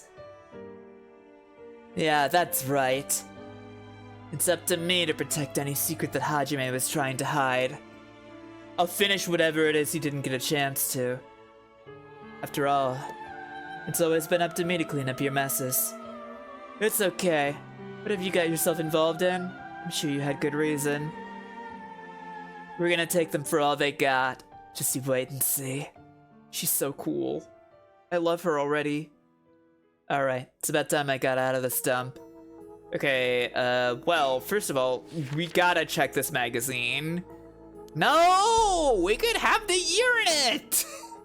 Okay, hang on. Let's check the fucking files. Culture Society, Hihaku Soaps. Established under the word 1946. Okay, I know the year now. Open this shit up. Oh yeah, Takumi said something about this. Said he put something in here and locked it. There's something in, probably something in here. Should I try my luck with the lock? 1, 9, 4, 6. Well? Yes, it opened. Huh? But how did the year Hihaku was established suddenly appear in my mind? I had an idea when it might have been, but did I really get that lucky? Now that I think about it, there's definitely something different in the air here. Is this another side effect of the drug? Or something else? Well, it doesn't matter right now. I should see what's in here. What is this thing? Guess I might as well pull it out. And it's a fucking fax machine! Oh my god! Are we gonna have to fax Hardaway? Shut up! I knew the fax machine was gonna be real! Oh, my head's spinning. I don't remember what the command for that is. I'm sorry. Oh, I know. This is a fax machine. I've seen commercials for these on TV. If I remember correctly, it's used to send copies of documents to people who have one. What an age we live in where you can send letters and things without going through the mailman. Yeah, I've heard that. This means I can call for help without a telephone. Never used one before, but if I can connect it to the power in the phone line. Alright, we got power. I just need to figure out who I can send it to. What else do I need? Got a bunch of paper in the cabinet. I'll need a pen to write with. I'll need a phone number for a fax machine to send this to. What am I gonna do about that? What indeed? Well, let's grab the pen first. No, middle drawer was the pen? No, that's a no. That's the chemical plant names. Is it just on the desk? Ah, okay. Oh, I better check that it actually works. An oil-based pen. The pen tip is totally dry. I won't be able to write anything with this. I wonder if I could fix it somehow. It can be fixed with nail polish remover. Huh? You can fix this with nail polish remover? What the? Why did that pop into my head all of a sudden? Well, might as well give it a try. This is one of Hihaku's warehouses. There just might be some kind of nail polish remover somewhere. Alright.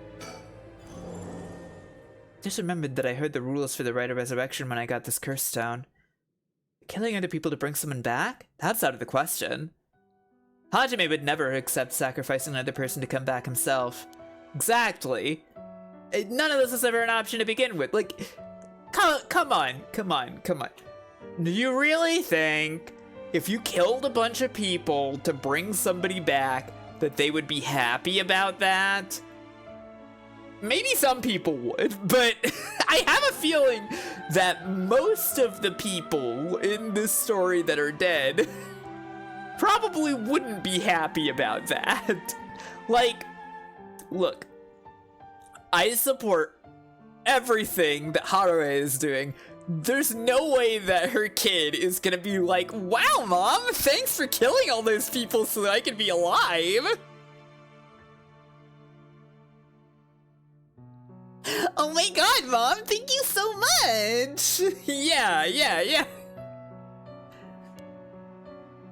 The way we lived, ever since we were kids, we were always ready to die if that's what it came to.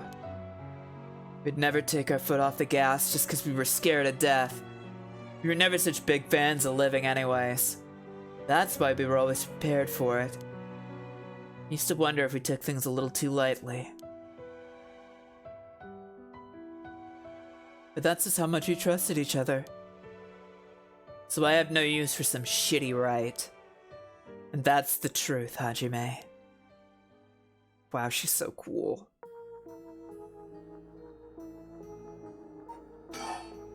Curse stone. No soul dregs. Okay, just checking. No matter what, using this curse would be wrong. I'm not even gonna think about it. Then, how did Shogo die? What?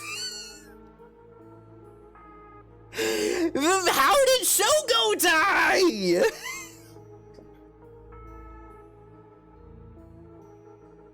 Huh?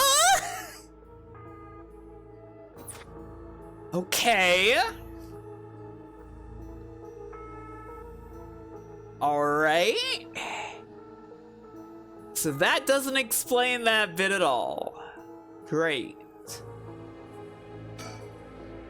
There's plenty of soap on these shelves, but no nail polish remover. Shogo looked up at night while it was raining and drowned. I believe it. What was in these cardboard boxes again? Disposed bottles and soap. I wonder if there could be... There is! Nail polish remover. There's no label, but I'm sure that's what this is. Yeah? I guess the smell. Alright, so if I use this...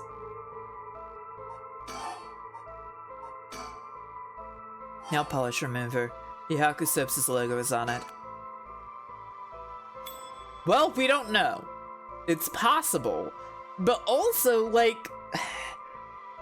with all of her, like, determination about, like, not using the rite of resurrection we just heard about, like...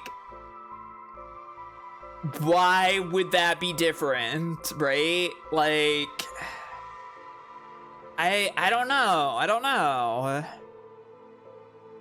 The tip of the pen has been soaked in the nail polish remover. I should be able to use the pen now, at least for a while.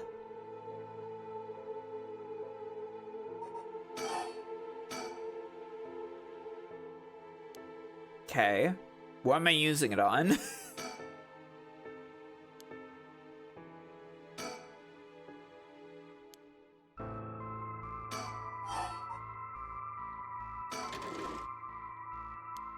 Get the note.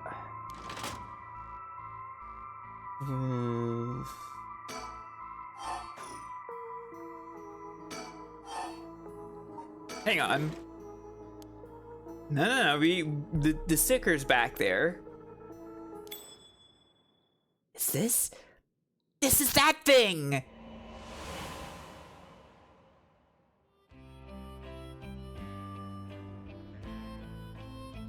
I hope we fax the sticker. I hope we fax the fucking sticker. Can dregs be cleaned from a cursed stone? I don't know about that. Hajime, thanks for waiting. Oh, what's wrong? You're wasting that handsome face of yours looking like that. You think? I think I'm still plenty handsome. Can't argue with that. Are you not meeting with that girl today? Hitomi, I mean. Nah, she's off doing who knows what. That's too bad. I just found a hair catalog I thought would be perfect for her. Seems like you're pretty worried about her. Yeah, she reminds me of myself at that age. Can't help but worry. You think? I'd say she's a little ball of sunshine compared to what you were like. Shut up, I'm talking emotionally. She needs an adult who can understand how she feels. She's like a kitten. She thinks everyone around her is all out to get her, and so she bites them all. Huh, you might be right. So tell her I wanted to see her, will ya? Sure, I'll do that, but, this other girl I ran into the other day is a tough case. Oh? She must really be something else if you don't know how to deal with her. Nah, it's not really that kind of thing. Some people just have so much misfortune thrown at them. What do you mean by that? Well, I can't really get into the details, but she might have the talisman I've been looking for. Said it was a memento from her father. Could we really be related? And it's not like I can just take it from her. What are you mumbling about? Who's related to who? Sorry, it's nothing. It's about that thing with your family, isn't it? Is she the one who has the piece of the book that your ancestor left behind? Mayu, how do you know that? God, I forget how dense you are sometimes. How long have we been dating now? Besides, you were the one who came crying to me about it when you got wasted that one time. As I thought. Rambling about how this old book you were supposed to inherit is hidden in these two talismans. And that something was giving you a bad feeling about it and you needed to be careful. Right. That's all I know though. And I wasn't planning to try and pry any further. Yeah, I can't believe this cutscene is from the fucking poke around and find this bird for achievements thing. But if it's something important you need to protect, then what are you waffling about? Yeah, you're right. Thanks, Mayu. I feel better now. Oh, that's right, you hear? The mockingbirds were seen in Honjo! Huh? That came out of nowhere. Mocking what now? It's an urban legend about these bird stickers that show up out of nowhere. I was always kind of curious about them, but I never thought they'd be in Honjo. There may be a bunch showing up all over town, so we gotta keep an eye out. You feeling alright? What's gotten into you? What's so special about these birds? Come on, one of them's a penguin with a pompadour. You can't tell me that isn't the greatest thing you've ever seen. That's so dumb. Oh my god, this game. That's right. He was trying to protect something left to him. Could that be the information that Hihaku wanted? Mockingbird number 3. Pompadour penguin. Okay, I'm sorry everybody. I need to get up for a second. Would you like to look at the birds for a second while I'm gone? I'll be right back. Sorry, one sec.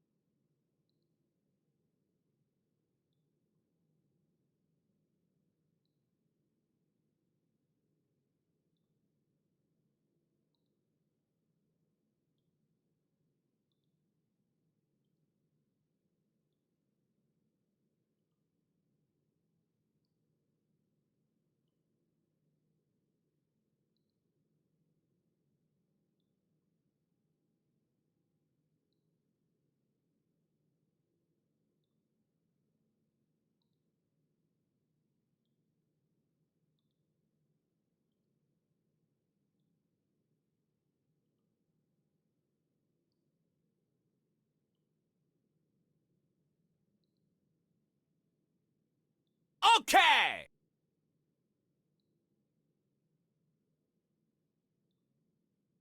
My head's spinning. The fighting's over?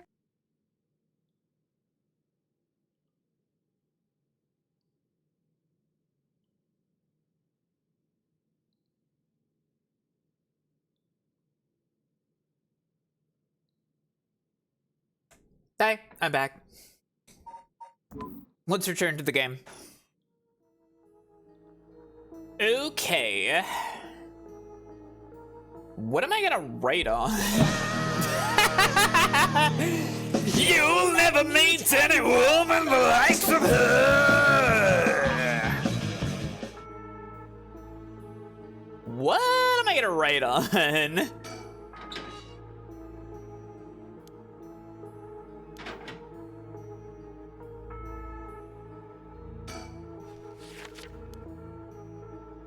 Nothing to see from Shonen Scorpion, I guess.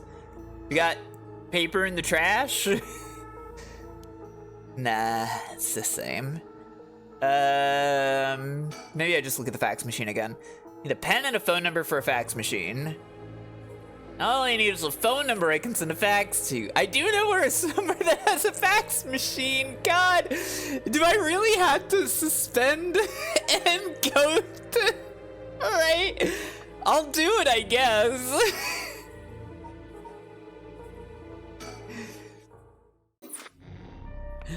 Alright, I'll do it, I guess.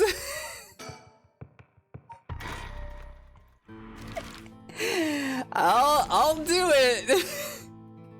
This does not make any fucking sense, but sure. Yep, the fax machine. The number for our home is 63. Ma'am, everything okay? I'm fine. There's just something I wanted to check. Is that so? She mysteriously wished to say that aloud.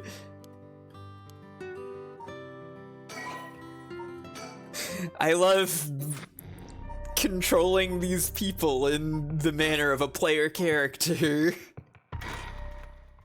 This is so fucking goofy. What in the end, what is the actual explanation for this? Is the player just an entity in this game? Am I possessing everyone? Like, what is this going to turn out to be? It happened again. The number for a fax machine just popped into my head. There's no way all this information is coming from my own brain. Curse Echo. Could someone be sending me their thoughts? Never mind, I have to focus. Let's get this message sent.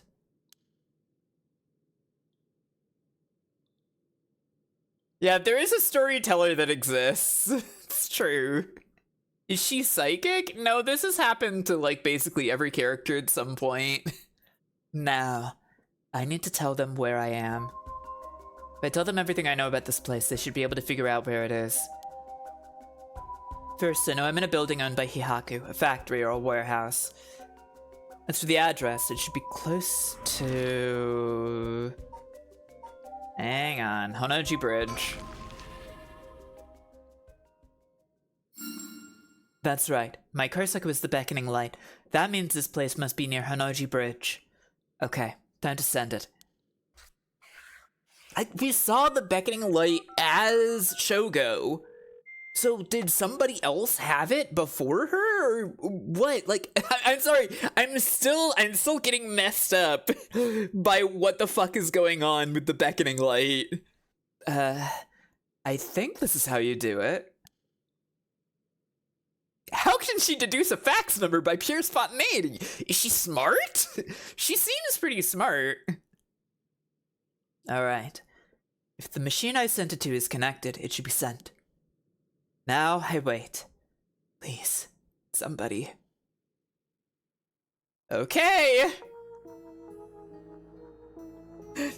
time to suspend the game and go to... Okay, I've completed the Mayu branch apparently, but it still looks lit up. Hang on. No, there must be something that I missed. There must be something here I missed because it's still lit up.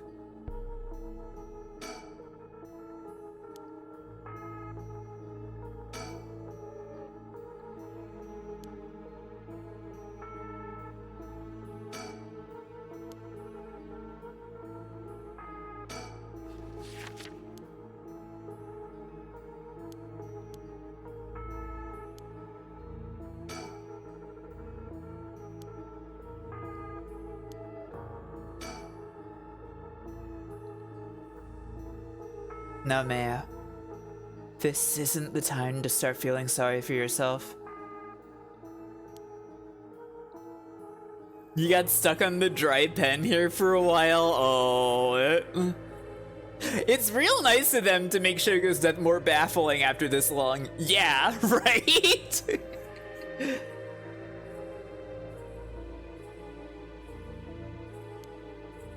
You saw this in a really different order? Interesting.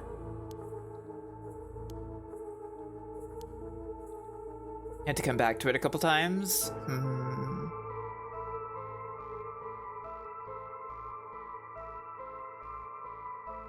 You click on the lights again. Huh.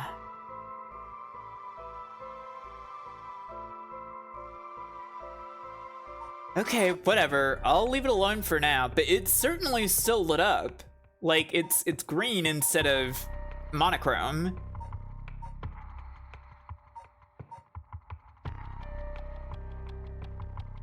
Like, see? It's lit like that. But whatever, maybe something will come back. All right, let's get that fax. Let's get that inexplicable fax message. Panning in on the fax machine. Oh, the phones. Be my guess, wouldn't want to keep them waiting. Thank you, I shouldn't be long. Hello, Chigama residence. Oh, it wasn't the phone. What's wrong? Nothing. It was just the fax machine. Still not quite used to it. Oh, this is a fax machine. Amazing. So this is how they look. This is incredible. Goodbye to snail mail, am I right? This is the future. Richter, considering your profession, you should probably have one. I didn't think it would excite you so much.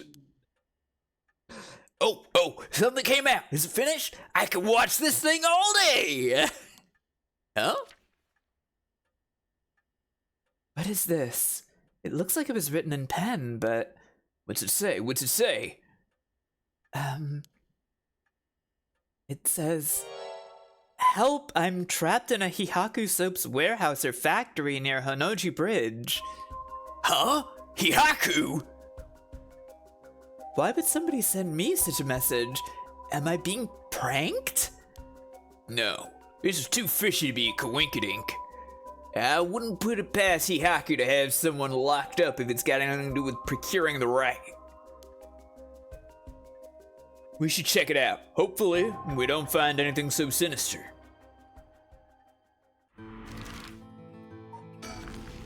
Off we go. To the bridge. A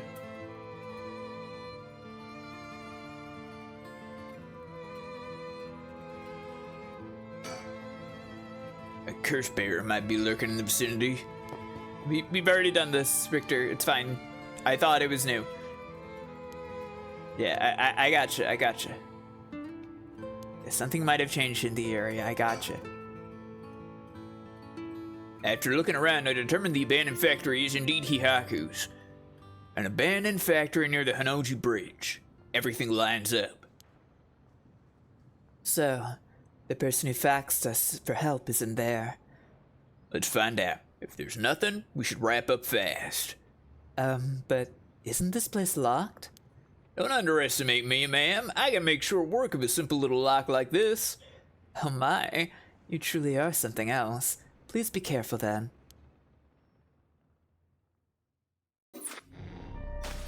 Ah, okay. That turned Mayu's off as well. Gotcha. Okay. That's all resolved. Well then. Yako or the boys? Yako or the boys? You want to poll again, everybody?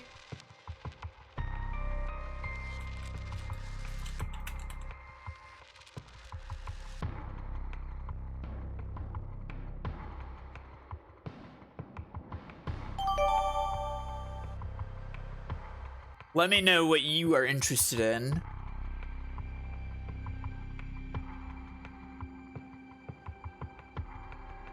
I am shocked. Okay, there we go.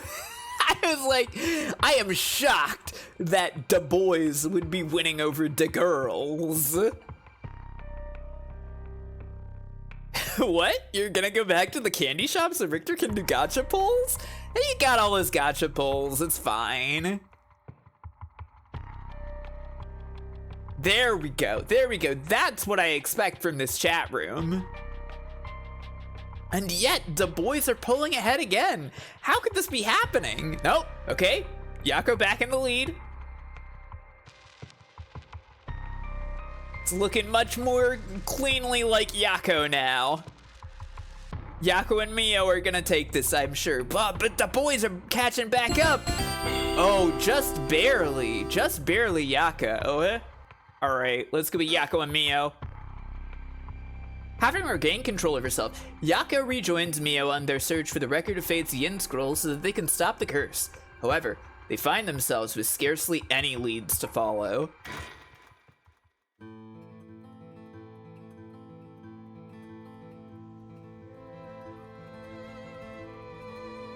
Alright, let's see. Legacy. Now, I know we're supposed to be finding that Record of Fate's Yen Scroll thing, but it sure would be nice if we had more of a lead to work with. Right now, our only option is to try and trace the bloodline of that Onmyoji Seimon Tsuchi Mikado to today. But he's not a legitimate descendant of his family, so the library doesn't have anything about it. And since we've got nothing so far, we find ourselves here on a street corner in front of Hihaku Soaps. Mio? Has Mio been doing stuff like this all by herself up until now? It's so dangerous. There's so many unknowns. Must be so tough for her. No wonder it'd be hard to make friends. Something the matter? Nope, let's go for it. I'm sure we'll be fine. I mean, we've managed to get this far. Hey, Mio. You know... Yeah? You might not look it, but you got a bold side. A little reckless, even. Huh? You think? I suppose things not going to plan is just a part of life in this world. No, I mean, I think it's a good thing. I'm the same way. I feel like we get along well together. Maybe that's one reason why. Oh, yeah, thanks. She's so cute. Oh, Mio, what about that one guy? The one Inspector Tsutsumi checked with. I forget his name. Oh, right. Apparently he never heard from Nakagochi. Not that we have any way of contacting him directly anyway. We just have to leave a message with the Paranormal Affairs Bureau's messenger and hope it reaches him. He's always the one who contacts me, and even then it's only instructions. Huh. Well, I guess we're in a tight spot then. We won't get anywhere just waiting around. Let's do the best we can working on our own. There were a bunch of police cars speeding by here earlier. I wonder if something happened. Must be. I've seen a few police officers and they look like they were on edge. Could Inspector Tsutsumi have let that Nejima escape and everyone scrambling to find him? Oh, After all the effort we put into gathering information, that would be unfortunate.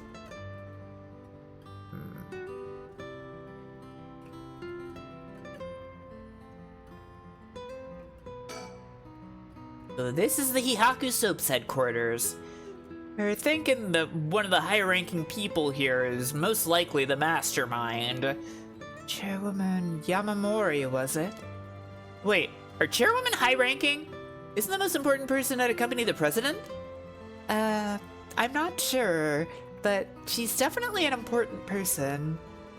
You're the chair of the board. You're kind of in charge of things. Even if we're able to meet with her, what do we talk with her about? We can't just waltz in there and ask her if she knows about the Yin Scroll out of nowhere. Well, nothing ventured, nothing gained, as they say. Ooh, is that your working style, Mio? Well, whenever I find myself out of options, I usually just jump right into the thick of it. Oh, if you're scared, I don't mind going in by myself. Scared? As if. Think of me as your trusty bodyguard. This is a great sprite for Yako. I don't mind going big and taking a chance. Oh, yeah, there's the Yakko I know. They're so cute together. Now then, can we really just barge in there and expect it to go well? Now, shall we? Alright, let's give this a shot. Excuse us. Looks like we were out of luck. Who knew you needed an appointment months in advance to meet a chairwoman? Turns out she's super duper important. Even the receptionist gave us the cold soldier after realizing we were just students. Maybe a private secretary would hear us out, but they seem to be out at the moment. In that case... I did say cold soldier, I'm sorry. If Hihaku was no good, I don't know if we have any other options. Huh? What is it? That person coming this way. Oh, him. What, the tall guy? You know him? Yeah, from a little while back. Mr. Yumioka, over here. When did she meet Yumioka? Oh. You're Gamyoto's manager, Mr. Yumioka, yes? Good to see you again. Oh, right, because they're into mysticism. Miss Kurosuzu. What a coincidence running into you here. Gamyoto? Yumioka? You don't got any stickers around here? Are you sure? You know him, Mio? Yeah, from my job a while back. You really don't got any stickers here? Seems fucked up. I would put a sticker right here. You know? This feels like a perfect place to put a sticker. You're just walking around a city. And you got a sticker you want to put somewhere. You just jump up and you slap it right on that. Just saying. He's been trying to avoid eye contact with Mio since he noticed it was her. Something's fishy. How have things been since we last met? I seem like the type to put stickers around places. I haven't done that. Honestly, I'm actually the type to get like really anxious about like where stickers would go and like, oh god, I can't just put it somewhere.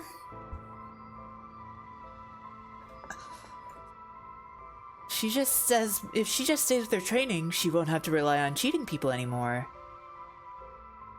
I was. Yeah. It would be fun, probably. Yes, she's been keeping at it. Cheating people? Is that? Interesting.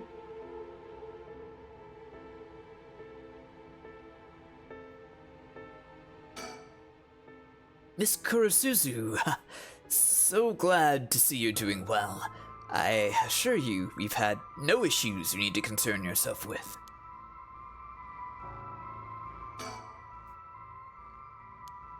I see.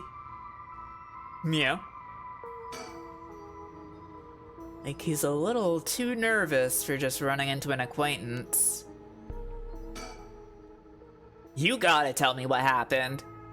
Case from a while back. A family overseeing a reliquary came to us saying they were being investigated by someone suspicious. Investigated? A psychic named Suigen Gamyodo suddenly showed up. She said that she had a premonition that something terrible would happen, had to exorcise the temple immediately. Oh,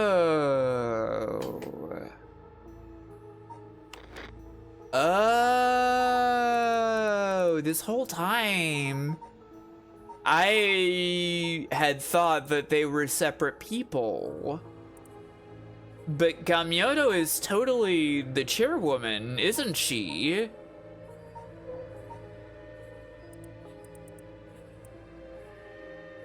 That's why Yamamori.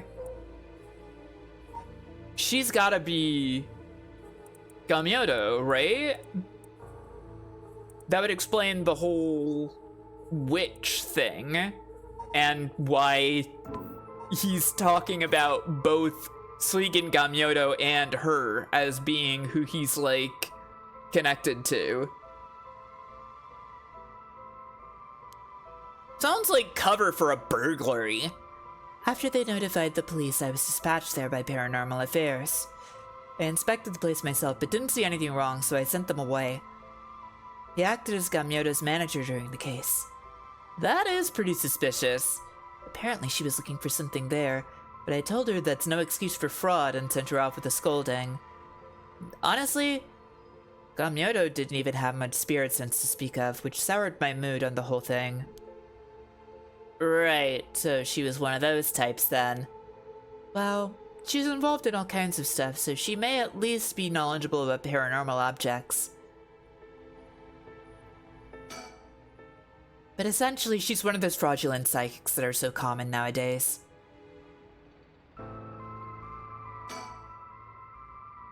If you have no further business with me, then I'll be on my... Oh, before you go, Gamyodo seemed to know a lot about paranormal objects. It'd be a huge help if we could ask her about something. And what might that be? Is she familiar with an ancient text called the Record of Fate's Yen Scroll? Or anything about the descendants of an onmyoji named Seimon Tsuchimikado? I beg your pardon? Miss Kurosuzu, how do you... So you do know about it? I see. If that's what you're after, then that means... Hold it! Don't tell me you're trying to snatch up some innocent schoolgirls this time. Stop right there! Huh? Mayu! If it isn't Yumioka, what a pleasure to see you again. Mayu Chozawa, what are you doing here? Huh? Chozawa? This investigator here helped me out. You really did a number on me.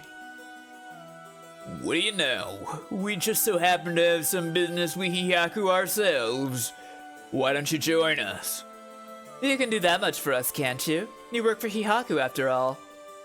Depending on how this conversation goes, I won't have to get the police involved. Huh? You work for Hihaku? What's going on? No, there's no way. They probably would have made me, they probably would have made me bounce out of this scene to go do other stuff. There's really no way you can refuse, though, is there? You two young ladies must be involved as well. Would you care to join us? I forgot that they hadn't met Richter yet. Oh, sure. Haruhi just here also.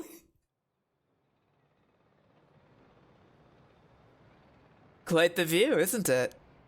How long can you play dumb with this many people lined up and wanting answers from you?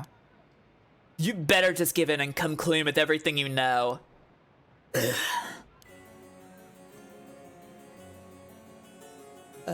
Just peeping. Just peeking and peeping. Certainly, there must be sticker. No? Okay. Alright. The client. She was only introduced as the investigator's client. She's... cool. It feels like we wouldn't stand a chance against a full-grown woman like her. Excuse me. Are you new to all of this too? Oh, I guess I'm just kind of tagging along. Me too. Let's make sure not to get in the way, shall we? Right. Yako. Mia was amazing too, keeping her cool at a time like this. She must be used to dealing with adults by now. Excuse me, I had no idea that Gamyoto was connected with Hyaku, so I'd just like to ask, was it Miss Yamamori from Hyaku who obtained the Record of Fates and passed it on to Araishi? No, that was not the case. Yeah, as I thought. Oh, my mistake. Yako just like, fucking girls, women, ladies. I hope she figures it out. I hope Yako figures it out eventually. Was it Sweden Gamyoto's doing She's then? pink, she's hot, she's girl power. No, it was not. Mio, they're the same person. We first learned of the Record of Fates from Mr. Araishi. It was then that Miss Yamamori gained an interest and extended a contract to compensate him in return for his research and findings. And who was it that activated the Feast of Shadows to call for the Curse of the Seven Mysteries? I didn't think that talking to Mio was going to activate the whole story bit here. I thought it was gonna be if I talked to Yumioka. I give you my word that we had no part in that. We had learned from Araishi beforehand that something would happen at midnight last night. That is all. Hey, there's no way that's true. Stop lying. I must ask that you please refrain from violence. Hold on, Yako, it's alright. The minute I learned that Gamyoto was none other than the Queen of Hyaku herself, I felt that was the case. Oh, Mio did realize that. She just... Okay, sure. She doesn't have strong enough spirit sense for it. Oh, gotcha. There have been a weird amount of things where, like, people act like they don't know something until, like, a second later when they're like, actually, I already knew that.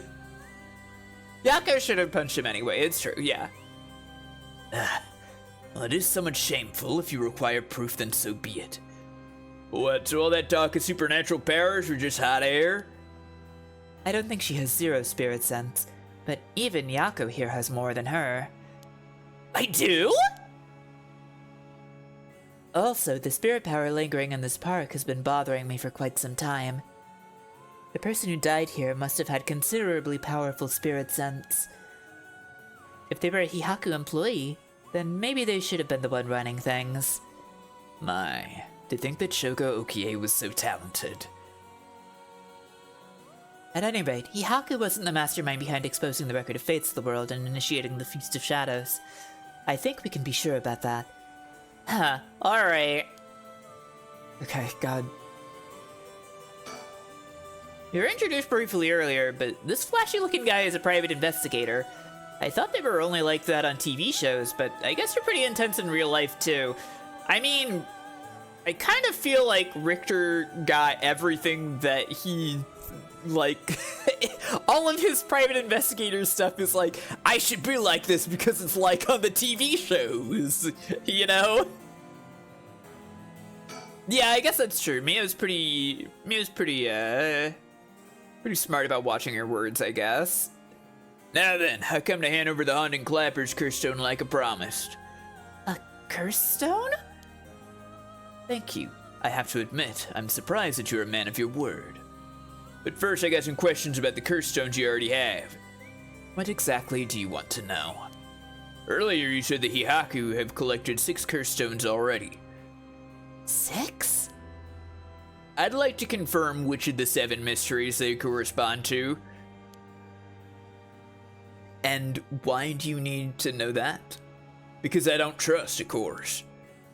If you really collected them like you say, you have no problem saying which curse stones they are, right? First, the Whispering Canal. Good, good. What else? Mayu Chuzawa over there has the Beckoning Light. Yep, you were the one who made sure I got it. What? Unfortunately for you, I don't feel like handing it over. So I don't think it counts as one of yours. Good to know. Anyway, do continue. Next, there's the ever-burning lantern, which we gave to Hideki Araishi. So you consider that one of Hihaku's then? Whatever, we'll worry about that later. That's 3. What about the others? Well, the others are... the Foot-Washing Mansion and the Evergreen Beach. What? And lastly, the Fool's Procession, if I recall. So you claim. How about it, mademoiselle? That's wrong. Those are with Inspector Tsutsumi. I gave the Fool's Procession to him myself, so I know he's wrong. There you have it. Too bad for you, pal. If our agreement was founded on lies, then I have no duty to hand over my curse stone like I promised. Meaning the only curse stone you have is the Whispering Canal. And it inevitably follows that you used it to kill that young man at Kinshibori Park. Such a horrible act. And to your own employee, no less. That doesn't make sense either, because Shogo could use it to kill him. Like, it would make sense if that's how Yoko died, because she, as far as I know, she never actually turned away from Shogo, which has always been the thing that's bothered me about her death, right? She never actually turned away. So he couldn't have actually used it on her. But we, as the player, did use it on Takumi. So, huh? No, there you are mistaken. To be entirely frank with you, we do not possess a single curse stone. Yeah, okay, they have 0. What? We plan to collect soul dregs using any method available to us, of course, as we needed the right.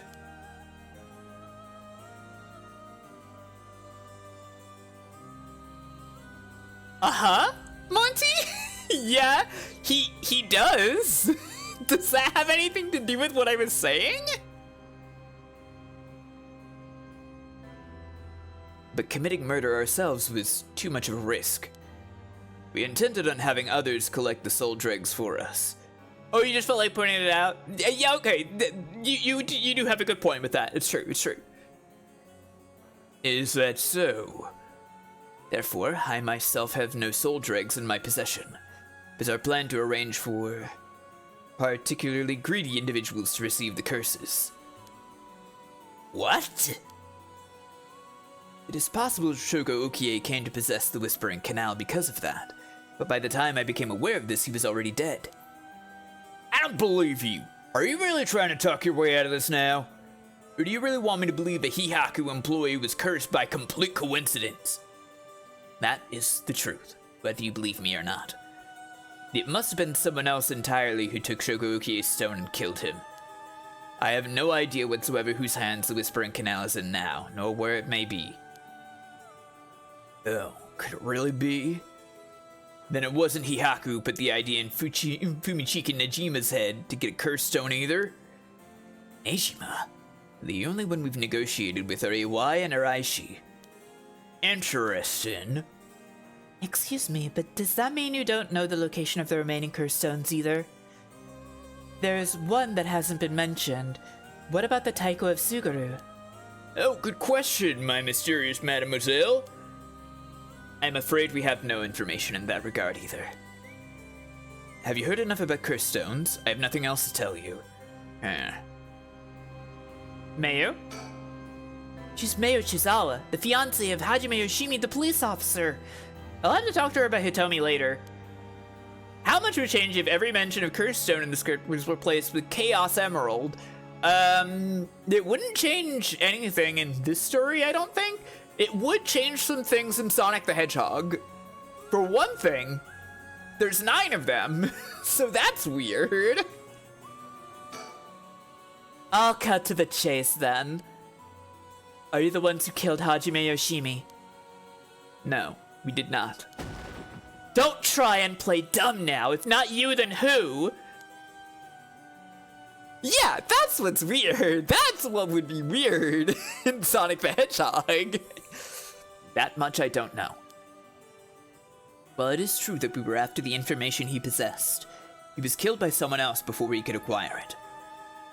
Which forced us to target you instead, Miss Chozawa. And that's why you forced me to talk, and why I ended up with this curse, huh? Indeed, though I never thought you would escape. Well, it took a couple of miracles, but yeah, I got out. And just what information did Hajime have that you wanted? You really think you can get away without answering now? But...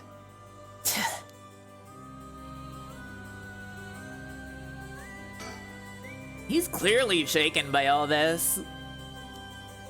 And it feels like he's desperately racking his brain for a way to get out of this. It's almost hard to watch.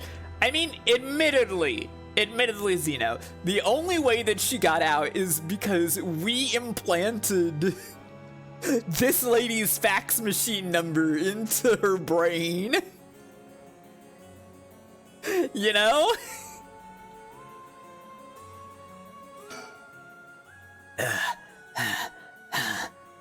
Okay. Fine, I'll let someone else ask you something for now. Excuse me, Mr. Investigator. What is it, mademoiselle? Would you be willing to give up the curse stone you have? Yeah, you have a point. They're too dangerous to carelessly walk around with in one's pocket. However, sorry to disappoint you. It's not possible at the moment. And why is that? You don't know, do you? And then I'll tell both you and our friend from Hihaku over there. I doubt any of you have attempted it yet. But it seems that curse stones cannot be given to normal people. Huh? What? I actually tested it with the madame here earlier. Even if you give the curse stone to someone else, the curse bearer doesn't change. And the stone eventually makes its way back to the bearer. Really?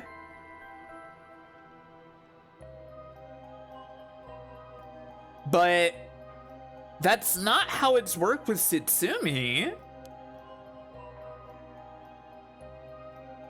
It seems like it should be a bluff, right? Because, like, Setsumi is still assumedly holding on to everything.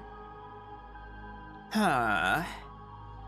It's almost obvious when you think about it, seeing as how the curse stones appeared to the curse bearers of their own accord to begin with. But Inspector Satsumi has collected curse stones from other curse bearers. And Inspector Sutsumi must be a curse bearer himself. Okay, so other curse bearers can take them. Okay, gotcha. So, from what you're saying, curse stones can only be transferred between curse bearers? Obtaining a curse stone alone doesn't make someone a curse bearer, so they can't use its curse. Exactly. So they aren't quite as dangerous as you'd think. As for Hihaku's intention of just collecting the curse stones for themselves, unfortunately for them, it was never gonna work unless there's a curse bearer among them. That damn Araishi. How could he not know this? That must be why I sensed I couldn't take Yaku's curse stone. I returned it right away when I borrowed it from her earlier. That's precisely how it works, my mysterious mademoiselle. I'll give mine directly to Inspector Tsutsumi later. If you know Inspector Tsutsumi, then I think that's best. Thank you. Boy, Richter and Haruhi sure are keeping this charade going, huh? Really curious where that's gonna end up. Really curious what Haruhi is gonna end up doing. Continuing to pretend that Richter's the curse bearer and not her. And yeah, their plan fucking sucked. And you know about the Record of Fates Yin scroll too, don't you? If you were researching the Rite of Resurrection in the Record of Fates, then you must have looked into the Yin scroll as well. That's right. The Record of Fates alone wasn't enough to learn how to collect soul dregs. I'm sure you looked into many things on your own, but how much do you actually know? Who and where Seimon Tsuchimikado's descendants are? Were you able to find that sort of information with Gamyoto's connections? I can't reveal that. Then would you prefer I expose to the public how Gamyoto is a fraud with almost zero spirit sense? Fine, I understand. From the results of our independent research, I found that Seimon Tsuchimikado's descendant was Hajime Yoshimi. Yeah, as I thought. What? So that's why you went after Hajime. However, Hajime Yoshimi was only carrying a fragment of the whole. A fragment? That's right. That's right. He did say something about a fragment of an old manuscript. The location of the Yin scroll was hidden. You'd think that maybe they could, like, scooch Richter and Mayu over a little bit so we could see Mayu in the scene right now.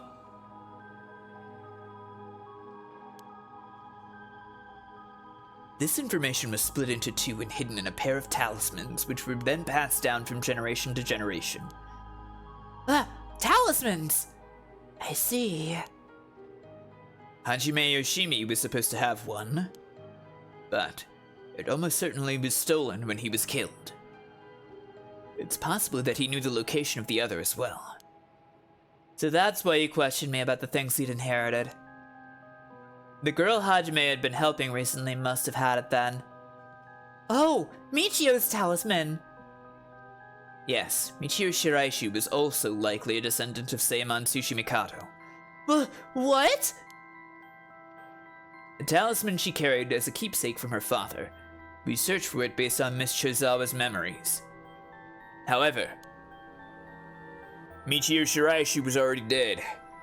yes, by coincidence she happened to be closely connected to Mystery Y, so we began our investigation there. He was already dead too, leaving you in a quandary. I see. Meow, we can get both of the talismans. Yep, we'll know the location of the Record of Fates Yen scroll. Wow, sometimes the answer's right under your nose. Sometimes those answers are the hardest to find. Okay. Nothing to say to Haruhi. Yako, let's keep quiet about the location of the talismans for now, okay? Right. No need for Yumioka to know. That was a close one. I almost let it slip. Okay, I think that's about all we have to ask him. We'll let you off for today since you went along with our questions nicely. A pleasure working with you. We're done here. But the information you have... The hell are you whining about? I said we're done, so scram!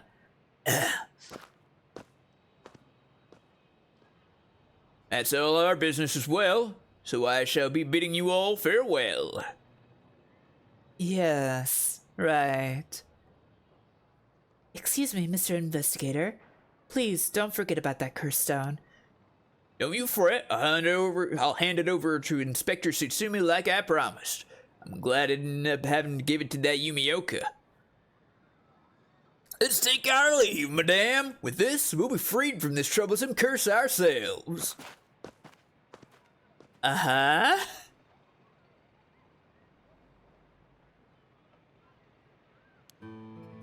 That lady and the investigator, we should keep an eye on them. Agreed. Really? Why? I think they're up to something. Just my intuition, but still. Yeah. I wonder what that investigator really wanted out of all of this. If his goal was getting the information about the curse stones, then this might be bad. Right. I got one of the curse stones too, the beckoning light. Oh, right. If you wouldn't mind, would you give it to Inspector Satsumi without using it? Yeah, sure. If you introduce me to the cop, that is. I feel like if I keep carrying it around with me, I'll start getting some weird ideas too.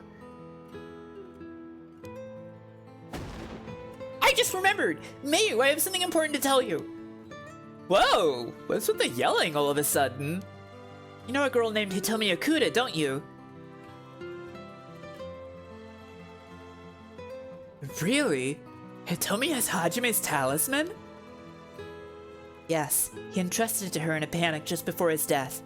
He sensed an imminent crisis closing in on him, but Hitomi was the only one around that he could ask for help. That's so. Sorry she got left with such a big responsibility. That must mean that Hajime got killed by someone who's after the talisman. But since he gave it to someone else, they couldn't steal it like they wanted. I'll have to thank Hitomi for that. I also think it's gonna be hard for us to get her to give up the talisman. Yeah, you might be right. It was Hajime's dying request to her. So, do you need the talisman for something? Yeah. Personally, I'd like to use the talisman as bait. Then I could get my hands on the bastard that killed Hajime. Please, I promise we'll uncover the mastermind behind all this. They probably have supernatural abilities at their disposal. Please, leave them to us. Yeah, we'll catch him, don't you worry. Well, look at that. You got that look in your eyes. It looks that young people that says they'll get something done no matter what it takes. How am I supposed to say no to that? You go find them and give them what they deserve for what they did to my Hajime, you hear? We will. I'm pretty mad at them myself. If punches work on him, I'll give him a good one. Oh, Yako, you're so good. Now that I can get behind. I'll leave it to you two. Now then, your next move should be to find Hitomi and get that talisman. Though, isn't there one more talisman that you need? Right, but we've got a pretty good idea of where the one Michio had is. We'll have to check with Inspector Satsumi about that. We should go back to the school and call him. You got it. Okay, I'll head to the high school now and wait for you there. Perfect.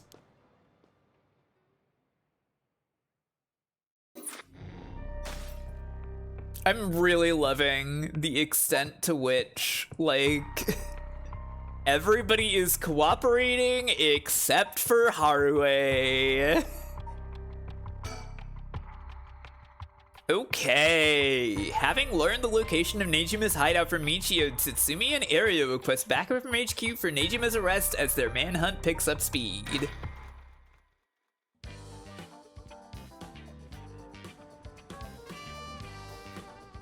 From HQ to all bureaus.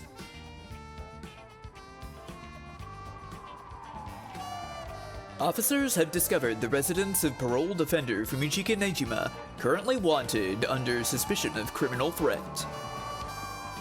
Suspect escaped to his residence prior to the officer's arrival and is now at large in Sumida City.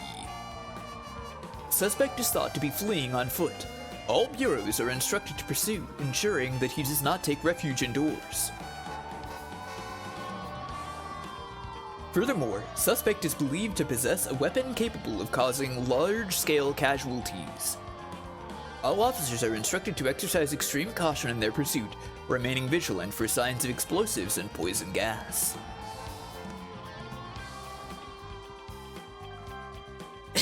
Sumida Tourism Board! A serial killer ran around and escaped police, but as a joke! Sorry, boss. I tracked down Nijima's safe house, but he liked it just before we got there. Not your fault. We should have known he'd be on the lookout for us. We got officers all over town. It's only a matter of time before we bag him. I mean, literally, we're gonna put him in a bag. And the rest of the town's crawling with police, but there's practically no one here. We've been running ourselves ragged all day. It's nice to finally stop and catch our breath. Anything else? They got any stickers? The fucking tourism board. Yeah, they got stickers, baby. A fucking owl. You know it, owl. Whoa, cool owl. The fucking Sumida Tourism Bureau should be selling these stickers.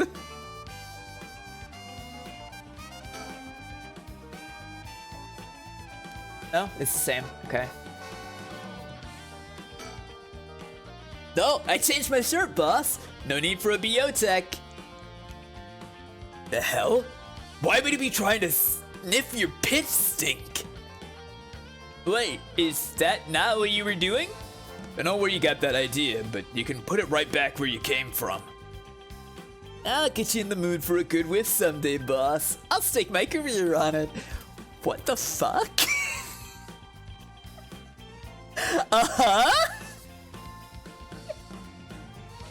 You know what it means. Just normal guy shit. Hell no, not even for your career. I guess. Huh? You sure eyed me up, boss. Don't tell me you got a thing for me. No, nothing like that. Sorry, I shouldn't stare. We put all our funds into Wooloo sounds. How do we handle this? So, boss, what are we doing here anyway? I mean, you could literally just do, like, romantic or something, right?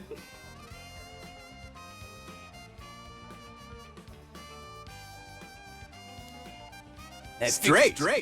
No. Romantic. Yeah, there we go. Straight's not right either. As far as I'm concerned, all romance is gay romance. I figured Nejima might show up.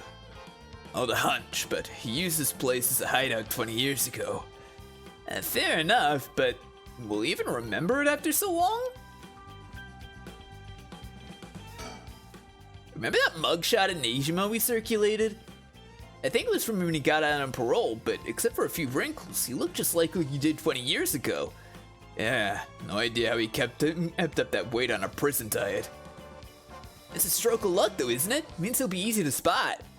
See, there's something bothering me about that. We got every officer in the area looking for him, but no one's seen a damn thing. Which makes me wonder, what if we're looking for the wrong face? You mean he slimmed down? It's only been half a year since he made parole. Could he really have lost that much weight in just 6 months? Well, he must look different enough that no one recognized him when he started working at Komagata High. Good point. That means the photo we got is useless. Yeah, it was always useless. The rest of the town's crawling with police, but there's practically no one here. We've been running ourselves ragged. Oh, it's the same. Never mind. I know we didn't see anyone when we looked around before, but maybe we should check again. Don't bother, it's only been a few minutes. Let's take a second to sit and think. Aye, boss. Break time it is. I'm gonna look around a little. Get jump scared, probably. Actually, I haven't really gotten jump scared by this game since probably the first session.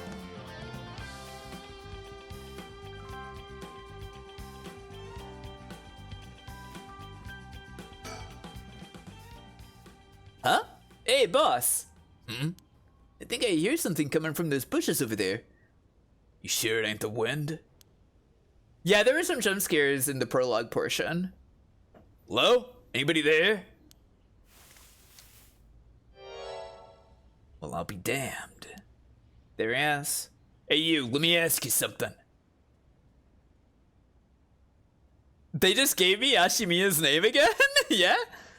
And, how can I help you two fine gents? How am I gonna do this voice differently from Tsutsumi? Huh? Do I know you? I could swear I've seen you somewhere before, and for some reason your name is in my brain. Afraid you ain't gonna charm anyone with that tired old line, sir. Not even this old timer. Playing hard to get, eh? My mistake. Again! A little bit! Just a little bit here. Anyway, what's your business here? Just enjoying a moment to myself. Since I got the day off, I like it here. It's peaceful. We're looking for someone. Mind if we ask you some questions? I don't want to pretend I'm the Joker while he's pretending to be normal. Sounds like a lucky man, sir, to have a strapping gent like yourself after him. This one's business, not pleasure. I've dedicated my life to putting this guy behind bars. You can say that again. Boss put in so many hours, even his wife and kid left him. Enough, Ariel, you'll set him off. Sorry to hear that, sir. But if you glare at them like that all day, can't say I blame him. Oh, that's it. The guy I'm after used to laugh just like that. You sure you haven't seen him? Oh, no, sir. Don't know anyone like that, sir. With a laugh like that, he must be bad to the bone. He's a nasty piece of work, alright. But maybe he can still do the right thing. You'd like to think so, eh? Ariel, call for backup. Huh?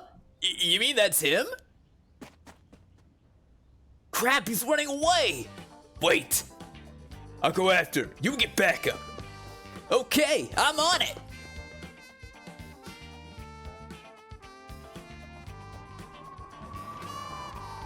From HQ to all bureaus. Suspect has been sighted in the former Yasuda Gardens and is fleeing towards Komagata Bridge. Ariel, go the long way around. We'll trap him on the bridge. Got it. Give it up, Nejima. You're surrounded. There's no way out. Hey now, you really gonna pull that thing on poor old me? When do the boys in blue get so trigger happy around unarmed civilians? Truly is a work of fantasy. Unarm my ass. We know what the curse you're packing is capable of. But we also know it can't do shit in daylight. So give it up and come quietly. Can't do shit in daylight, eh? Hey, you think I am, some third-rate amateur? I'm a goddamn black magician. No way. Can black magic really do that? Like hell it can. He's pulling that out of his ass. Black magic is from the West, and these curses are Japanese. They don't have anything to do with each other. Besides, if he could use curses when the sun was up, he wouldn't have given us till dusk. Oh, nice of you to take me on my word on that. Now that a wise's out of the picture, I'm shit out of options. Good to know. Sounds like it won't take much to get you to give up. Careful now. I might just be desperate enough to try something. And the kid over there might just be desperate enough to shoot. Bit of a wild card, huh? Surely there must be stickers right now. Surely in this moment I can find stickers. Why would there not be stickers? Wow, there's a bunch of people. Well, okay, that one seems to have a police cap, I guess.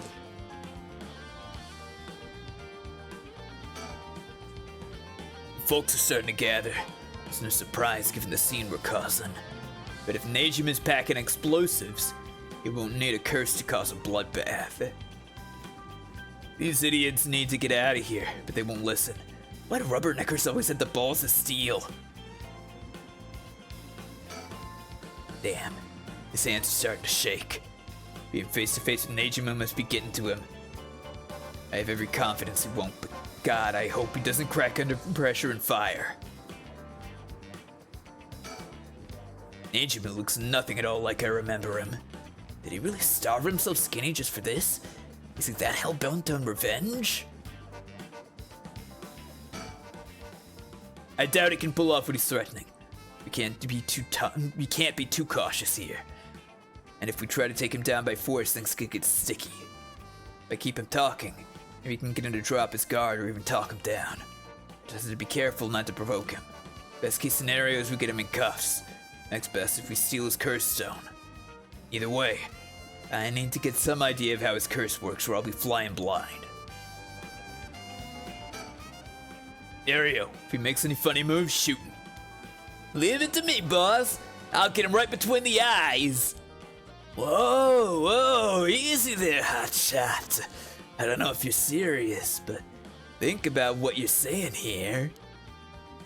If I really am unarmed, he'll be all over the news faster than you can say excessive force. My boss will take the fall, so that's fine by me. You're shitting me. This guy's a basket case. And a damn good officer. Fuck me. He got spirit, kid. I'll give you that. Just give yourself up and this'll all be over.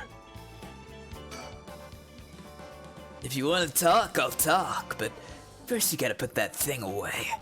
I can't think straight with a gun in my face. Not a chance. You got something to say, then say it. Your buddy's hands are shaking. If he squeezes the trigger a bit too hard, I'm done for. Makes things more exciting, don't you think? You two have lost your fucking minds.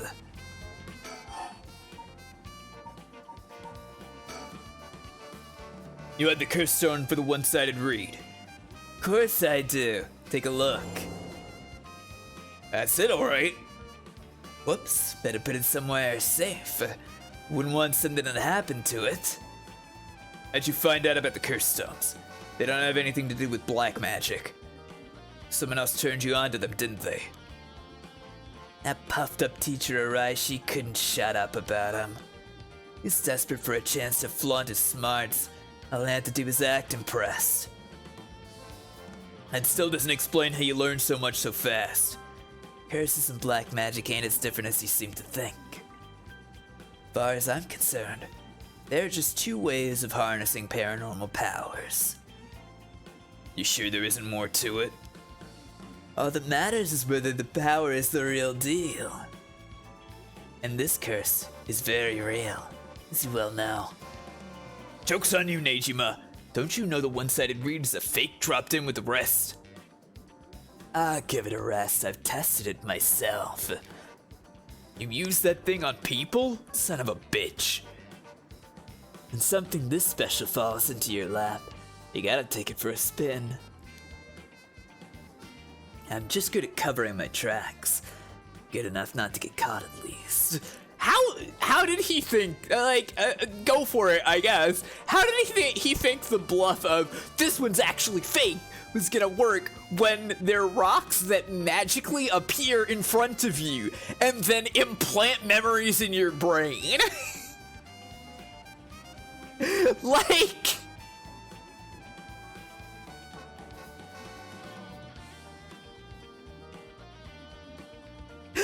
I mean, I guess maybe he's assuming Nejima wouldn't know about that part or something, but like, if it's a bluff, like, if he's bluffing, Nejima absolutely had, like, psychic visions go into his head, and like...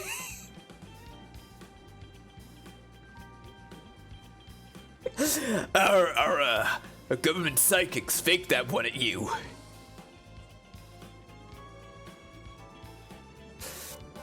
I'm just good at covering my tracks. Good enough not to get caught at least. Let me guess, you're back to your old tricks, attacking schoolgirls in the middle of the night. Ah, so you know about that, huh? One of the brats put up a fight. Bought enough time for the other one to get away, so I went ahead and called it quits. Sounds like your curse is a real pain to set off. Ah, I had that sorted way beforehand. but she pulled some kind of spirit bullshit on me. You're a magic guy and you're calling it spirit bullshit? I would have gotten the little bitch eventually, just didn't have the time. Way beforehand, huh? Interesting. If you think puzzling out my curse is gonna help, don't bother. Why not? Because you won't be able to do shit about it either way. I'll let you in on a secret. I could fuck up a good few hundred people right now if I wanted to. A few hundred? Yeah, now you're getting it. I could kill any one of them at any time. Then I guess we got ourselves a situation. You're telling me your curse can kill people you can't even see? Seems a bit unfair. If you really can do that, why'd you even bother showing up in person last night? I wanted to make sure the curse worked, and I figured I'd need to clean up after. I feel like he's bluffing, but okay, it's the same.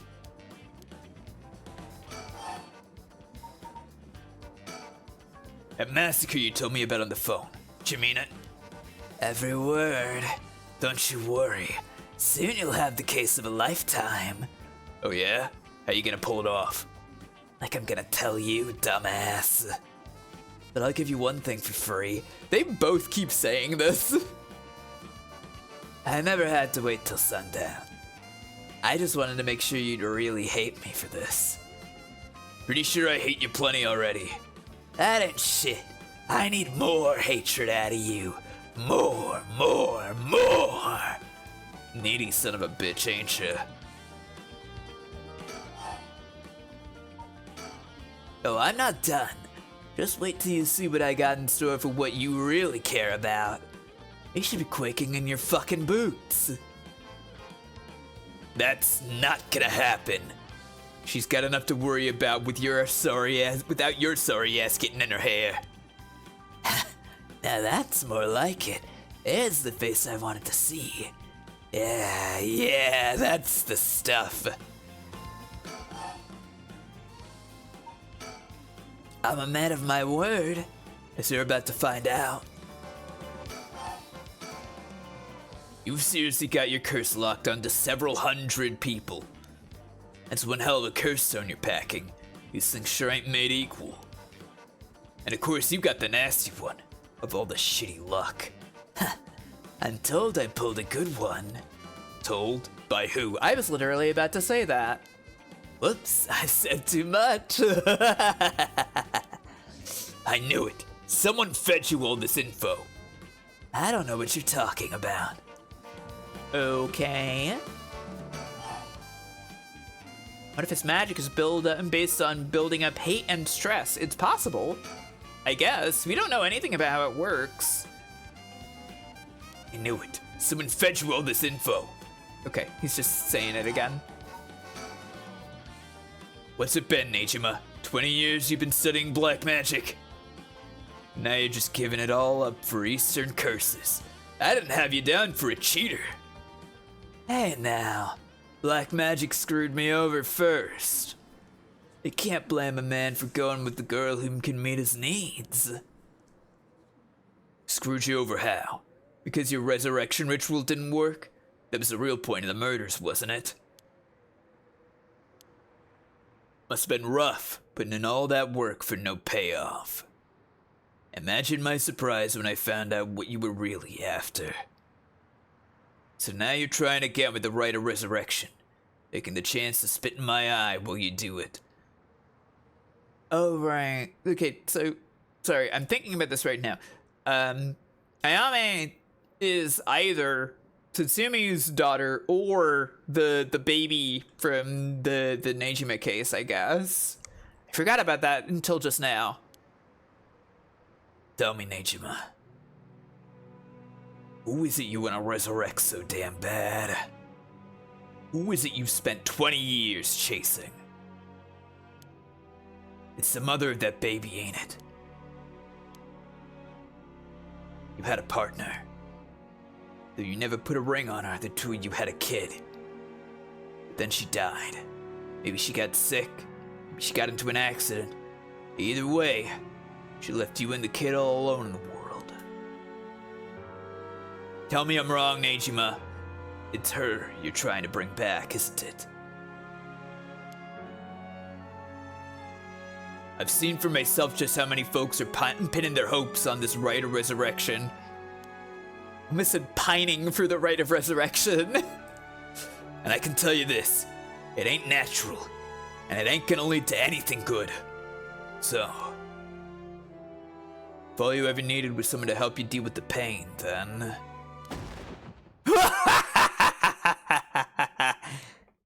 God, you're so fucking stupid. Huh? Is that really what you think? That's hilarious. You don't know a goddamn thing. What? Damn it. For a second there, I really thought you were gonna talk him down, boss. Listen up, chump. I'll tell you what really happened 20 years ago. What really happened? You got half of it right. I did have a loving girl back once, sweet as could be. She knows what she went by, though I couldn't tell you if that was her real name. Don't know where she came from either. She traveled, I think. Might have been an angel for all I know. She sure seemed like one to me. But then she got sick. Just like that, she was gone. My guess is that it was the pollution, but I never knew for sure. Couldn't afford a decent doctor. My life after that was a living hell. Till I found this grimoire in an old bookstore. A grimoire, huh? It told of a resurrection ritual, black magic that could bring Shino back. So I was right. Not exactly. See, who said the ritual didn't work? You said it yourself, black magic screwed you over. Oh, it screwed me, alright. But it worked just fine. You tried to resurrect her and the baby happened instead? What's that supposed to mean? See, the ritual doesn't bring the person back as they were when they died. Yeah! The baby happened instead! It's more like reincarnation. Rebirth. Rebirth? Wait. Oh no. Oh hell no. Baba Baba baby. True. You mean that baby? Damn right. The resurrection ritual brought Shino back to me as a fucking baby. Paranormasight 7 Rebirth. Yeah, Rebirth, it comes out in like a week. That's fucking scary. Resurrection. Yeah! You've gotta be fucking kidding me! You're telling me that wasn't her kid? That was her in the flesh? The hell I am! That little brat was not my Shino. Her mind was gone. She was totally helpless. She didn't even know who I was, cause she was a fucking baby, dude! Her warm arms, her gentle voice, gone, gone, gone. There wasn't a damn thing left of her. What the hell did you expect? She was a baby! If you really cared about it, you would have grown some balls and acted like a father. Fuck that! I snatched sacrifices off the street for her, chopped them to pieces for her, and that's what I get! A screaming little bundle of shit and piss. That wasn't my Shino. Give me back her softness. Give me back her warmth. Give her back to me. So you just left the baby to die? I knew you were scum, but you really are the lowest of the low. Look me in the eye and tell me that if your wife turned into a baby, you'd love her just the same. What a fucking sentence! Crimes! How could I do that when I couldn't even be sure if it was really her? This guy would not still love her if she was a worm. Yeah, I get it. I get that you're human garbage who doesn't care about anyone but himself. So now you're going after the right of resurrection, in the hopes you'll get luckier this time. Luck doesn't come into it. The right really works, there's proof. And what happens if you get the same results? If Yoshino comes back as a baby again? Ugh!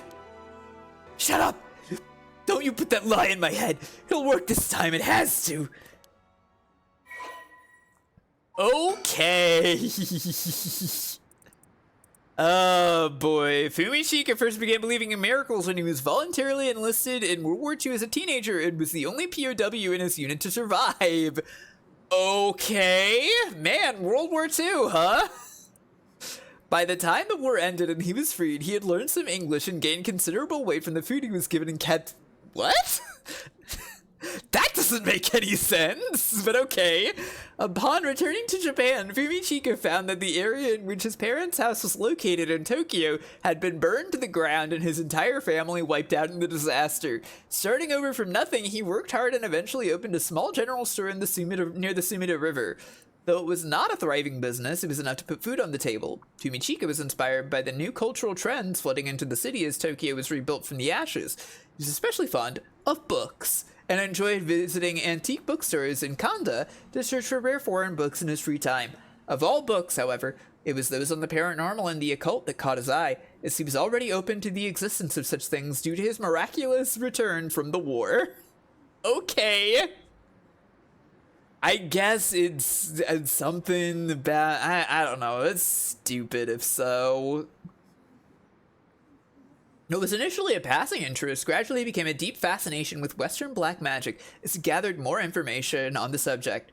Still single after 30, Fumichika tried performing a black magic ritual to summon a partner. Soon after... Cripes, okay.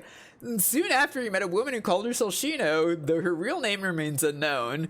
Shino had left her hometown in the countryside, where she had no family or work to support her, and somehow made it to Tokyo while earning a meager daily wage. When she met Fumichika, she was haggard and on the verge of starvation.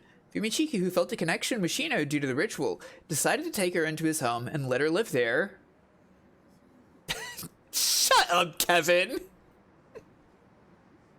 Both of them having lived alone for most of their lives, the two turned out to be a perfect match. Shino gradually recovered, but was still not strong enough to work. Fumichika was by no means a skilled businessman, and their lives were far from financially secure, but Shino, who had experienced wartime Japan, was simply content to have food on the table to eat every day. The two spent their days together, poor but happy to be by each other's sides. Several years later, Shino's condition took a severe turn for the worse. The local doctor could offer them no help, and without enough money to take Shino to a major hospital, Fumichika resorted to using black magic to heal her. However, it was of no use, and she passed away at their home. Her final words were, "I'm sorry, I must go first. I'll leave the rest to you." Fumichika plunged into intense despair. He drank and ate everything he could to distract himself, which caused him to rapidly gain weight. Yeah. After a while, when he was finally able to walk around town once more, he found himself drawn to an antique bookstore within which he found a grimoire he had never laid eyes on before. The grimoire contained detailed instructions on how to perform resurrection through black magic. The rite required the dismemberment and sacrifice of a young woman, but this great cost only served to convince Fumichika this would be the spell that would finally work. He embraced the grimoire and let its depictions of black magic consume his heart more than ever before. Fumichika then found a destitute woman in town who was on the verge of collapse, brought her to a basement warehouse, and performed the ritual sacrifice. However, it had no effect. Thinking that his own hesitation got in the way, he was switched to perform the ritual again, but it still proved fruitless. He repeated this process 4 times in total. Each time he dismembered the body into small pieces and dumped them into the filthy Sumida River, where they were never found. While cleaning up after his forced kill, a disappointed Fumichika noticed an emaciated baby nearby. Could it have been Shino? Yikes. Okay. I gotta say, I'm not fond of the writing for like the occult villain That's guys bad. here. This one kind of sucks. Yeah, I don't know. I don't love that. Fuck.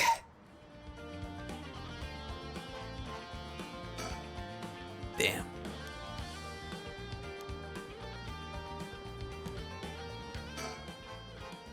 Hey boss, can I shoot already? My arms are getting tired over here. What? Knock yourself out. Whoa! Hold up! The hell is wrong with you? You really gonna shoot a guy just cause your arms are tired? Fuck, you look like you're really gonna do it. You're out of your goddamn minds, both of you. In that area, let's hold off a little longer. Aye aye, boss. Fuck me, the hell are you teaching that kid? He's a natural. Birds of a feather.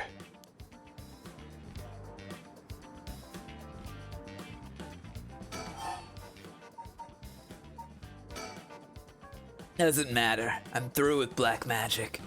Is that why you gave your grimoire to a Y? I figured he could use it.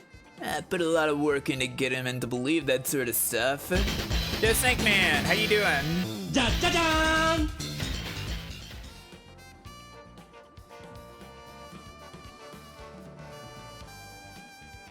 What's been up tonight, everybody? How are you? Everybody with the Snake Man raid. I'm firemtn. We're playing Paranormasight, Seven Mysteries of Honjo. We're pretty deep into the game, I feel like.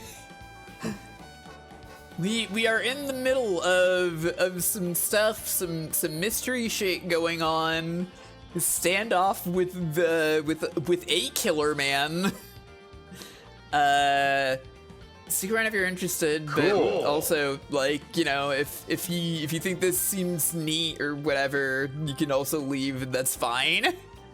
And you're playing Time Traveler. Oh, you risked the entire channel to playing Cliffhanger? Oh my god, Snake Man. The DMCA is going to fucking get you for Cliffhanger, Snake Man. That sounds pretty cool. Yeah, how is Wolf and his pals? The famous characters we all know.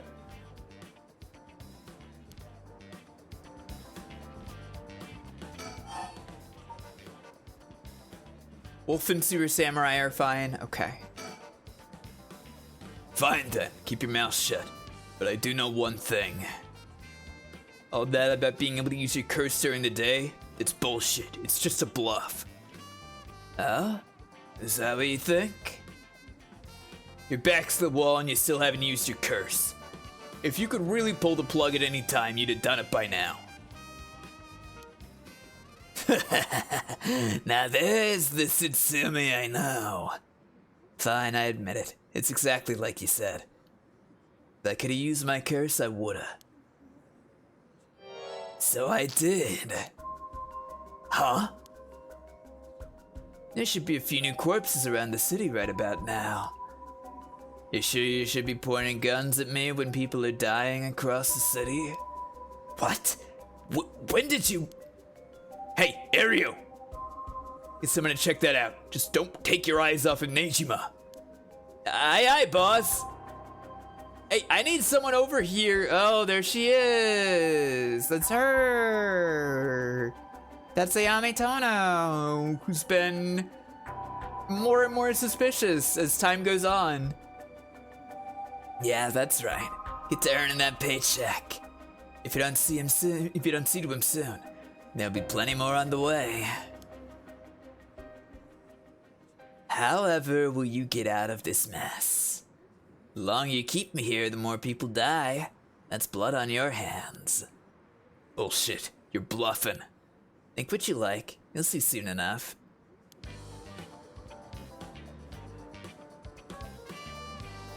Hey, what's up, Ayame Tono? Just checking in.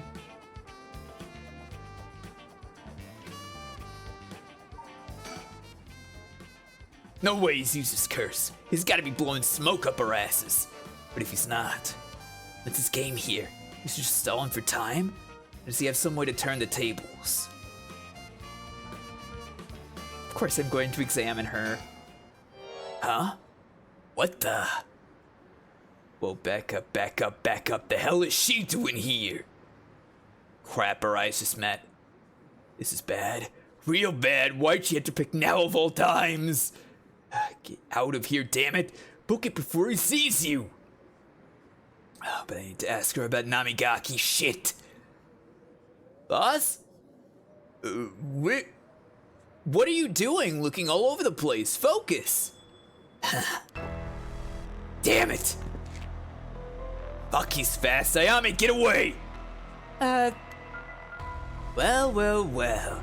Ayame Tono. I've been looking for you for a very long time. Yeah, okay, she is his kid. I was right the first time. Fuck. Huh? What? Dad? Ayame, don't you dare, you bastard! Get away from her! Get over here! Get off! You're hurting me! Stay right where you are, she dies. Hey, get back here. Make me. See you around, dumb fucks. Alright, okay. Whoa! That piece of shit took Ayame hostage and ran off with her. After him, we can't let him get away.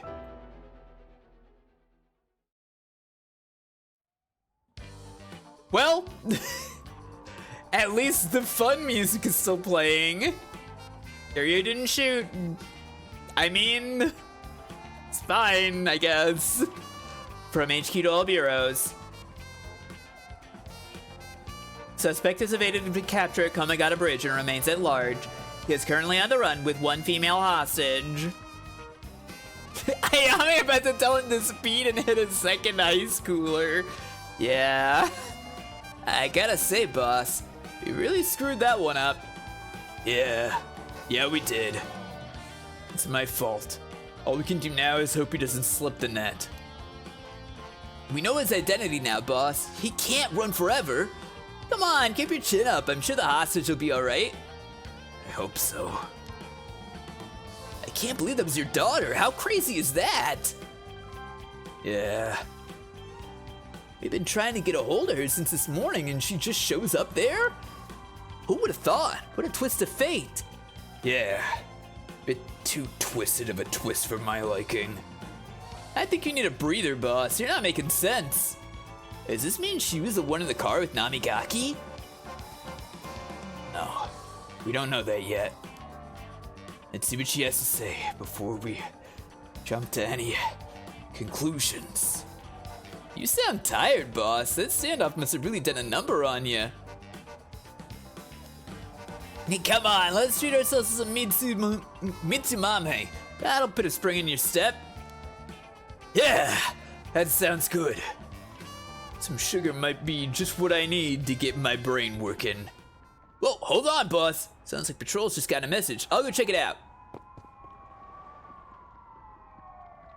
Yeah, like he got out of the net of the police, essentially.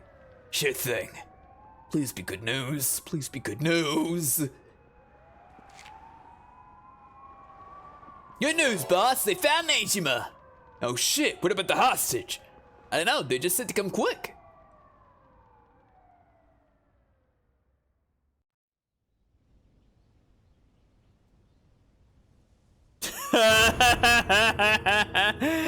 Oh, what a surprise.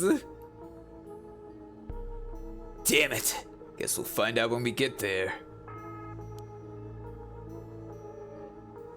At 4:28 p.m., Fumichiki Nejima, also known as Makoto Ashimiya, was discovered in the former Yasuda Gardens, beaten to death.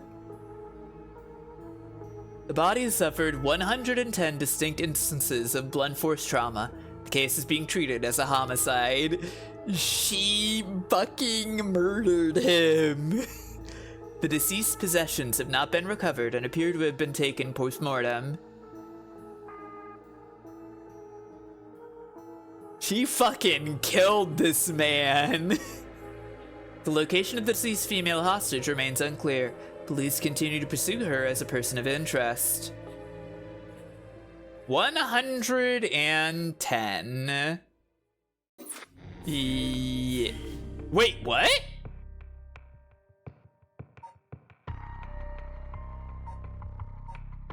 Wait, what? That can't... That's the continuation? Yeah, I'd love to see the ending that I missed. I assume this is when, yeah, okay, this is when she shows up, okay. I'm just gonna keep talking to him. Alrighty then. Huh? Ah! I'll slit your throat, you little shit. Huh? What? Say... Wait, stop. Don't actually shoot, you idiot. See you around, dumb fucks. Shit! He jumped! Damn it. After him. Don't let him get away.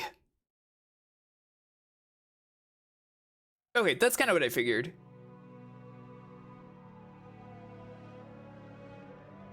From HQ to all bureaus. Suspect evaded officers at Komagata Bridge and fled, and currently remains at large. The time at which he threatened to carry out his attack is approaching. In response, we will call in reinforcements and widen the search perimeter beyond the immediate Sumida River area. Oh no! Despairio! Despairio! Boss! Boss! Boss! Boss, I'm sorry. It's all my fault. Only I hadn't lost my nerve and opened fire. Enough. I told you already. It's on me. I should have told you to lower your weapon. Thinking that chasing him to the river would corner him was also a miscalculation. Sure, it's possible that right now, he's sleeping with the fishes at the bottom of the river. But I somehow doubt things would be that easy. Do you think he really can kill hundreds of people?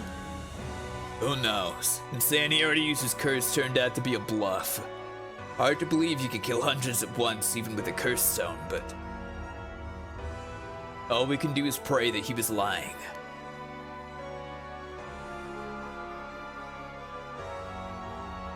The condition for Nejima's curse stone, the one-sided reed, was only later discovered.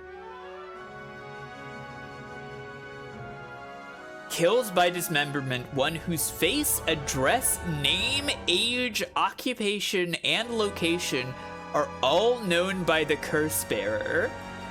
That's a lot of information you have to have. And so at sunset that day, out of 632 students enrolled at Komagata High School, the 373 who were at home, fuck, yeah, okay, since he worked at the school, each had one arm and one leg severed, one by one in the order they appeared in the school registered. They bled to death while screaming in agony. He's the phone book killer. Having no known cause, this atrocity terrified the public, resulting in widespread panic. Before long, fear and speculation plunged society into total chaos, and misinformation about the curses began to spread. A series of unrelated incidents broke out, unleashing pandemonium beyond all control. While it is uncertain whether Fumichika Nejima intended things to go this far, Tetsuya Tsutsumi's daughter Ayame Tono was also killed by Nejima's curse shortly after. Interesting. And Tetsuya Tsutsumi, unable to bear the heavy responsibility or the people's blame, quit the police force and fled from the public eye. At the very least, Nejima's goal of driving Tetsuya Tsutsumi to ruin could not have been more thoroughly achieved. Thus, with his rapturous satisfaction, the curtains close on Nejima's reminiscence. Alright, okay.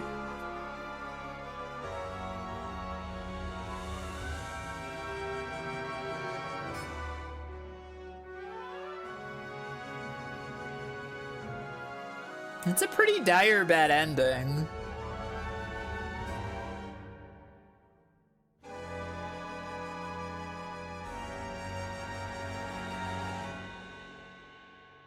I'm letting it go. It's fine. It's fast.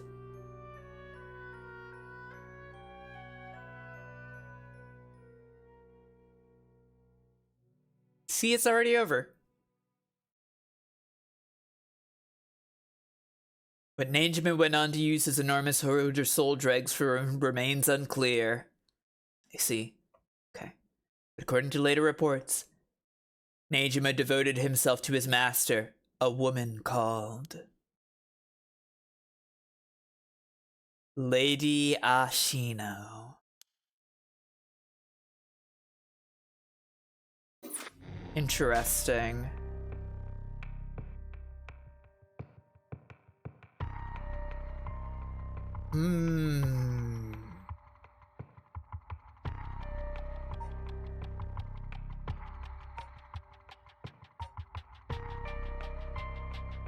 Seems pretty alright.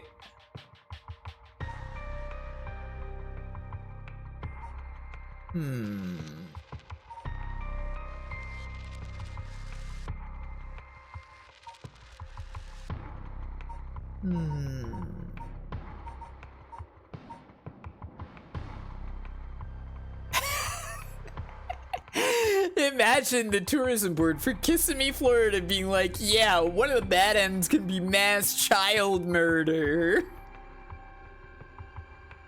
Yeah, no, it's awesome, right?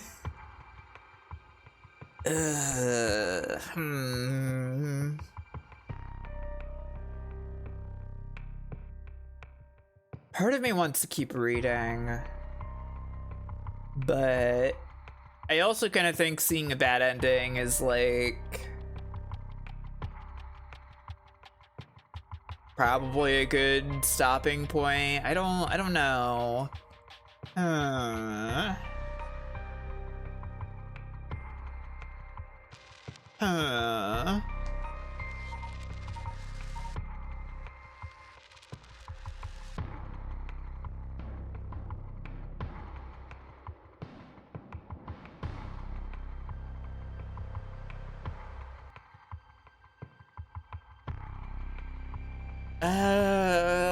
I can't decide. I really want to read more. I'm clicking on this. Together with Yoshimi's fiancée Mayo, Yako and Mio report all they've learned so far to Satsumi and the others. Putting all their stories together, they can see their final objective at long last. How about we do this?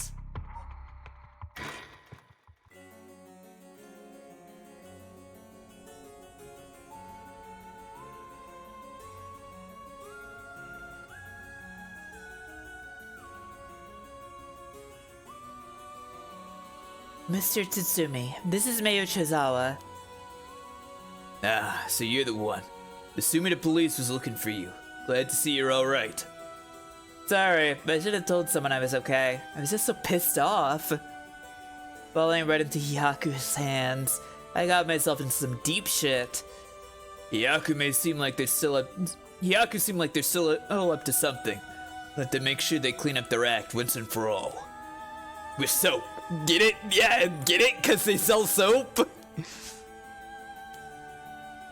Nice one, boss! You're really on top of your game today!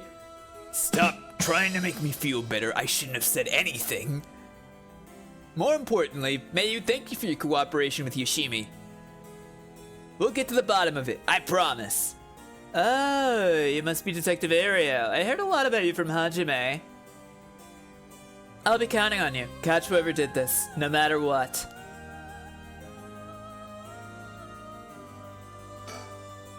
Maybe you rush to Hitomi's place and back for us.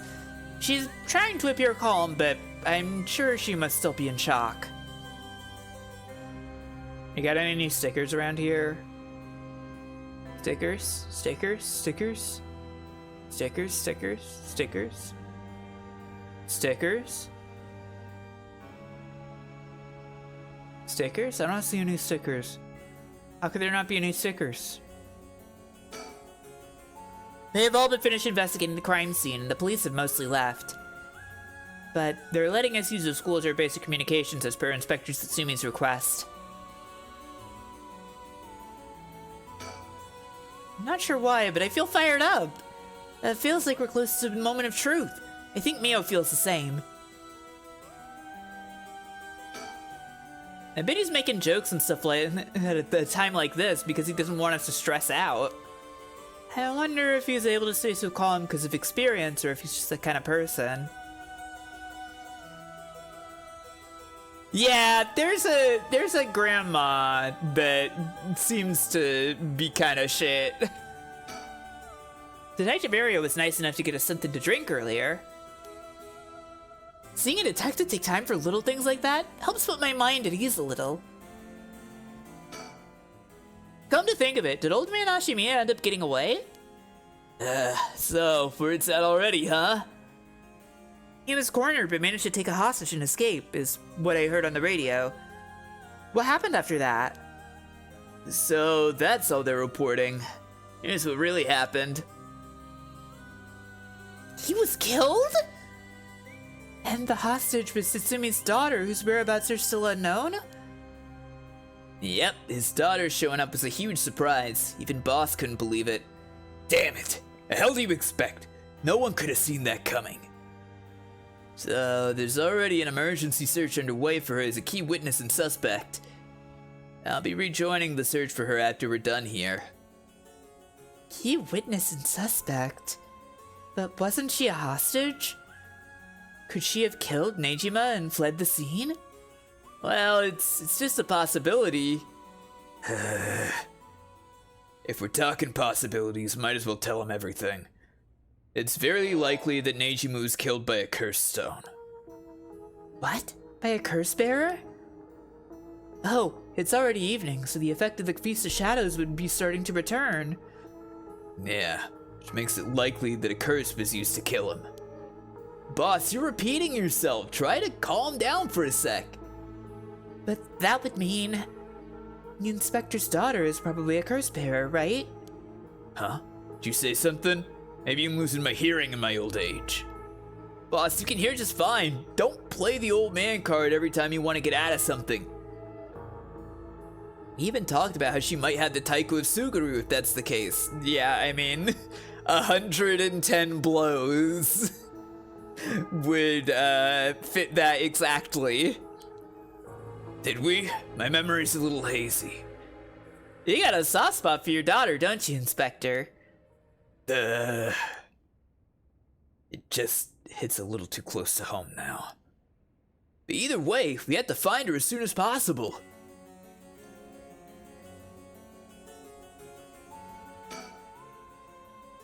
Oh, Mayu, did you meet with Hitomi? Yeah, I met her at the spot I was told. She was acting tough, but I think the incident with Hajime has her really shaken up. I briefly explained her situation and had her give Hajime's talisman to me. Here, this is what you're looking for, right? Hooray!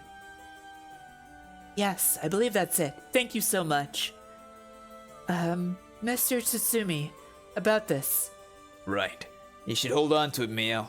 Not like we could use it as it is. Try to figure out what we'll need to do once we get both halves together. Understood. I'll see what I can do. Do you know where the other talisman is? Yes, probably. This is Hajime's last job. Finish it for him, okay? We will. I guess it's the end of his family line too, huh? All the people who inherited that talisman before him are already all gone. I guess that's true. And, Michio would have also been the end of that other family line. Oh, Mr. Susumi. I received a message from Paranormal Affairs earlier. It wasn't from Nakagoshi, but I had someone look into something for me. So even the desk jockeys are lending a hand. Brings a tear to your eye. So, what'd they say? Right, about the Onmyoji woman who was in Edo at the time of the Honjo incident. She was a person of great beauty and discerning taste, but also shamelessly did whatever she wanted. It seemed to match the person seen in the resentful memory for the foot-washing mansion. Huh. So she must be the one who fought with Seimon over the right. And they found that her name was Ashino. Ah, I see. Ashino, huh? What else? That's all. That's not much help. Oh, but... Apparently, she was quite the powerful onmyoji, and she died bearing a similarly powerful resentment. It's possible that she became a vengeful spirit with a connection to the Seven Mysteries. A vengeful spirit. If any descendants of Ashino or people otherwise closely aligned with her live today, there's a possibility that spirit awakened and possessed them. Yeah, you mentioned before that spirits can possess people who are closely in sync with them. Though this, of course, doesn't mean that the spirit houses her complete personality, her resentment, and her spirit power. Those are the parts of her that would have the strongest influence. Then Seimon's descendants are still around in the present. It wouldn't be surprising if Ashino's were too. They might just be desk jockeys, but they wouldn't give us this info if it was only speculation. They must have found some amount of evidence, looking into abnormal phenomena or things like that. Oh, the Feast of Shadows. There it is, our abnormal phenomenon. Mio, what do you mean? The person who initiated the curse this time, we've been calling the Mastermind. They might be possessed by the vengeful spirit of the onmyoji named Ashino, the enemy of Seimon. Do you have any idea who they could be or where to find them? Like, if you looked at them, Mio, would you be able to tell right away? It's like how I didn't recognize that Michio had fused with your consciousness, Yako.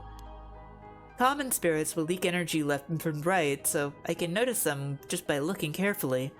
But when spirits of a higher caliber fuse with someone's consciousness, detecting them isn't so simple. Oh.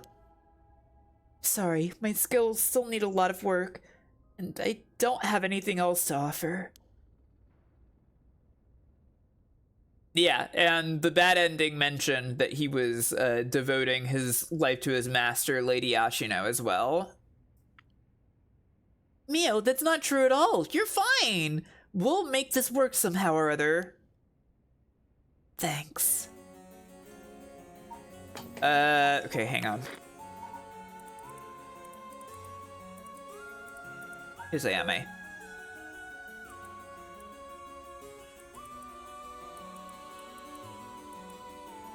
It doesn't mention anything. Doesn't mention anything about. Hang on.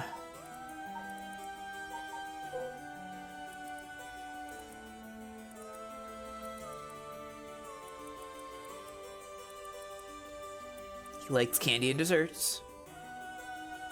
Where do they mention his daughter here?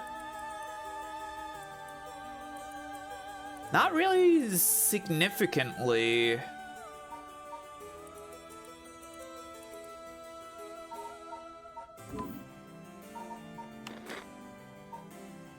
Sorry, just, they have, where do they have the murders? Is that gameplay guide? Yeah, it is, okay. The baby, where do they mention the baby? Where do they mention the baby? Where do they mention the baby?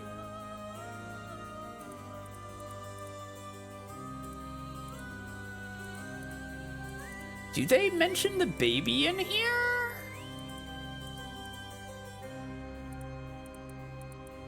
The thing I'm thinking now is we don't know where the baby went. Isn't it possible that Satsumi just adopted the baby? Like...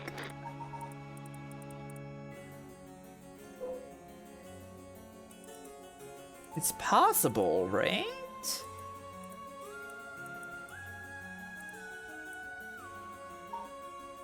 I don't know. We'll see. Basically, I believe the mastermind behind everything is a woman possessed by the vengeful spirit of the onmyoji Ashino. What did I skip? Oh, it was just, I see. Is this mastermind also the one who killed Hajime trying to get the record of Fate Yin Scroll? Yes, I think that's very likely. So that's how it is, huh? Then I want you to catch them no matter what.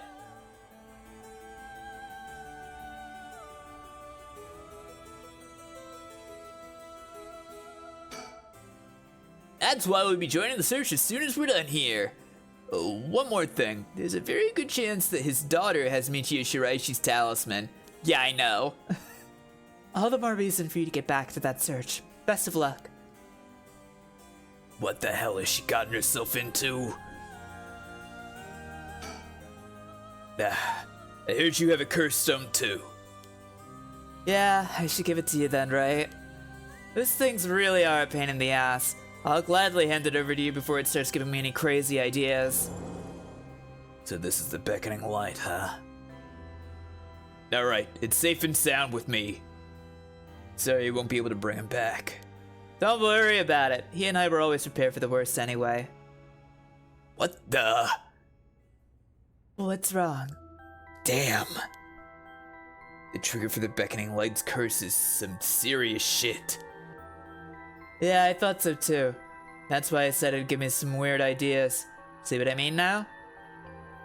How's it work? I'll leave you a note you can read later. We have more important things to worry about now. Right.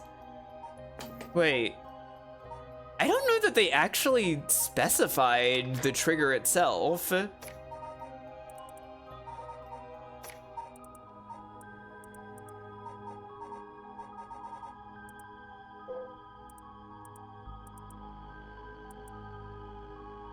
Yeah, it just says how it kills them. It doesn't say what, like, allows you to do it.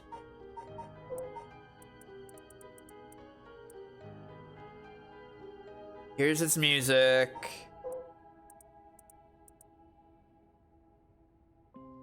Is it just if they fulfill the condition of that curse? Or something? Is that all it is?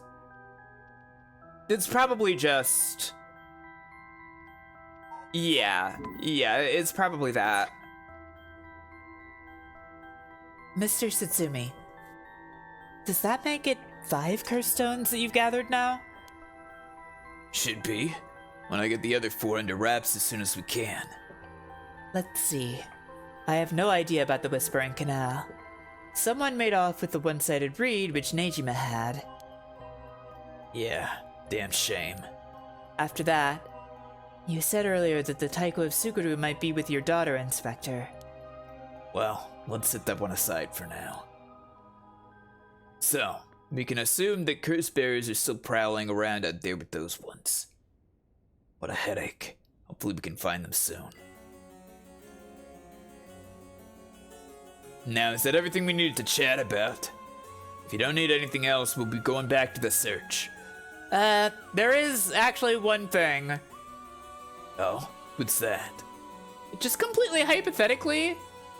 Hypothetically, what if the inspector's daughter was the mastermind? I mean, she's a woman. Seems like she was after the talismans. Sorry, don't really understand what you mean. Boss, come on, we've gotta look at the facts. But that would mean Inspector Tsutsumi would also have to be one of Ashina's descendants. Oh, right. And you're just a normal person, right, Inspector? Unless it's why you're so resistant to the paranormal.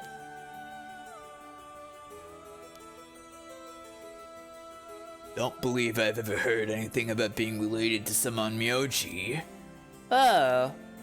But, well, if you put it like that, her being the mastermind, it's possible. Really? I say possible, but I mean unlikely is what I want to think. Damn it, I don't even want to imagine it. Boss, if we're gonna consider it, we have to do it properly. No dragging your heels about it. No, it's not that. There's something I never told her. Never wanted to tell her. That's what I fucking thought. The truth is, she's not my real daughter. What? 20 years ago, well, it's a long story, but we took her in when she was just a baby. No shit. Do you know anything about her birth parents? You could say I do, I guess, but really I don't know anything. What's that supposed to mean? I don't get it. Yeah, well, I get it, Ario, and that's what matters. Ariel, you heard what I said, didn't you? Just now? About 20 years ago? No, boss, that can't be! Nejima's... That's right. When we arrested Fumichika Nejima, there was a baby at his house on the brink of death. That was my daughter, Ayame Tsutsumi. She goes by Ayame Tono now. What? Someone had to take care of her. A baby holds no blame for the circumstances she came from. But boss, according to Nejima, that baby is his former lover reincarnated using black magic. What? Personally, I think that story is bullshit. According to Nejima... My goodness. It's hard to believe from Nejima's behavior, but could it really be true? I got a few doubts. We have to question whether the Shino woman ever really existed in the first place. There are no records of her. No body was found. Her name never came up once during the investigation. Even if this woman really existed, I'm skeptical that someone could be reincarnated as a baby through black magic. I agree. No matter how you look at it, a spell with that effect is hard to believe. Even the supernatural has rules that must be followed. It seems more likely he's deluded himself, not wanting to recognize that the spell he risked his life on failed to work. That's my thinking too. The more natural conclusion is that the baby is his and Shino's, that she died in childbirth. As long as we don't know Shino's origins, we have to consider the possibility that she could be a descendant of Ashino. Nothing else, their names are pretty similar. Okay, assuming all of that is true for a moment, Ayame getting taken away by Nejima and then killing him, that would mean that she killed her own father! Calm down. This is all still conjecture. But now that Nejima is dead, we have no means to investigate. So regardless of everything, there's only one thing that matters. She's my daughter. As her parent, I'm responsible for her. Nothing can change that. I understand. Alright, we should get back to the search. We'll find her and clear up all of this. Yes, sir! The talisman you young ladies are looking for has something to do with this as well. I'd appreciate it if you could help us find it. So if anything happens, please call the police. We will. I'm worried about Hitomi, so I'm gonna head to where she is. I'll be waiting to hear some good news from you all.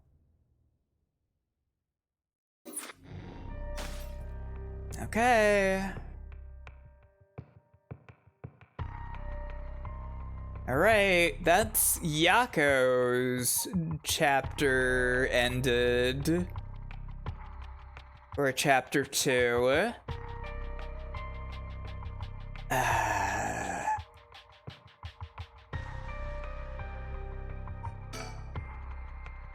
Haruo and Richter rescue Mayu Chizawa and interrogate her along with Takumi Yumioka. Yet, they failed to gain any particularly useful information about the curse bearers. They decide to return. I just got an achievement for playing the game at midnight.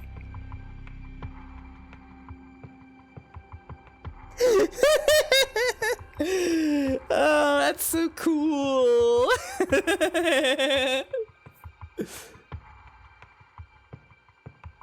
They decide to return to Harue's home when...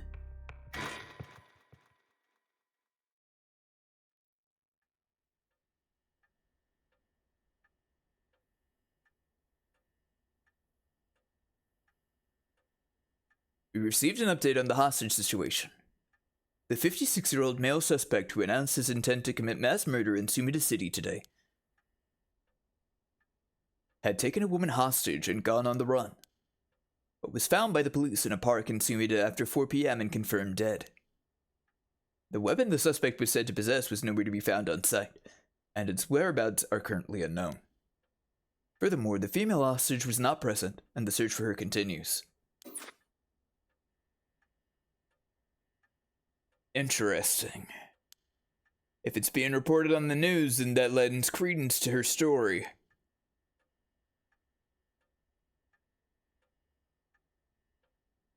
Oh, we can't even inspect anything in here anymore. Ah! Okay, I got jump scared by Ayame being here.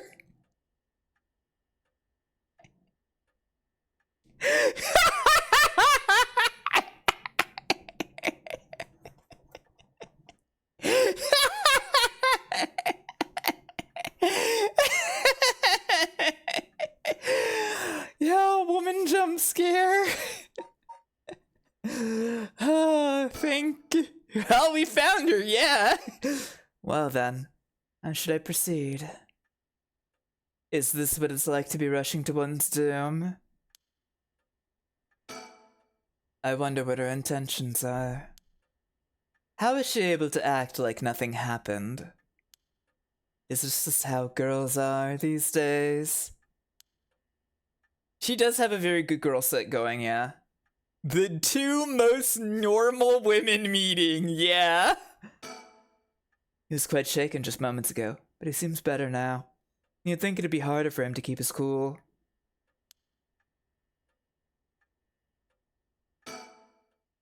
Well, it's just like I said, right? The female hostage mentioned on the news just now. That must have been you. Which means you killed Nejima with your own curse stone? Well, you'd said you'd give me refuge, so I came to take you up on that offer. What are you planning? Me? Well, obviously. I'm on to my last resort.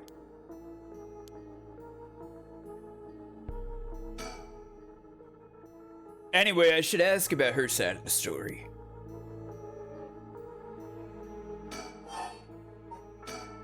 So, you're a curse bearer with the curse stone too, right? Are you surprised? Yeah, I have a curse stone of my own. It's the Taiko Sugaru. Then why go after other people's curse stones? 'Cause killing people is bad, you know? Don't you think so too? Oh boy.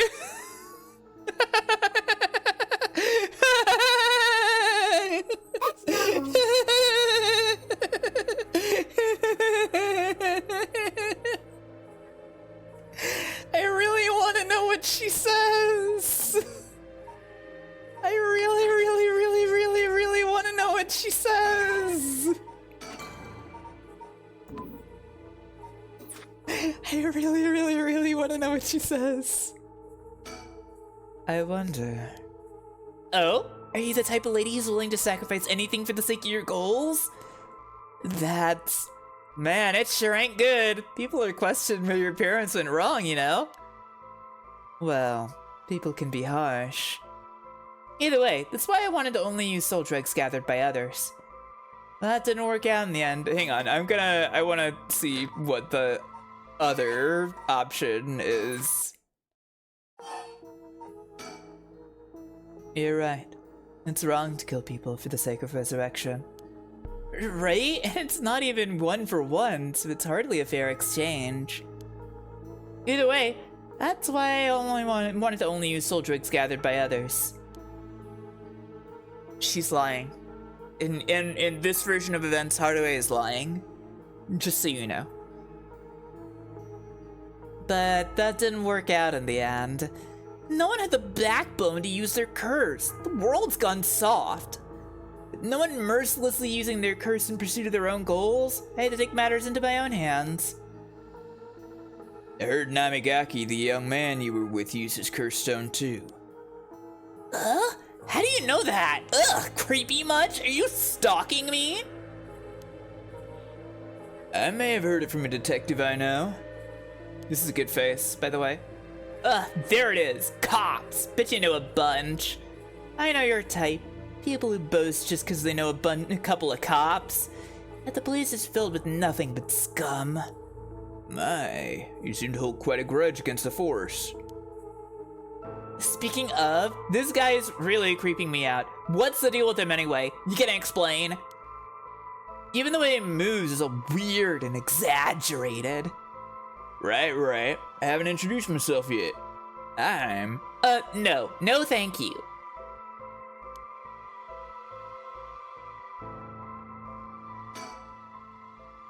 Oh, okay. Still the same right now.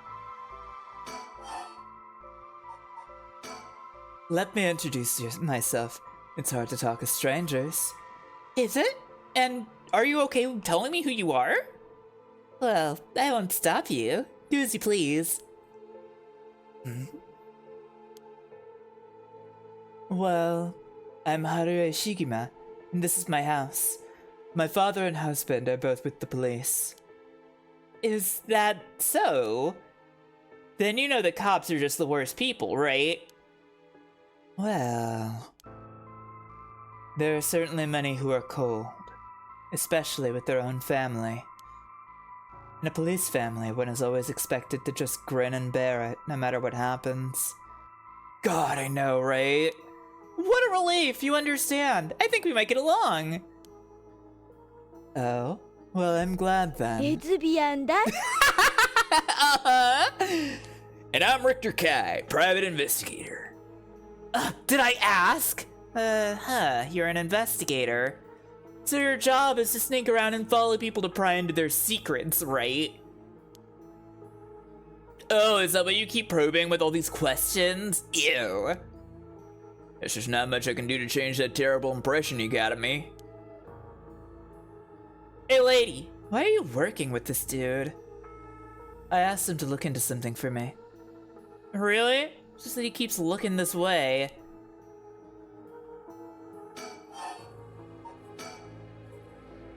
Isn't your father a police officer as well? That man is not my father. Not in name or deed. Sounds like there's some bad blood there. I've already legally cut all ties. He even had the nerve to act all high and mighty today and still refused to help me. You met him today? Yes, today. I remember what Chief Tsutsumi, who's chasing Najima, well, that's him, my quote-unquote dad. What? You're his daughter? Former daughter, I've cut ties. He's never acted like a father, so he doesn't deserve the title. You know, I heard something about that Nejima guy. Apparently he wanted to get revenge on Chief Inspector Tsutsumi for his arrest by going after his daughter. Wait, really? And I heard the police had been searching non-stop to take you into protective custody. That explains why the police were stalking out your place, too. Man, how could I have known that? They came in such intimidating numbers. Wait, huh? Hold on a minute. Does that mean that Nejima was specifically after my life today? That sounds about right. It's a good thing you got out unscathed, or rather, managed to turn the tables on him. Oh, that means legally speaking it was self-defense. But that truly was quite frightening.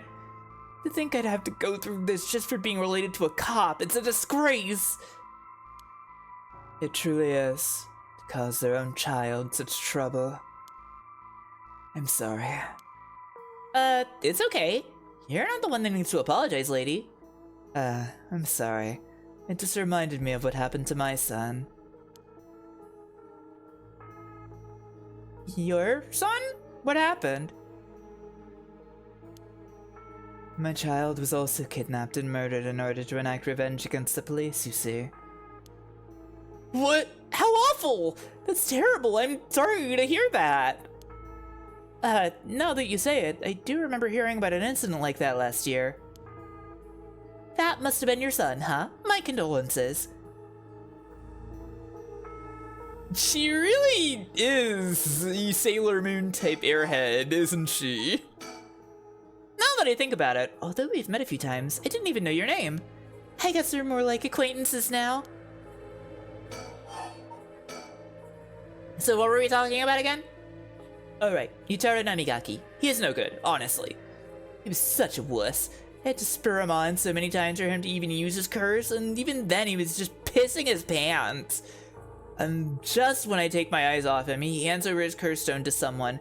Honestly, he's a disappointment. So that's what happened. Which is why I figured I had to do it myself if I wanted it done right, you know? That's what my last resort is. Collecting soul dregs on my own. So she's like, oh, it's bad to kill people, but if I egg on this other guy to kill people over and over and over, that's fine. I'm in the right.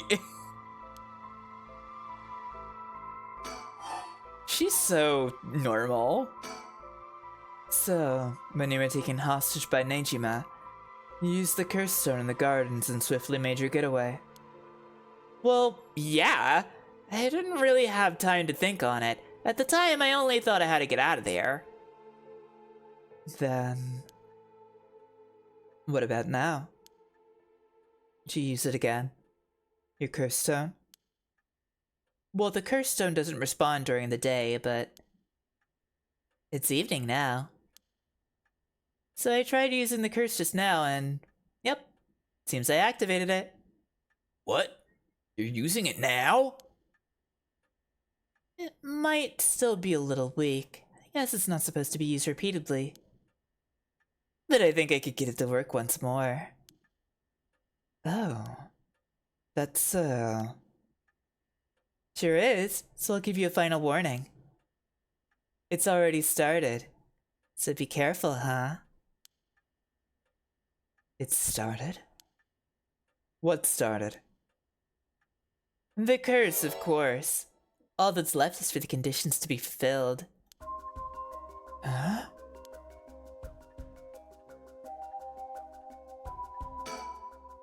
Calm down, ma'am. Using a curse, one would target a curse bear. Okay. She activated her curse. The curse stones can be used already. I let my guard down. I didn't think it could be used this early in the evening. Ma'am, please calm down. What should I do? Should I keep her talking?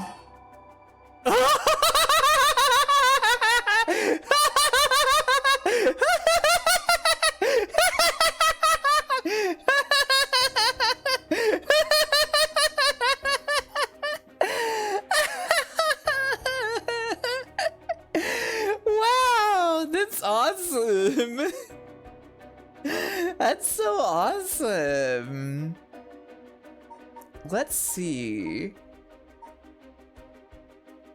This is a very fun one. This is a very, very, very fun one. I'm going to save just a moment.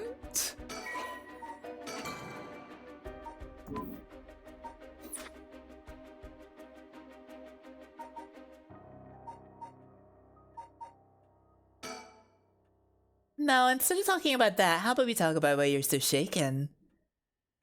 Oh, okay. It was fake. As I thought, you have a curse stone too. You're a curse bearer, aren't you, lady? I will let Richter answer that. Ah, there we go. Huh? Ma'am? Ma'am! Damn, did she fulfill the conditions? She sure did. Okay, it's time for a beatdown. Jeez, why did you try to hide it now of all times? I wouldn't have come if you weren't a curse bearer. Damn.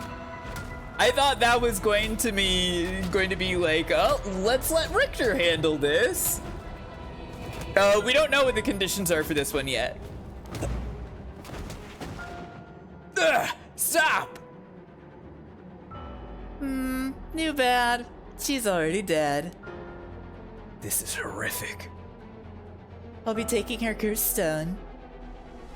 Whoa, huh? All the haunting clappers needed was a source of fire? That was a close one. Now then, what will you do, Mr. Investigator? You're not a curse bearer, so I don't have any reason to kill you. But I won't show you mercy if you're going to try and capture me. So what'll it be? I still don't know how her curse works. It's too risky to make a move. Your employer's already dead anyway, so there's no reason for you to go out of your way to arrest me, right? I could still do my duty as a citizen and report you, you know. Oh, what a surprise! This is when you decide to suddenly choose the side of righteousness. It could be, yeah. It could have been, I don't know. She cut us off though. I have a feeling that all of them wouldn't have been an option.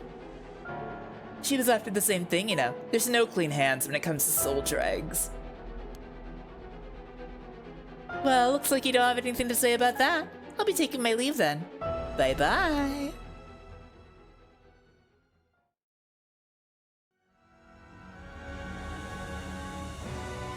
Upon killing Haruishima, fellow curse bearer, Ayame Tono obtained more than enough soul dregs for the rite of resurrection. However, it turned out that resurrecting someone who died a long time ago required an even larger amount. To fulfill her heart's deepest desires, she'd need to harvest more. So, she waited for the sun to set, for when the Feast of Shadows effects were at its peak. And she used the one-sided reed curse stone she had stolen from Fumichika Nejima. With it, she proceeded to kill all those whose personal information she knew, starting with those who mattered least to her. About the one-sided reed, kills by dismemberment one whose face, address, name, occupation, and location are all known by the curse bearer. Many of them were random men, gullible and disposable, drawn in by the allure of a female university student. One noteworthy victim among them was Tetsuo Tsutsumi, who, being a curse bearer himself, was promptly targeted for his soul dregs. Tsutsumi death threw the investigation efforts into disarray, allowing Ayame to evade capture.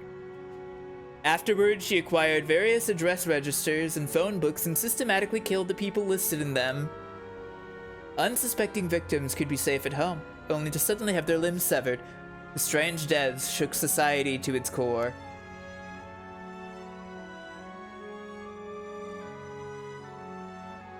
Oh. Ending on her rather than black screen. What a gay girl. We don't... Oh. Wow. We don't know for sure that she's trying to resurrect Hokusai. That's just what she said.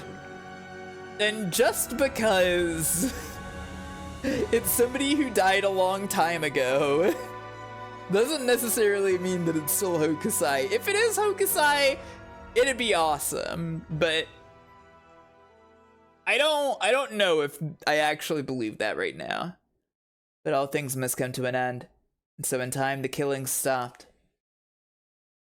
Sometime after the killings, a modern-day genius female ukiyo-e artist person... Oh my god, it was! It was Hokusai! She introduced herself as the mysterious Mad Paintress, and her fame grew quickly as she presented one incredible work after another. Praised as the modern reincarnation of Katsushika Hokusai, she quickly made her own mark on history. She literally just wants to resurrect Hokusai? It wasn't a ruse? What?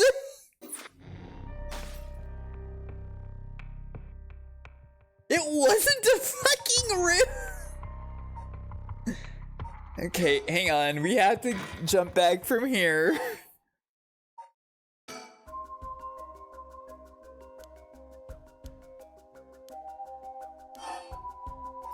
I'm gonna click on this. Nah, okay. It's not a valid dialogue path. It's too bad. Wait, I said, fuck! I didn't mean to click that! God damn it!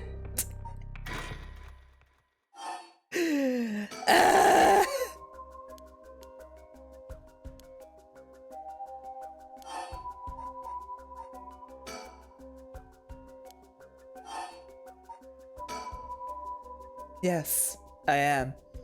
I'm sure you've already noticed. Well, yeah, around last night. It was a little too obvious. Judging by your address, I'm guessing you got the haunting clappers? Yes, that's right.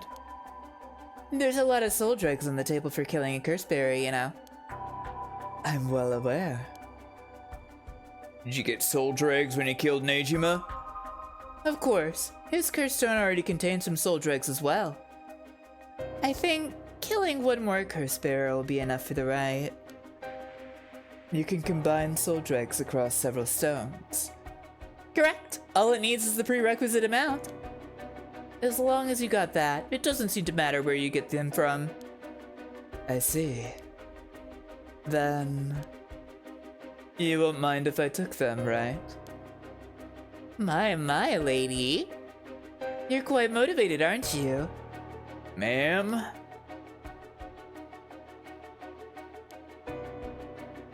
Normal woman. Oh boy. That's normal. Do you smoke? Huh? Well, a little.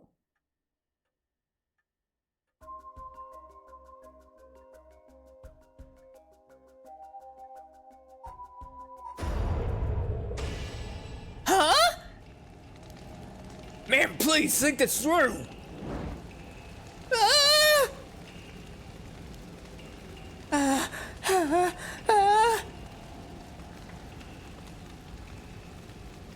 Ma'am, why? It was the only way. Richter. Could we settle any outstanding tabs now?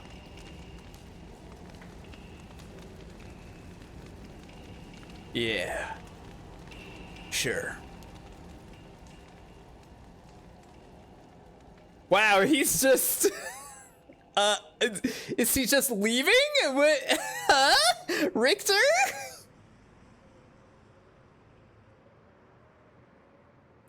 Amamori. You got a moment? Of course. What is it, Mr. Richter? I was just curious. Have you heard of the legend of the mother who prayed to the Sumida River and resurrected her dead child? What are you on about? The mother searched so desperately for her abducted child that she lost her mind. Her son was found dead in Sumida River, so she then built a mound and continued to pray there until... her son somehow emerged from the mound back from the dead, or so the legend goes. I heard it's being adapted into a no-play too. Interesting. And? Well, it just had me thinking that legends really do exist. Sorry to ask again, but... what are you on about?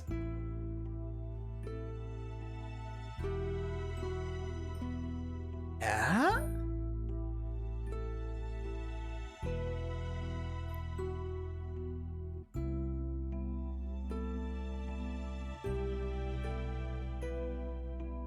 Amamori is the kid that works for Richter. That's right. I thought that the name Amamori had come up before.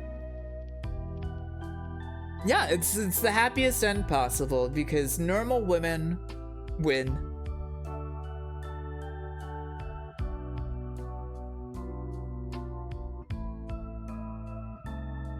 Good game.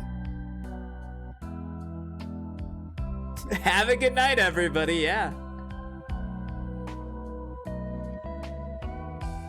In a battle between normal women, only one will prevail.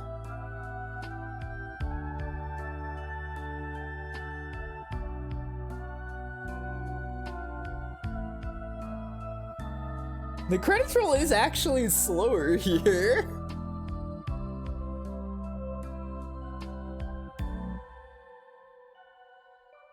It's so normal. I am normal. We're all normal.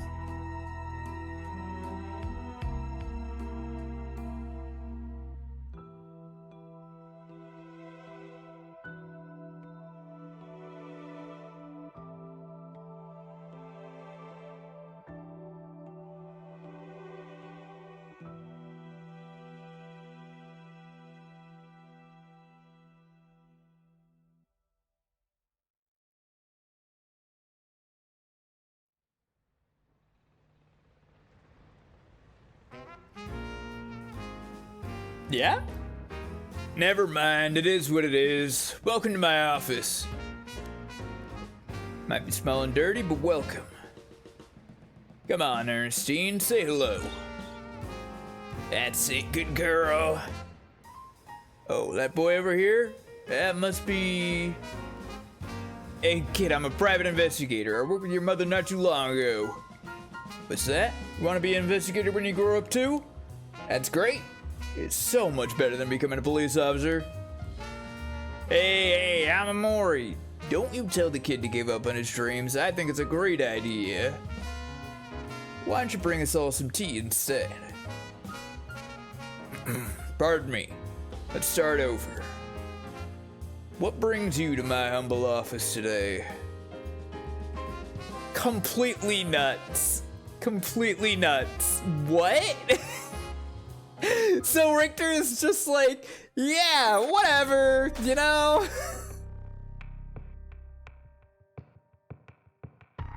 Sure, why not?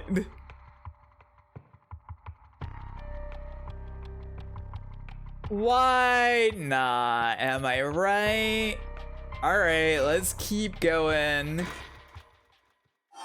Why not? Why not just take the apprenticeship of the kid that was resurrected by the extremely normal woman that I had a case for at one point, and she just killed this lady right in front of my eyes, and I didn't do anything about it. Yeah, I am curious about that. I'm very curious about that. In self-defense, I guess. All right. What is your wish, Ayame? Is it really to resurrect Katsushika Hokusai? Yes, there's no life that holds more value than his. Including my own. You're saying you'd be willing to die if it meant bringing Hokusai back to life. Not all life is equal. At least, not to me. A life that can birth art with the power to move hearts is infinitely more worthy. Compared to that, the life of someone like me, someone that can't produce a thing, has no value. That's unhinged. I'm still young. It's the age for wild thoughts. But aren't you the same as me? What? You've got a life more important than your own. A life you consider more important than the lives of many others. That's what you're doing it all for, isn't it? You're right. If I can save my son, I couldn't care less about my life or the lives of others. Who's unhinged now? I'm a mother. It is what it is. Dang, the feelings of a proper parent or something else.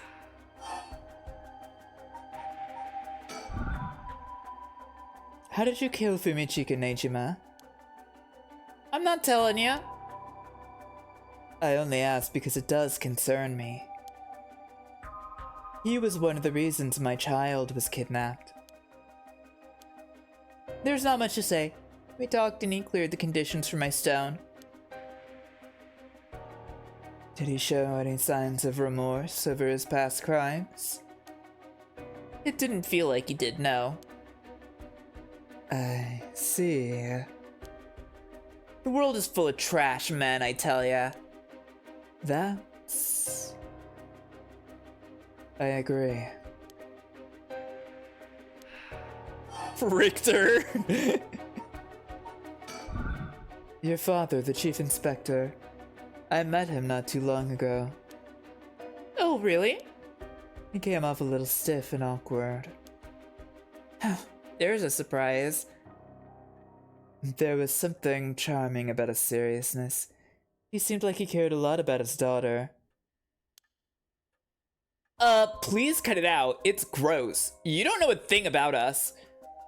Outsiders shouldn't butt into another family's affairs. Although he may as well be a stranger to me now. Even if you've cut legal ties, you're still related by blood. Huh? We're not related at all. Huh? You probably thought. That I never noticed it, but... It wasn't hard for me to figure out that I wasn't related to them by blood. So you were adopted? Well, I got curious, so I looked into it. It was all pretty straightforward. I was a baby when they took me in. All they did was raise me. Okay. that means a lot. My mother first got pregnant shortly after she married. But it was a stillbirth. The whole affair left a deep wound on her heart. My father couldn't bear to see it. So it was for her sake that he did it. I was a substitute, a replacement for the child she lost. He decided that all by himself. He didn't discuss it. Maybe he was trying to be thoughtful. So any baby would have been fine, as long as it would have comforted the woman who hoped to become a mother. Putting it in such a way... It's not easy to raise a child. My mother was bewildered. Wouldn't you be? After being told to raise a baby that wasn't your own? But she couldn't just abandon the baby either. My father just left everything to my mother and never lent a hand. He's so damn selfish. The two of them grew apart. I watched them try and figure out how to understand each other. The sight of it disgusted me. It was a messed up family, I tell ya. Well, I guess my presence was to blame for that rift to begin with. You shouldn't say that. I know he's bad at expressing himself and he has his work, but still, that shouldn't be an excuse. But knowing all that, I couldn't take it anymore. Just made me want to hurry up and leave home and live on my own. I still rely on for tuition and allowance, but not much is normal for most kids, right? I don't want him to start acting like he's my father now just because he's doing the minimum. I'm sorry to hear that. It sounds like it was tough for all of you. Yeah, it's really funny. I'm sorry. You're right. It's not my place to talk about your family. Well, I may have said too much. To think I spilled all that when I don't even know what the conditions are. Could be that what we were talking about had something to do with the activation conditions for the haunting clappers. Who knows?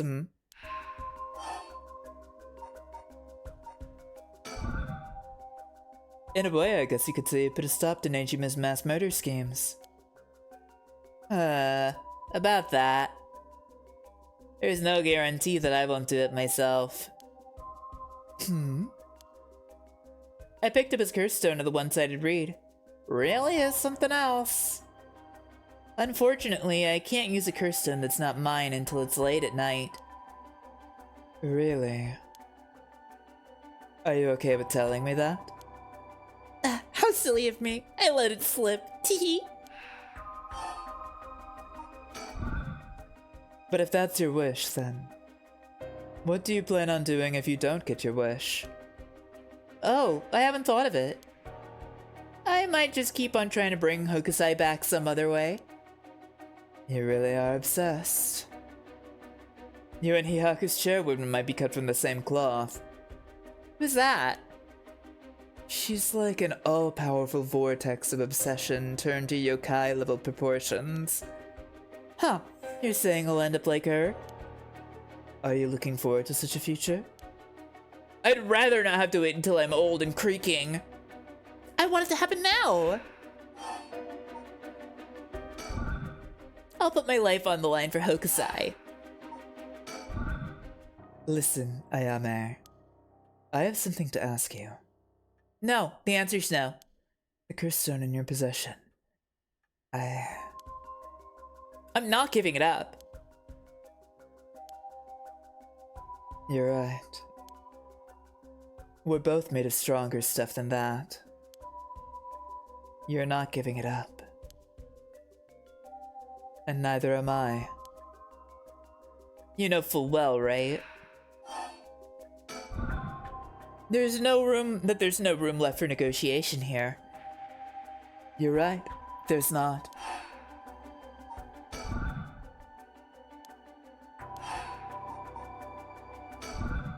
Do you smoke? Feel free to smoke if you want to, please. I'm okay. I don't see any ashtrays out on display either. Does no one smoke in this family? A little rare, isn't it? Nobody in the family does. Then why did you ask me if I did all of a sudden? Well...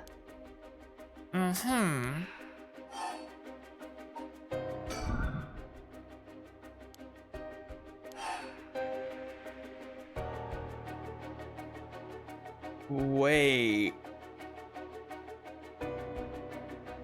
What?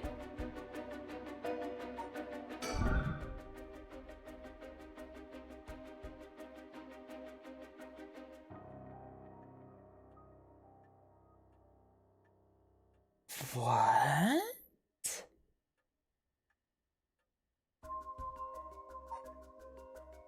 But...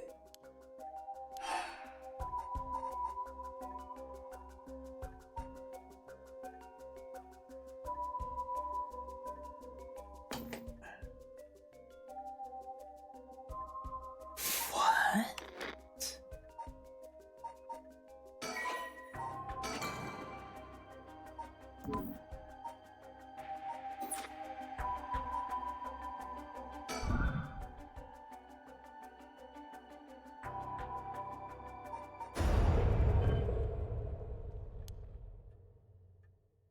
Did you try to use your curse just now? Seems I didn't meet your curse's conditions. I wonder if it was smart to secretly tell us the lighter I was carrying earlier. When did... You made a mistake when you decided to ask me about smoking. If a source of fire is the condition for your stone, then you won't see me falling for it now. You wasted your chance with all the chatter. All you needed to do was activate your curse first. I brought everything Nejima had on him, including the lighter he was holding.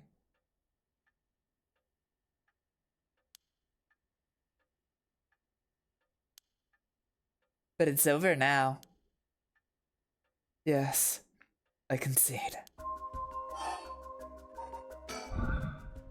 Alrighty. With your cards on the table, You're out of options. it might be possible for Mr. Investigator there to pin me down by force. I'm very curious. 1 second.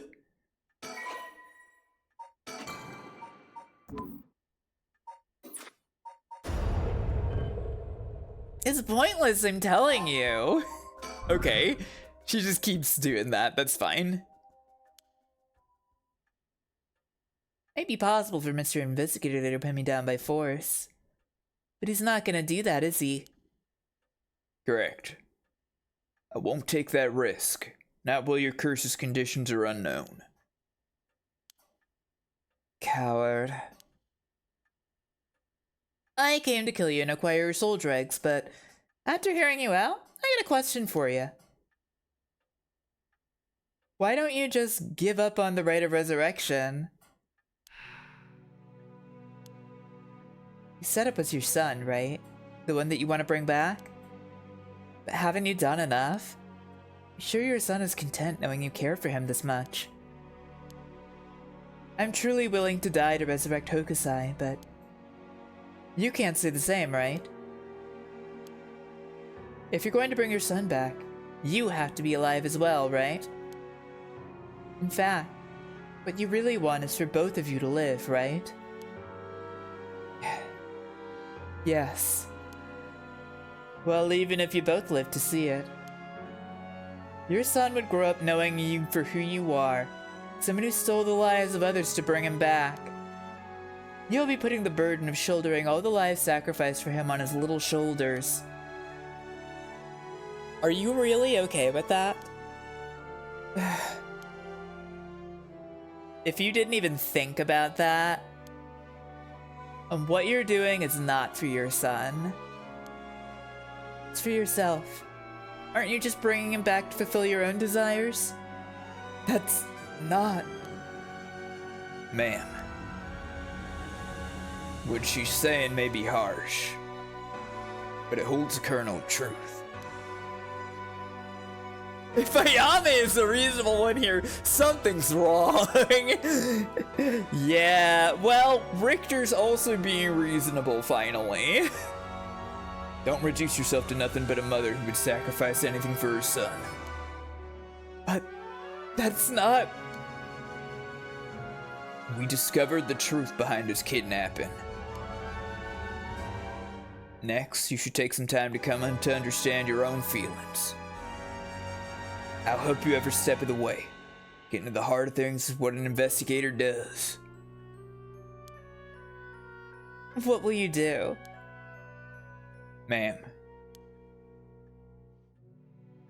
if you relinquish the curse stone to a curse bearer, you will no longer be a curse bearer. You won't be a target anymore. Ayame is giving you a chance. Think hard, and then give your answer. Ooh.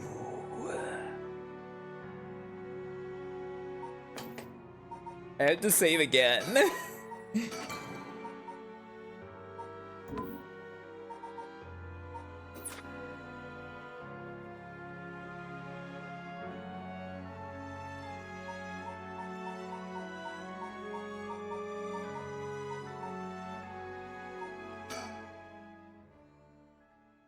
Sorry, but that won't make me back down. Ma'am, that lighter! When did you... My clothes are on fire! Oh my god. There does not need to be an open flame, as long as there's a spark of fire on you. Yeah, and it just happens automatically. Yeah, okay, and then it's just the same. It's fine, that's fine. We did that already, it's fine.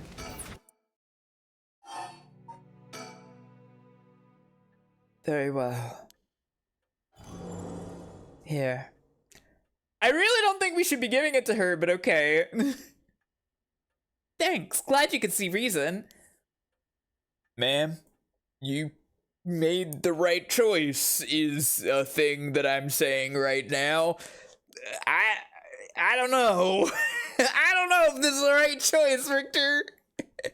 I mean, giving up the curse stone is right, but to her? Dang, you really didn't collect any soul dregs, huh? I promised myself that if I ever used it, it would only be once. But in the end, it didn't come down to the numbers. So they only need to be carrying a flame. This seems pretty practical. Well, I'll be taking my leave then. There's no point in going after you for soul dregs, so I'm off to the next curse bearer. Do you know who remains? You speak as if you already figured it out. Got a pretty good idea for my talk. What will you do? You plan to stop me? It's not my place to intervene. Alright then. Hey lady, Can I borrow your phone? I don't mind. But who are you calling? huh? The cops. I think it'd be faster if I called them directly. Okay.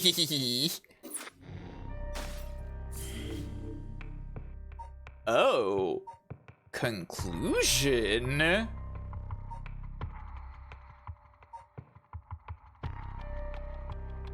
Harui's just ends. Is this the end of the game?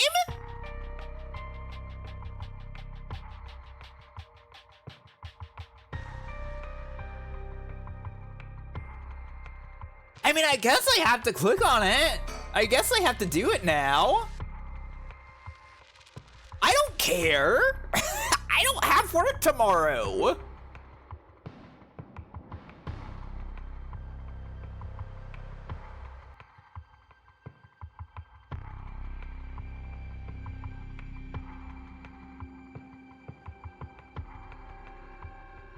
I do have another stream of this game plan, but I could just put something else there.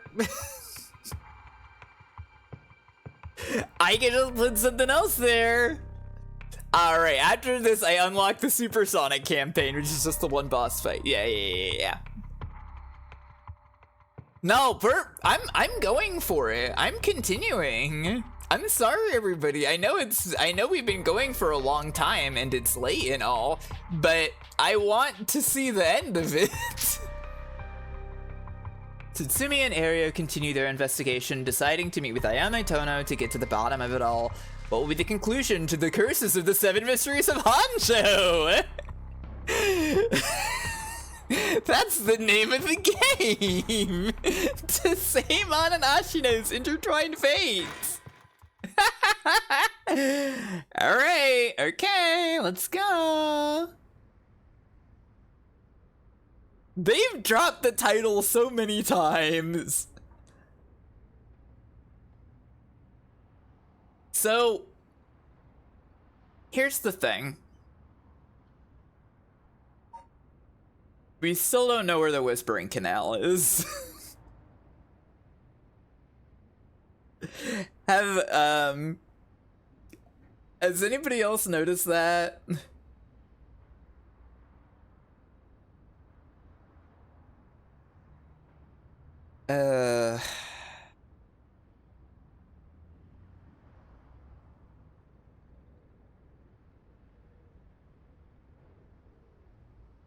I have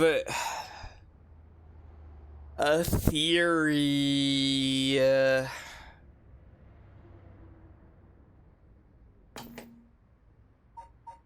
I have a theory. It's Yoko.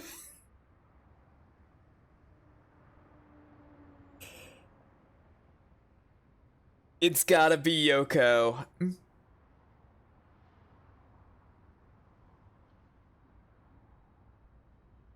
The reason she died is because of the,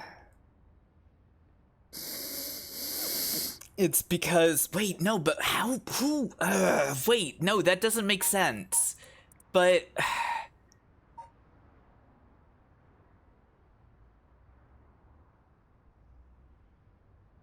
okay, so my thought right now is that Yoko, yeah, Omnicore, you've got what I'm thinking, is that Yoko pointed behind Shogo at the time to be like, whoa, what's that? And she was going to use the curse on him. And then whoever had the beckoning light, because the beckoning light was also there, whoever had the beckoning light used that on Yoko, so it countered and she died instead. And then Shogo picked it up, and I don't know though, because like then the question is like, how the fuck was the beckoning light there? Like who had the beckoning light at that point, right? Because like it's not Mayu. So I don't know. But I'm just saying it's possible.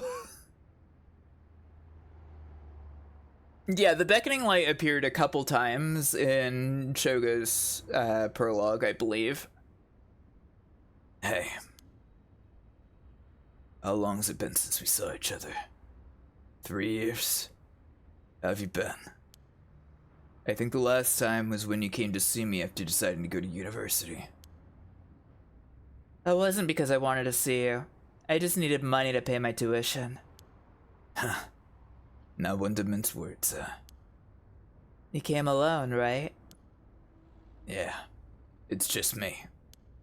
You make it sound like I'm handing over ransom money for hostages.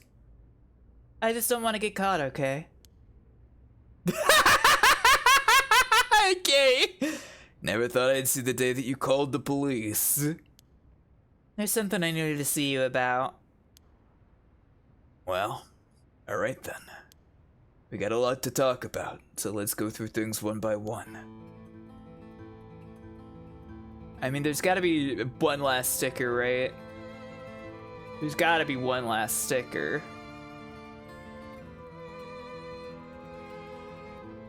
No? Really?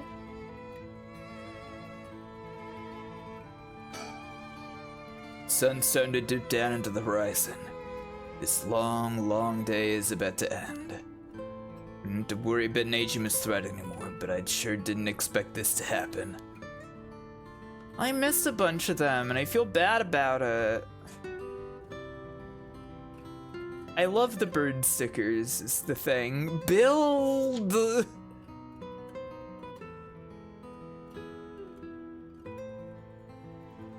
You know, I would think that they would stand out a little more.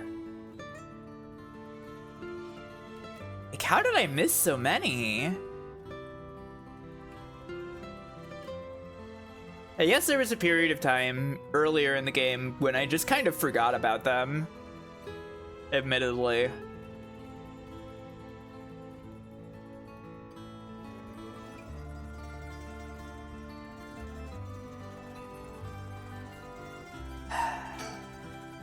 She sure has changed over the past 3 years. Got more of a grown-up air about her. Hard to believe that she's the same little girl who would get omelet all over her face when we took her out to eat. Wait a minute. Is that how far back I have to go for a happy memory together? No wonder she hates me.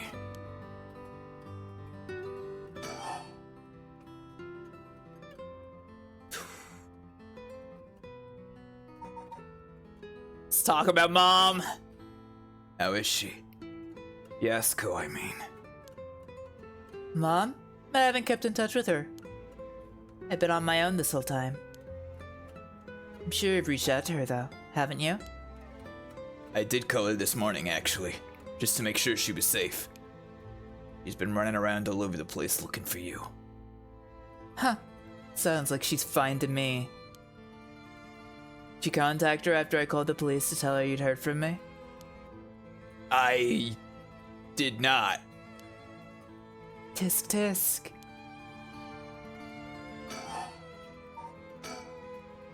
Well, I've heard you're into nightlife and staying out late these days. Didn't want her to worry more than she already was. You're one to talk.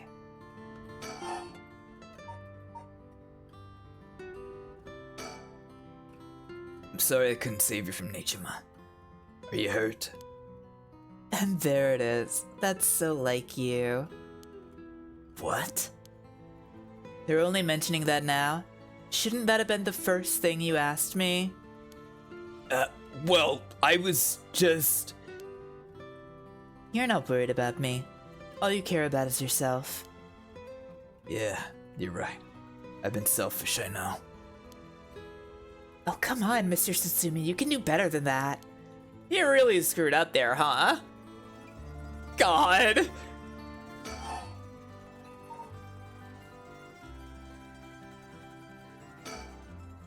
I'm fine. I managed to get away somehow or other. Right. I'm glad.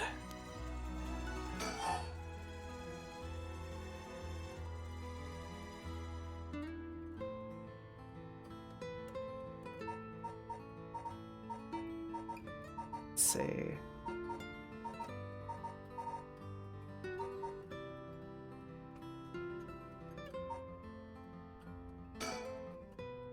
Why are you willing to go so far for the right of resurrection? What do you want with it? There's an order I can ask to get. Okay, would they get spoilers, but also, what the fuck? Even if I told you, you wouldn't understand. You just called stupid and dismissed the idea completely.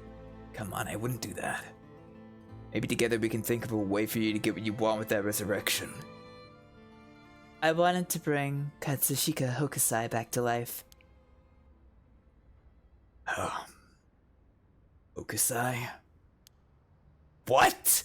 Hokusai the ukiyo-e artist? Yeah, she did tell me what part of the order is. It's true. That Hokusai? You want to bring him back to life? That'd be quite the feat, huh? That's you. I heard you liked his art, but why would you do something so stupid?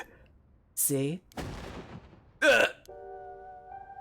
The only time I ever felt there was a place I belonged was when I was immersed in the dreamlike world of ukiyo-e.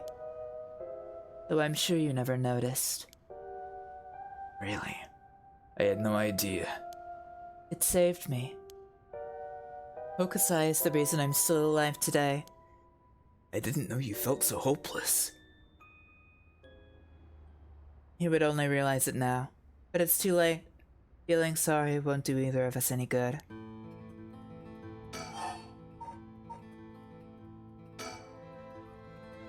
From the moment I heard about the rite of resurrection, I knew that was my destiny. If this is all I ever accomplish, I'll die happy.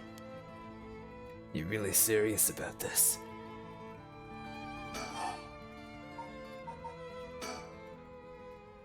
Then I'll put this bluntly. Did you kill Nejima? And if I did, would you hide me from the police? Well, I don't know if I... That's what I thought. Your job is the only thing you really care about. Yes, I did it. You... I don't think he even knew I was a curse bearer. He brought me to those gardens, and I realized while he was talking to me that he fulfilled the condition of my curse. So I just gave it a shot. I didn't think it would actually activate. So, there's no going back now. That's not true. You can still make things right before you make them worse. Then let me say it another way. This is my chance, and I won't throw it away. Your chance?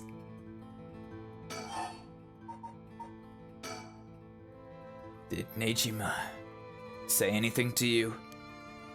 He said a lot of bad things about you, that's for sure. Yeah, I'm not surprised there. So I said a lot of bad things about you back. I didn't want to be outdone. Harsh. In that sense, I felt just a little like he was my kindred spirit. No. Kindred spirit? What are you talking about? He's a dangerous criminal! But I'm a murderer now too, aren't I? Maybe we're not so different. No, you're different. Am I? That's normal. Maybe not that different. Wait, what? How did that happen? Weird. At least you're honest. I know I haven't been the best father, but I wonder, of all the fathers in the world, are there any who wouldn't cover for their child if they committed a crime? How should I know? You're the detective here.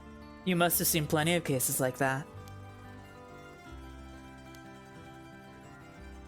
Yeah, plenty of parents take the fall for their children, give them a place to hide. As a person, it's wrong, but maybe, as a parent, it's the right thing to do. I don't know. But I think having a father like that would make it easier for him to go to him for advice if I did do something wrong. Maybe there's a sense of security in knowing that no matter what happened, you'd have at least one person on your side. I see. So that's what it would take. To be on your side. I can't do that. That's okay. I wasn't really expecting you to.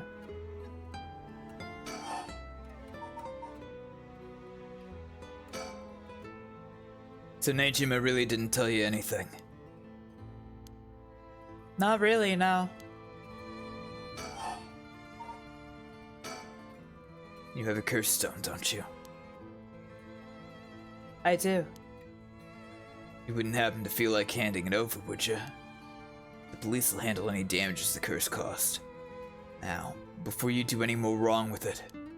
I'm not giving it up. Of course not. Me being a curse bearer. Are you after my life? That's exactly what I'm here for. I didn't come to chat. We can talk all you want, but as soon as the condition for my curse is met, I'll use it. No hesitation.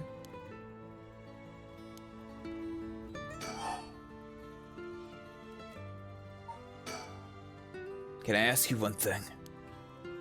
Do you know anything about the talisman Michio Shiraishi had? Michio Shiraishi? In the car crash you were in with that Namigaki guy. Oh, with Yutaro? Yeah, it was there. Utaro? That sounds like... So you and him were... I mean... Not really. He was kind of a boring guy. What, you serious? But he said... You're getting off track, Mr. Satsumi. The talisman. Get back to the talisman. We should never relied on him for this. Well, if you don't plan on seeing him again, it doesn't matter. But the hit and run case on top of everything, you're really in deep. Is that really what you wanted to talk about? Yeah, I mean, no! Tell me about the talisman. Did you take it from the scene? You mean this? That's it? I picked it up at the scene of the crash. I didn't want to leave fingerprints behind. What?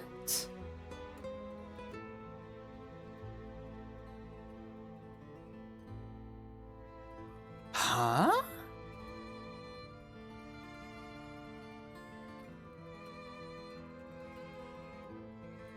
What does she mean by that?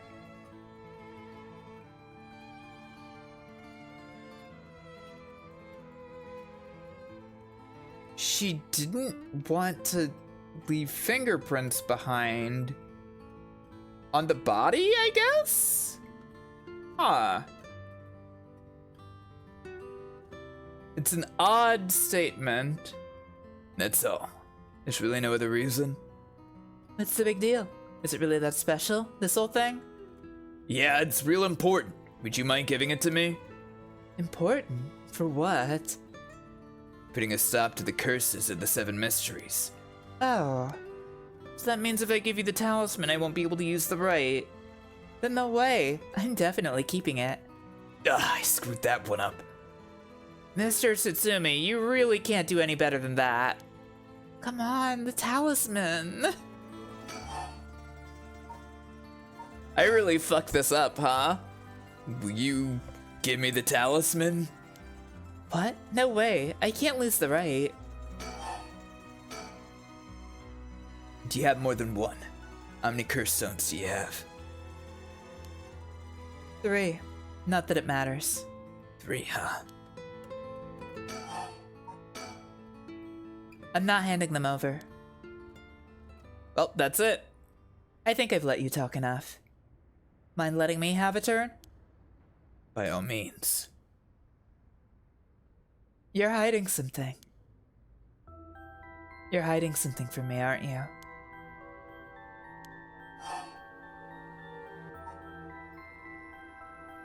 What if I'm honest about it? Well, sure. You can't live as long as I have without having a secret or two. Oh, Tsutsumi, come on. Of course you try to dodge the question. Now then. Let me tell you how my curse stone, the Taiko of Sugaru, works. What? My curse bludgeons to death anyone I find out is hiding something from me. They're really very similar, aren't they? So if you try to cover something up that I know is true, I'll be able to use my curse on you. With that in mind, can I ask you one more thing? I get it. Well, you wanted to see me. And let me tell you one thing first. The Evergreen Beach has a similar condition. I can use my curse on anyone who tells me a lie. What? How is that fair? You'd use that curse on me? As an officer of the law, it's inexcusable. But as a parent with a duty to his child, I have no other choice. Are you threatening me? Do you really think that's enough to convince me to do as you say? I don't want to use it either, but for your sake, I suggest you try not to lie. Go ahead then. If I lie, then so be it. Okay, I'm gonna ask. If you try to hide it now, you really will die. Am I your real daughter? I'm just a baby you picked up to replace your stillborn, aren't I? And you could never bring yourself to tell me who my real parents were, so you just kept hiding it. Still too much of a coward to tell me, huh?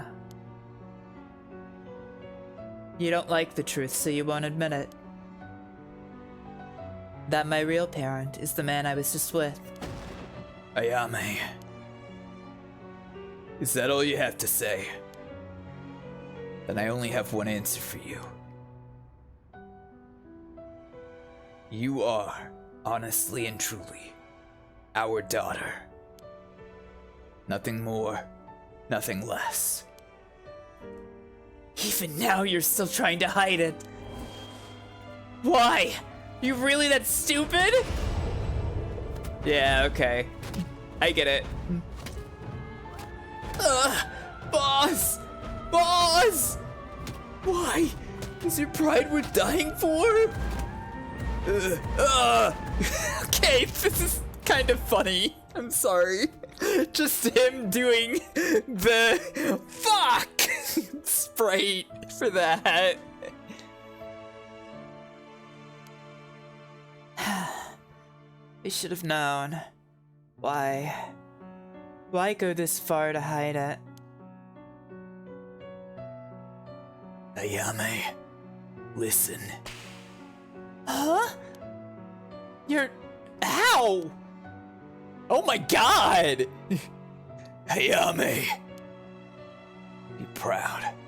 No matter what happens, you are our precious daughter. Okay, so I thought this was the bad end condition because as you mentioned, there was like a correct order to do things in, and that if I did the correct order, then like the curse wouldn't activate because I was a good dad or something?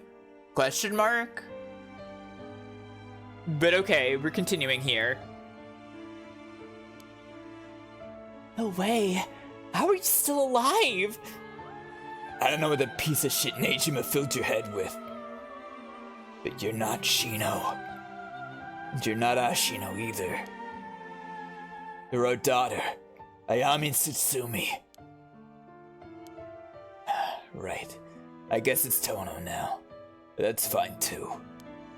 Tsutsumi, Tono, both will always be part of who you are. What? Why are you doing this? It's not true. The curse proves that it's not. Sure. You probably don't have many memories of us playing together. And I did leave everything at home to your mom. And I was barely ever there for you. Even so... Thanks for the sub, Kit. Sorry your internet died. I'm glad you're back. Even so, when I was working, no matter how grisly a crime scene I was at, all I ever wanted was for you to grow up to be happy. That's it. Why say all of this now? So do one last thing for me. I want you to tell me the truth too. And if you lie to me now, I'm taking you with me. Stop, I can't. The mastermind behind all of this, the one who awakened the curses, the Seven Mysteries in order to use the right, wasn't you, was it? No, I wouldn't even know how to do that. That's right. Yeah, It's gotta be Yoko. I believe it with all of my heart right now. And picking up Michio Shiraishi's talisman. That was just coincidence, right? Huh? Yeah, I already told you that. Good. Hearing that, I can rest easy. You're nothing like Nejima. You can stand on your own two legs. You can keep living without escaping into a fantasy. You can hate me. You can dream all the crazy dreams you want. Just don't ever stop trying to do good. You're a victim of your curse too. It's not too late to atone for the hit and run. You're using the curse. Don't run away. You can still make things right. I know you can. Because you're my daughter. And after that, just live the best life that you can. Dad! Boss! Boss!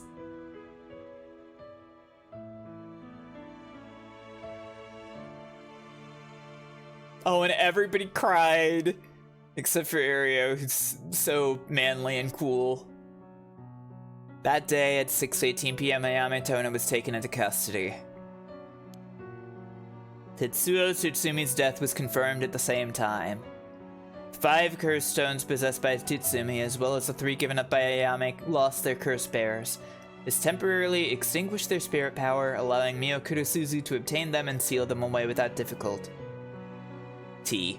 Difficulty. I don't know why I said difficult. I'm sorry, it's late. The Yin talisman possessed by Ayame Tona was recovered and entrusted to Mio Kurosuzu as well. Thus, any massacre that could potentially be caused by this iteration of the curses was prevented before it could ever happen. Or so it seemed.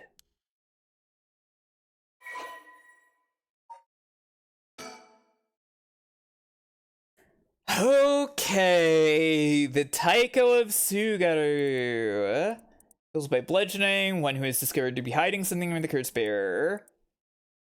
The deep sound of drums once more reverberates through the night air. How long has it been since we started hearing them each day?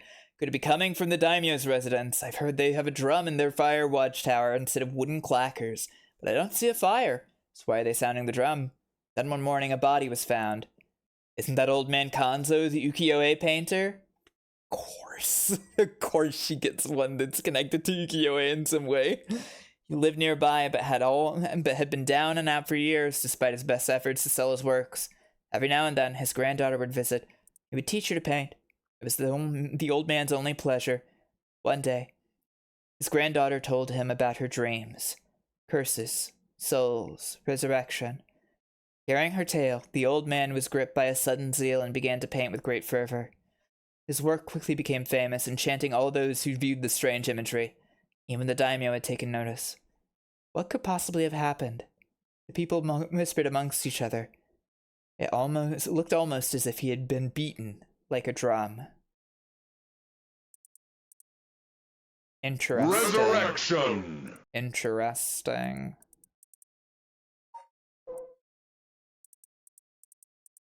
Kills by dismemberment, one whose face, address, name, age, occupation, and location are all known by the curse bearer. Okoma was a lovely woman. Koma! Yep, okay. She was spirited, worked hard, and lived a frugally yet pleasant life until her husband hanged himself. My husband, swindler! Who would believe such a thing? Koma was determined to clear her husband's name. That is when she met Tomezo, a man that was a stranger to these parts. This man must be one of the daimyo's spies. It appears that after my husband I will be next. So be it. But what is he hunting for? Akoma, putting on the airs of a woman mourning her husband, went to the bridge nightly to seek information from Tomezo. She soon discovered that she was right, and that her husband had been deceived. Akoma decided to bring her newfound knowledge to the daimyo, much to Tomezo's alarm. Angered at having been misled, he confronted her on the bridge, but Akoma would not listen. She cursed him, called him vile names, and eventually his patience had worn thin. Blood splattered everywhere, and by the time he returned to his senses, it was already too late. He looked over the bridge into the river of blood below and saw the corpse of a woman missing both an arm and a leg. Okay.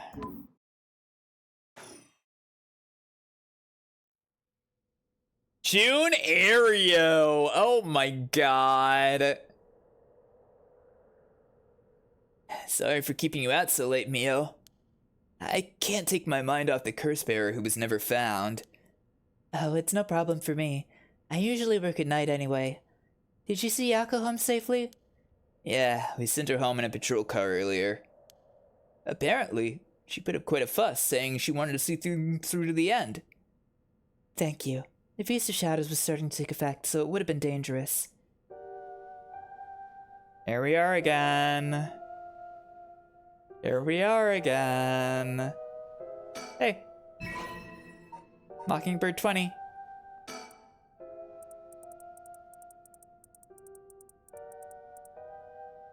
Budgie Mary.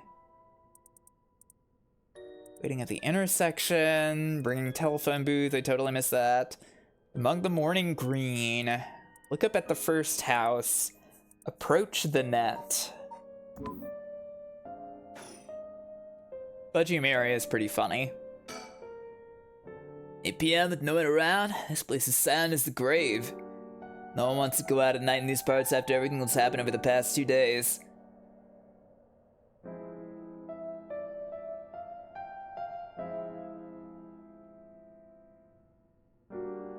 Making sure everything's normal. Oh, What's wrong? next is Detective Aereo. What? Yeah, Mio? I can't get my mind off the remaining curse stone, the Whispering Canal, and who the mastermind is. We have to deal with that thing before everyone can worry about any of that. How's it going with the 2 talismans? Have you figured out the location of the Record of Fate's Yen scroll? I have, more or less. When I combined the contents of the 2 talismans, they formed a seal which could be undone. The things inside the talismans that looked like scraps of wood were actually a tiny scroll kept folded up by the seal. Who'd have thought the talismans actually contained the scroll itself? That's the Yen scroll then. What's it say? Well, there's one more seal we have to undo to open the scroll. It's giving me some trouble, so I was actually hoping you could help me out. Okay, unlocking the seal. Got it, sure thing. I don't know what I'll be able to do, but let me at it. Wow, I didn't expect you to be so eager to help. It's oddly reassuring. Okay, let's see. There are 5 seals holding the scroll shut. I think we have to remove them in the correct order. Each seal has a different design. A carp, a light, a beech leaf, a taiko drum, and a reed. Right. Move the 5 seals in the right order, okay. Get it wrong, is it gonna, go boom? No, we'll just have to try it again. I tested it once already. Oh, you already tried it yourself. So brave. I think it's devised so the seal can only be undone if the curses for the right have already been unleashed. And I think there's a hint opening it hidden in something related to the curses. Just let me know when you're ready. Guess it makes sense for such an important document to be sealed so tight. It might help to talk things over with Mio if I get stuck. What did she say? It was a carp, light, beech leaf, taiko drum, and a reed. That's, No, it's not. Huh. I was thinking that's like the ones for all of the playable characters, but the reed would not be that.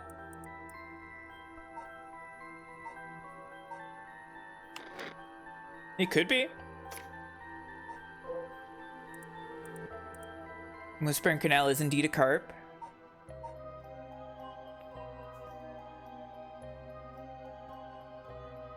Oh yeah, the taiko drum also wouldn't be it either. No, it could just be carp. Like, wait. Hang on. It's already in order. As it is here. No. It's gotta be in like chronological order of when these curses took place, right? Like, okay. Let me see. Okay, hang on. So the light must be last. Light would be last. The drum. Okay. So it's beach, Tycho, reed, carp, light. Yeah.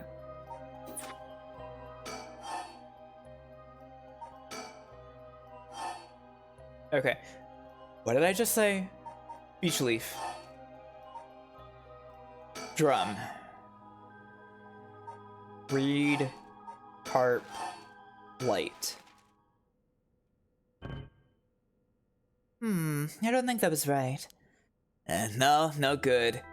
Okay. It won't explode or anything, so we might as well give it a try. I see, okay. Okay, so... It's possible it's not the reed immediately, like it could be...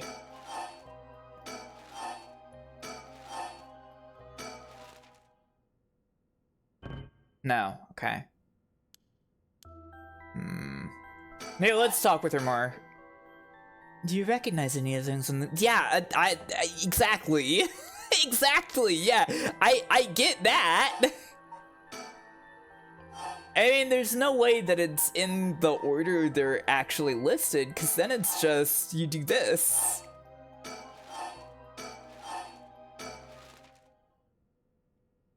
Yeah, obviously that wasn't it. Okay, hang on.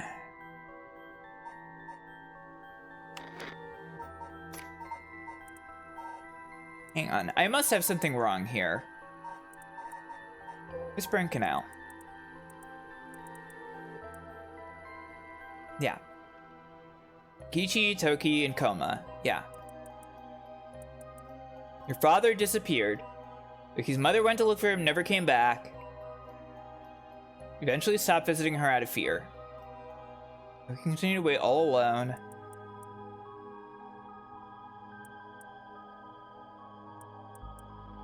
So it's still gotta be like beach first. Cause he died first. Then Tycho is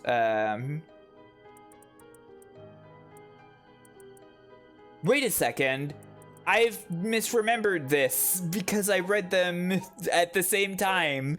Okay, that's what the problem is. Okay. Reed, it's beach, reed,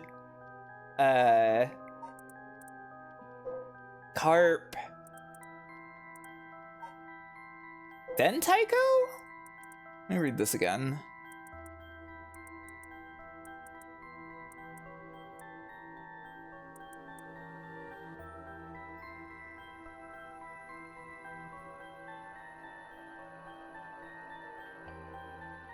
It could be Tycho before Carp, I guess. Yeah. And then the beckoning light is just the end, because it's like, oh yeah. Memories of all of this.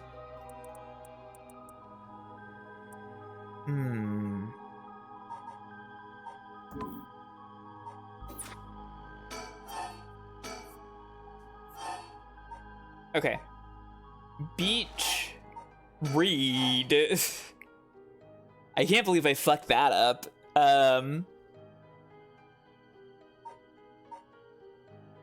carp, drum, light. Okay, then I swap carp and drum.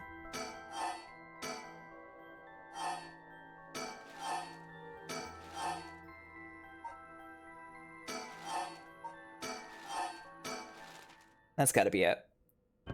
No? What am I not getting? Yeah, no, I get this part.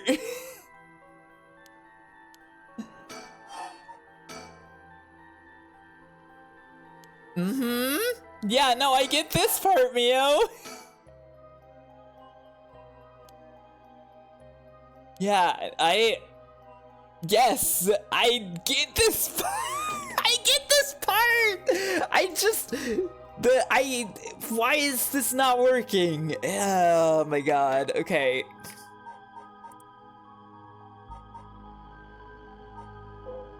Am I wrong that it starts with the beach?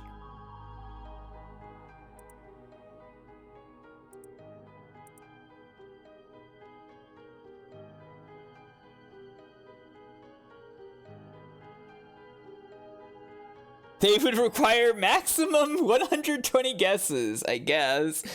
Cool. Okay.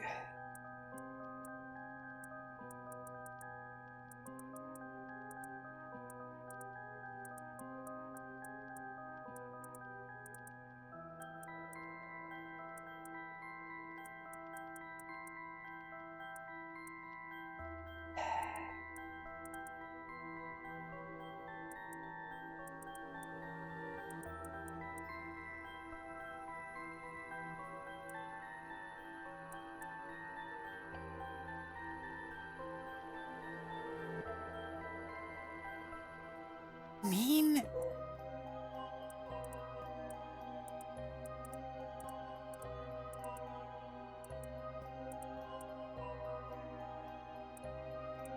Yeah, like, it goes beach, then read.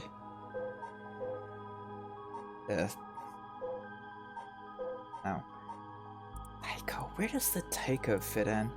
Would drum be first? Are you sure? Because, like, why would the granddaughter tell him about curses, souls, and resurrection otherwise, unless her parents were already dead? Right?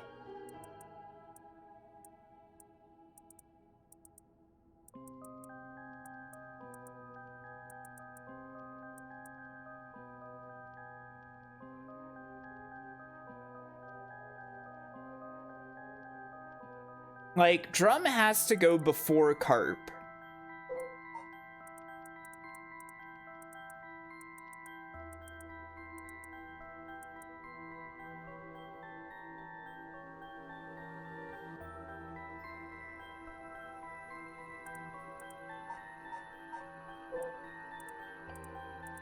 Light. Young couple and their daughter. Lost everything. He'd repay me the kindness shown to him with evil.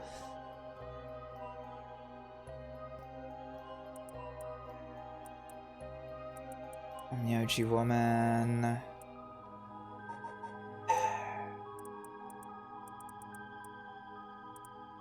It's okay, it's okay.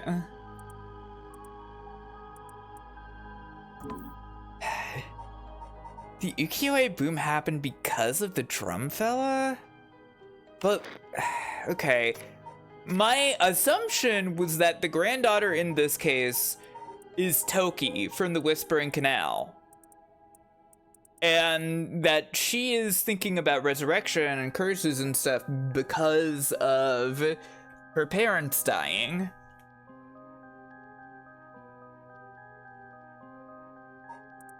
Maybe not. Let me see. Right, yeah.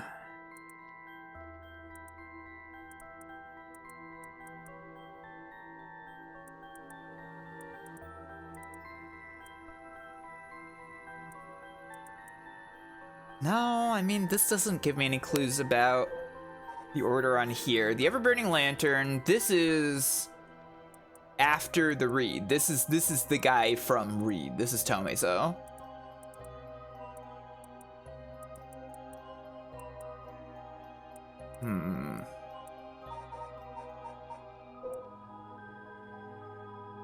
I don't know. Maybe I'll do drum first. Yeah.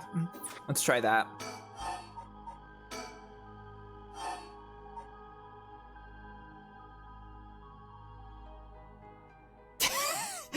What are you doing to me, Kev?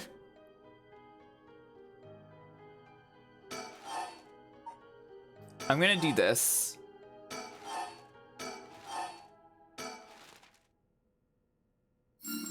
That was it, okay.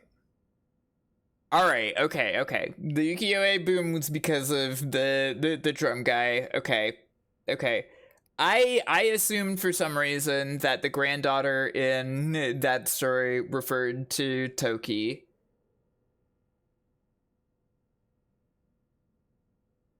Wow, you got it right. It's open. It took 6 tries, but you did it. Shut up! I just needed some time to get warmed up, that's all. Now, we can finally read what's written inside. Let's see. Alright, let's go. Yin Scroll. It is said that Seimon Tsuchimikado, author of the Record of Fates, wrote the Yin Scroll because he feared that the descendants of those involved in the Honjo incident might become cursed and used in the collection of soul dregs for the rite of resurrection.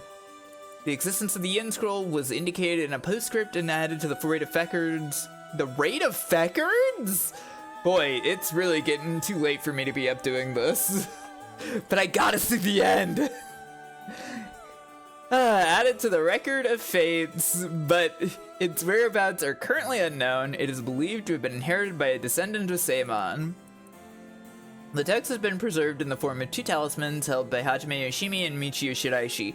It contains a full account of the Honjo incident, and the following is written in Seimon's hand. I bequeath this scroll to future generations to be used in the event that the calamity should arise from this grievous incident. Those who seek to forestall disaster must gather it and gather these 3 items in one place to cast my rite of cleansing and expel all rituals and curses in full. My soul, that is, my curse echo. My body, that is, a living continuation of my bloodline. My spirit, that is, my own consciousness. Ha! Okay.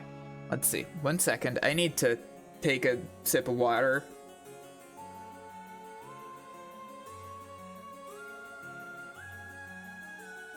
Okay. During the Edo period, a chain of events that occurred around a certain resurrection spell became the basis for the Seven Mysteries of Honjo. This is a story that takes place in the late Edo period.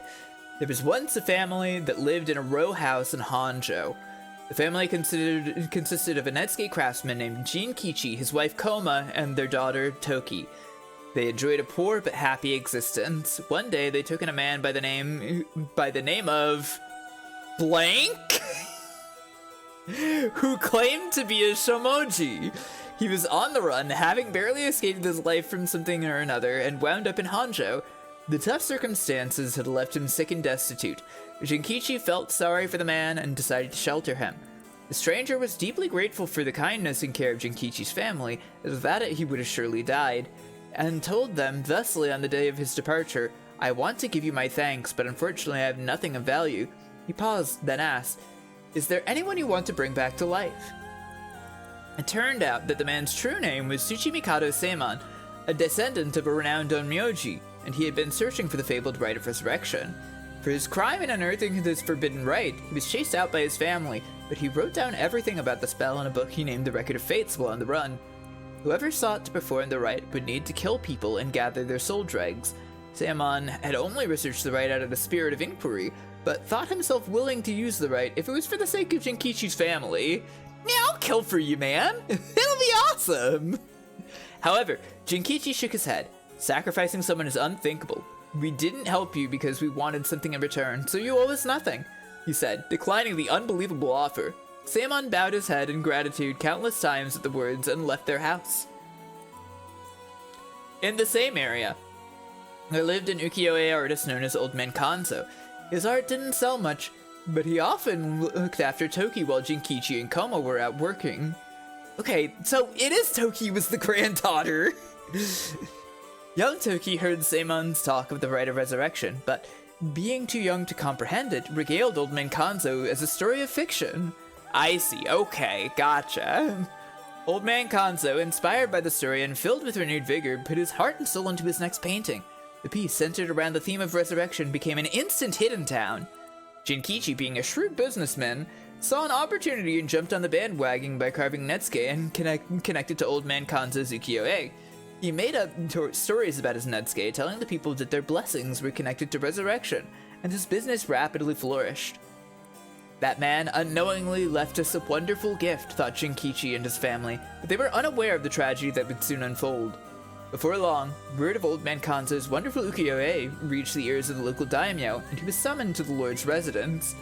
But what awaited him was not praise, but cruel torture at the hands of Ashino, a female onmyoji who was in pursuit of Seimon.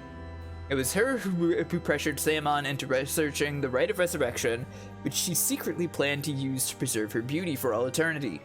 Ashino took advantage of the fact that the daimyo's heart was weak and frail following the loss of his family, and manipulated him into capturing Old Man Kanzo, the source of the recent rumors about resurrection.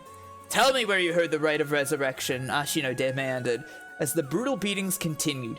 It was said that the eerie sound of the beatings rang out like the beating of a taiko drum night after night, reaching even the watchtower of the Suguru residence, of course. In the end, Ashino's cruel torture secured her the information on Jinkichi's family and the existence of the Record of Fates. The daimyo sent his chief retainer, why is this in green, to bring in Jinkichi, and the torture resumed afresh with the new captive.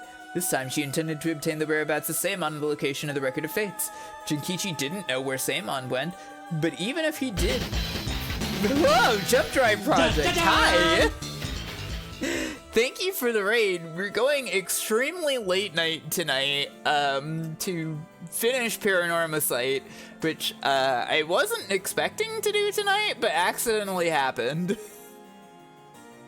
What have you been up to? Hi! By the way, if you're interested in this at all, it's okay if you have to leave. Wait, you're playing this too! Oh my god! Okay, cool, great. Well, I'm reading this right now. I'm reading about the Honjo incident. Oh, you went late. Okay, gotcha.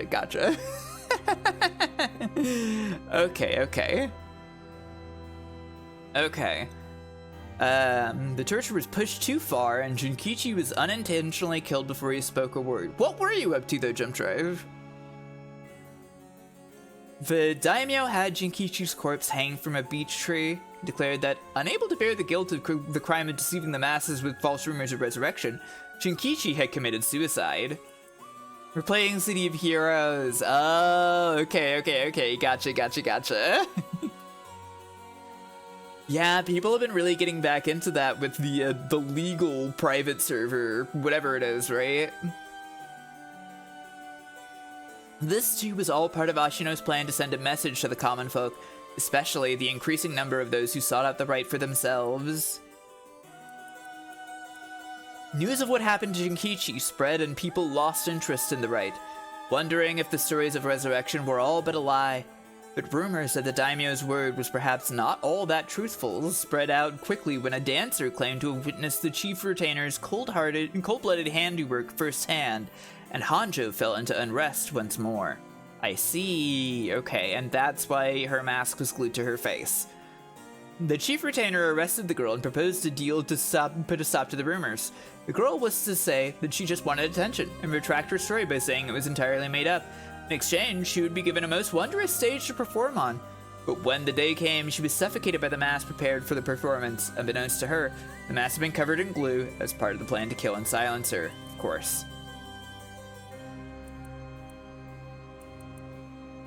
Koma never believed for a moment that her husband Jinkichi had committed suicide.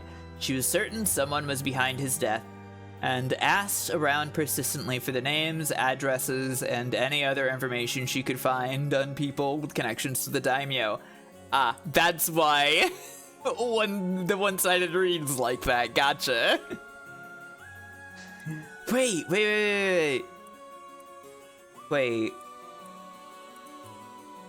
I guess this is just, you know, it's just sound related.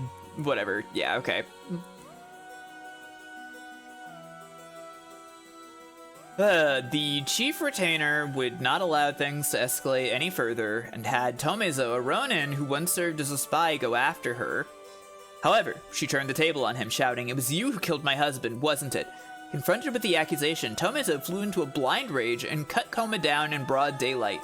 Ordered to take responsibility for his failure by committing seppuku, he exposed the daimyo's plot as he disemboweled himself by the lantern of the soba cart used to give coded signals. Okay, gotcha. With both her parents gone, through means unbeknownst to her, Toki found herself to be all alone. Yeah, this daimyo sucks ass. Agreed. One day, late at night, she went searching for her parents and met her doom, falling into a canal where she drowned. Meanwhile, the chief retainer had made no headway whatsoever in finding Seimon's whereabouts. An incensed Ashino decided to set fire to his residence, burning him alive. In truth, all those connected to these events thus far were cursed by Ashino so that their souls would turn into soul dregs upon death, which she had been collecting. All she needed to perform right now was to get her hands on the records of fate. Sensing that there was something serious at work behind this recent string of strange events in Honjo, Seimon returned to find he was too late. He broke down in tears when he learned of the unfortunate and unnatural deaths Jinkichi's family had met. Seimon realized it was the handiwork of Ashino when he found their soul dregs had been collected, decided he had to prevent any further sacrifices from happening by confronting her on Honnoji Bridge. Okay, yeah. I didn't mean to close that. Fuck. Ah, god damn it. Where is it? Here we go. Okay, let's scroll back down. I don't know why it is so easy for me to right click with this new mouse. Okay.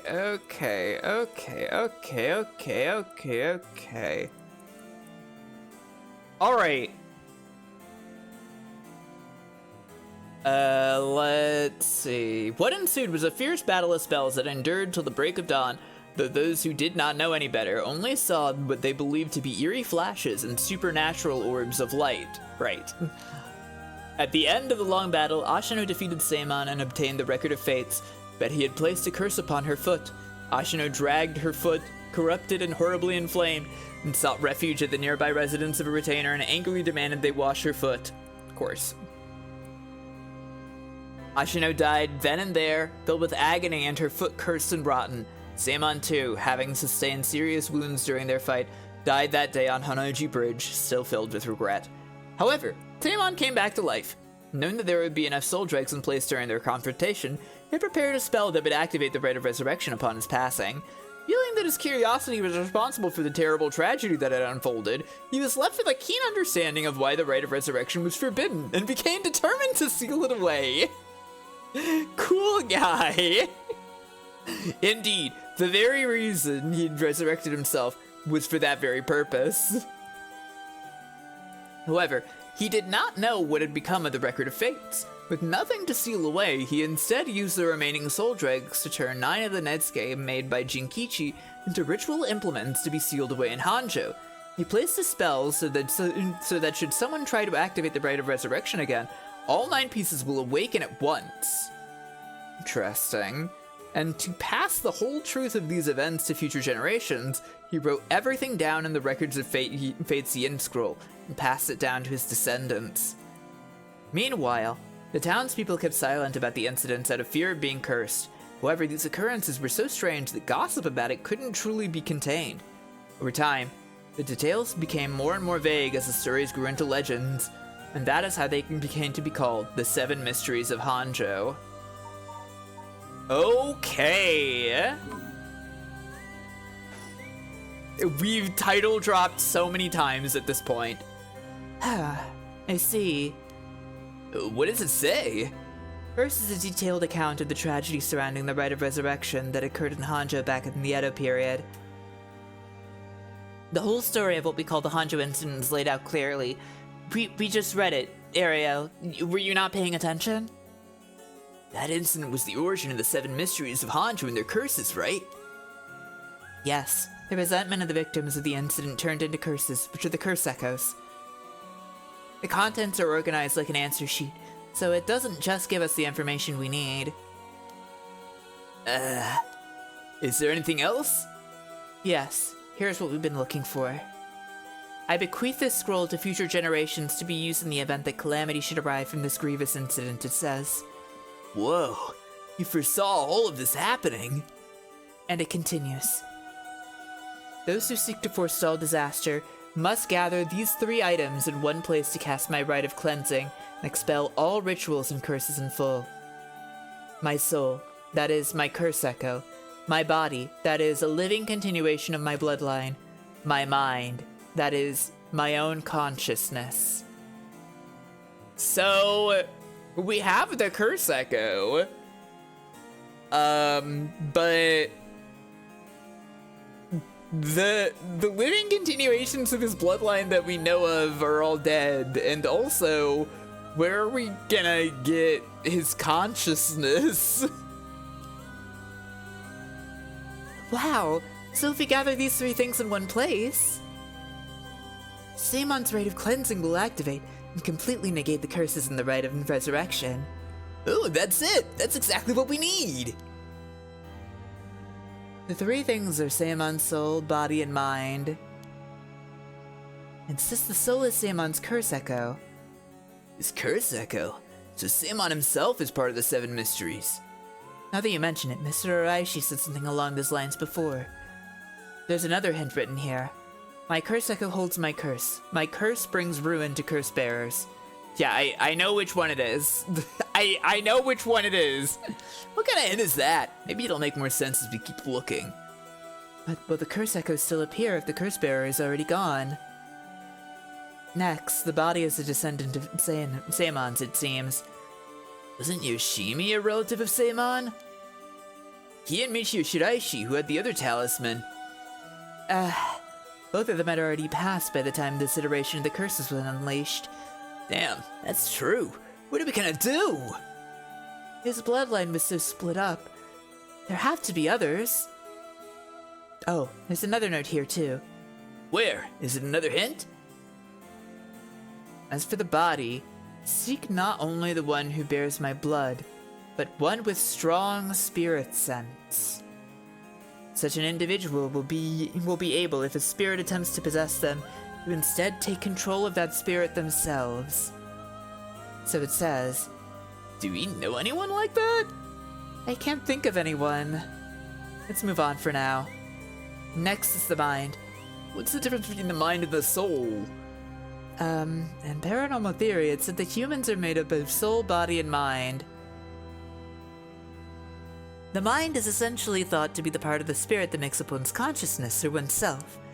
It's like driving. The body is the car, the soul is the control system, and the mind is the driver.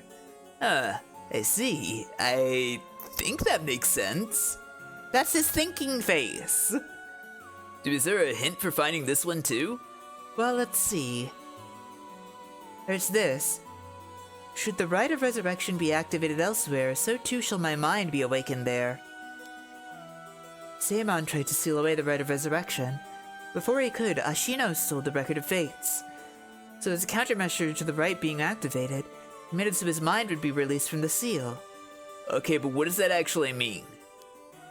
What it means is, Seimon's mind awoke the night the rite was activated, and must be possessing someone out there right now. Okay. What? So you have to get that person together with everything else. Alright, so we have to find the curse echo, the descendant, and the person possessed by Seimon. Then we just had to get them together in one place and we'll be good to go. Right, but there is one thing. The second and third ones could both be the same person. Ooh. Well, who could that be? It's like Amishiya lost her memories when she was possessing Yako. Seimon's consciousness might not be aware of who it really is. So if he learned the truth, would he start to act of his own accord? Oh?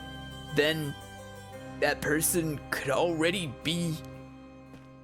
Oh, hold on a second. Someone's coming this way. Huh? Excuse me. Can I interrupt for just a moment? Yeah, that's what I fucking thought. It's Yoko. Who might you be? Would you buy this empty can of juice I just finished drinking for 10,000 yen? Huh? I'll even throw in these bones from some fried chicken. You can't beat a deal like this. I don't really want them. Don't say that. Come on, they're delicious. Actually, I thought I might just have a picnic right here. Won't you join me? Sorry, I don't understand. What should we do?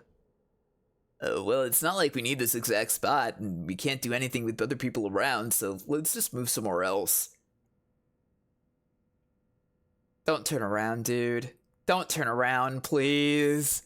Sorry, we're in the middle of something, so we'll just be on our way. Oh. That's what I thought. It hurts! This is a curse! That's what I fucking thought. I am a genius.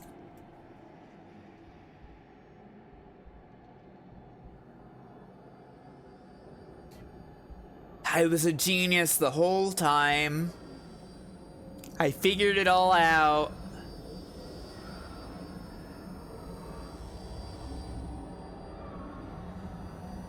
I wonder if there's another ending. Yeah, obviously.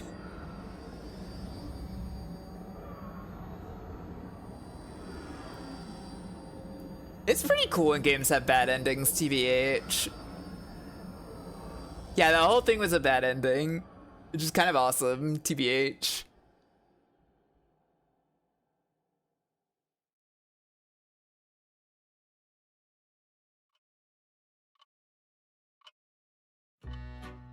Hi, storyteller. I was waiting to see you again. You have my heartfelt thanks for all your hard work thus far. This brings the story of the Seven Mysteries of Honjo to a close. And who could have foreseen such a conclusion? Me! I figured it out! Unfortunately, it seems the so-called mastermind was one step ahead of you. She wasn't! Because I knew! She remains hidden, leaving behind no evidence. Perhaps there is truly no way to stop her. However, should you find that this conclusion is not to your liking, by all means, just pursue a different path. You've done it once before, so I'm sure you already know how. With that, I shall be taking my leave.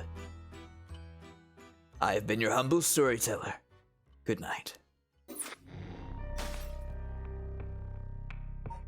Jesus.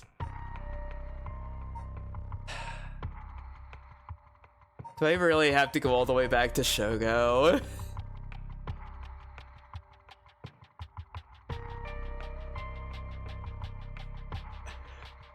Do I really have to go all the way back to Shogo?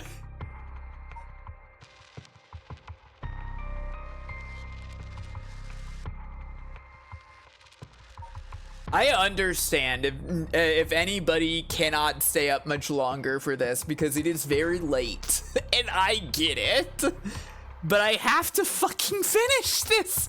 I can't just go like, oh, well, I guess I'll do fucking 15 minutes of this another time. Yeah, I mean, I was thinking just go back from the beginning, but...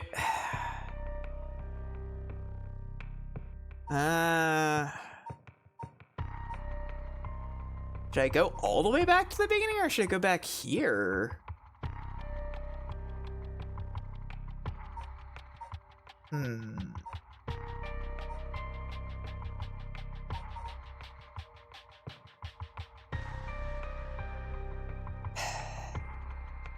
I have some info. Hey, no worries, Amy. See you later. Okay, so...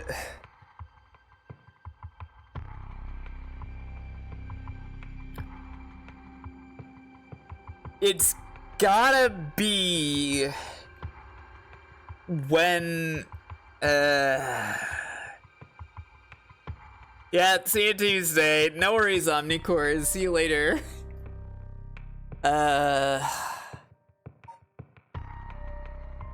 So...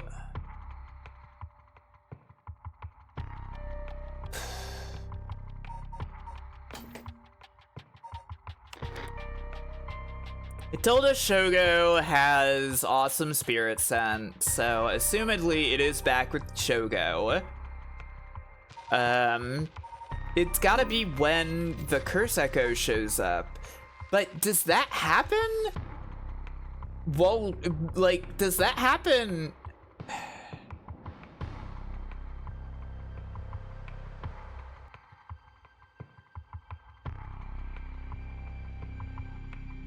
Doesn't that only happen after Yoko dies?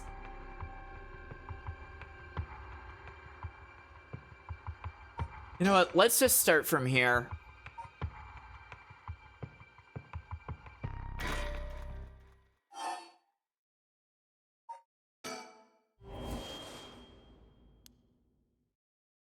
The hell? Okay. She's scared.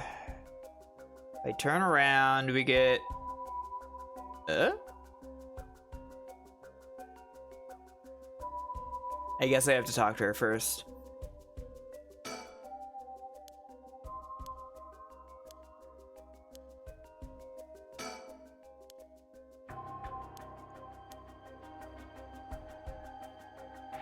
Alright, and we turn around.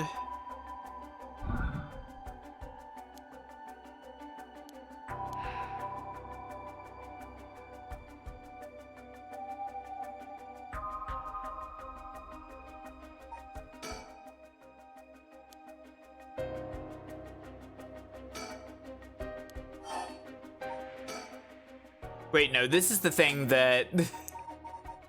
this is the thing that gets her to stop. Hang on, hang on, hang on.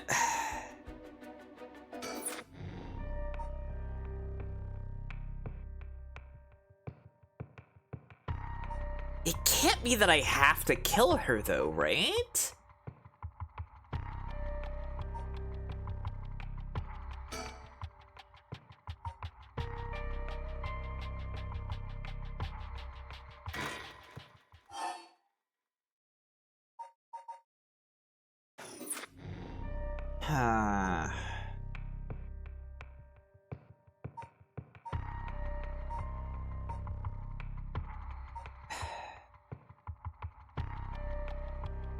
Am I thinking too hard about this?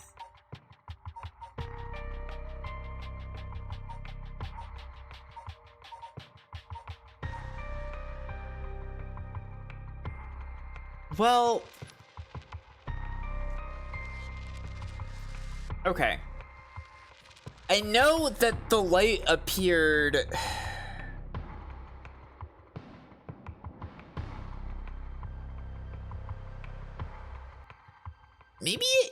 maybe I do have to do it from here?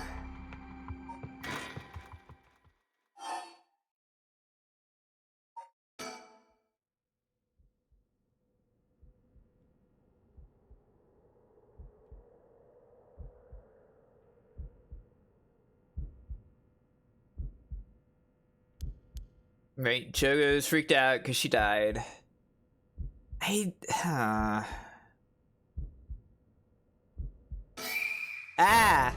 Forgot about the jump scare. Yeah. This happens. One more jump scare for the road. Super late at night, too.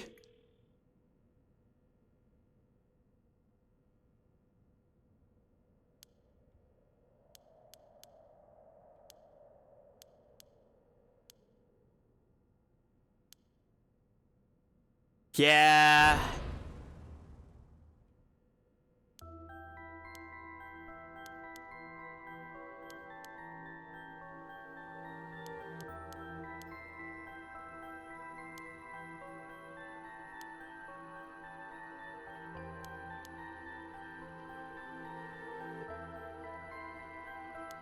Denim jacket, boy.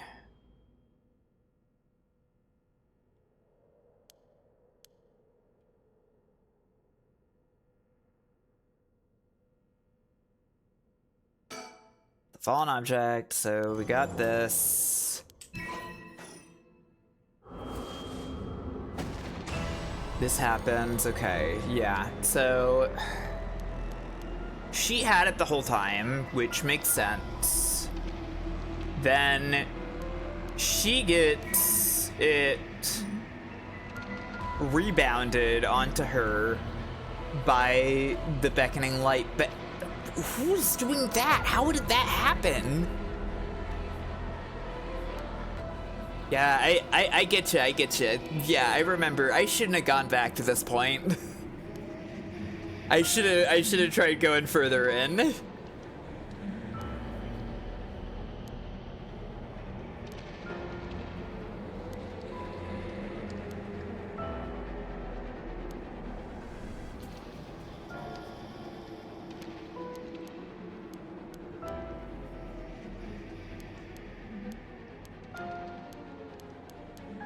Yeah, there's spookies in this, Snake Man. This is a spooky game.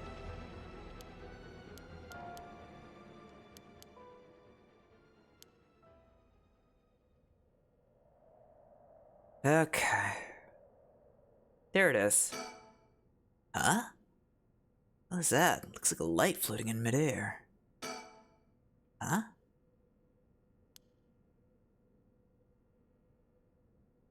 There you are. Touch it. Huh? Am I supposed to touch it?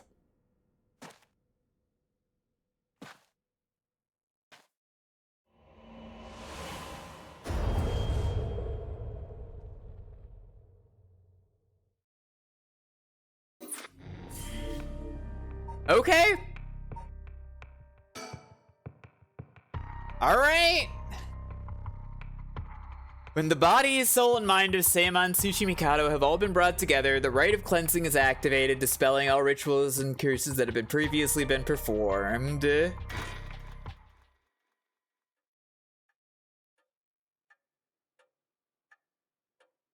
My. Finally, you have arrived at this juncture. I expected no less from you. That would mean that you have managed to bring everything to light. Though there is the possibility that you have wound up here by chance. So before I take you any further, I must ask you a number of questions.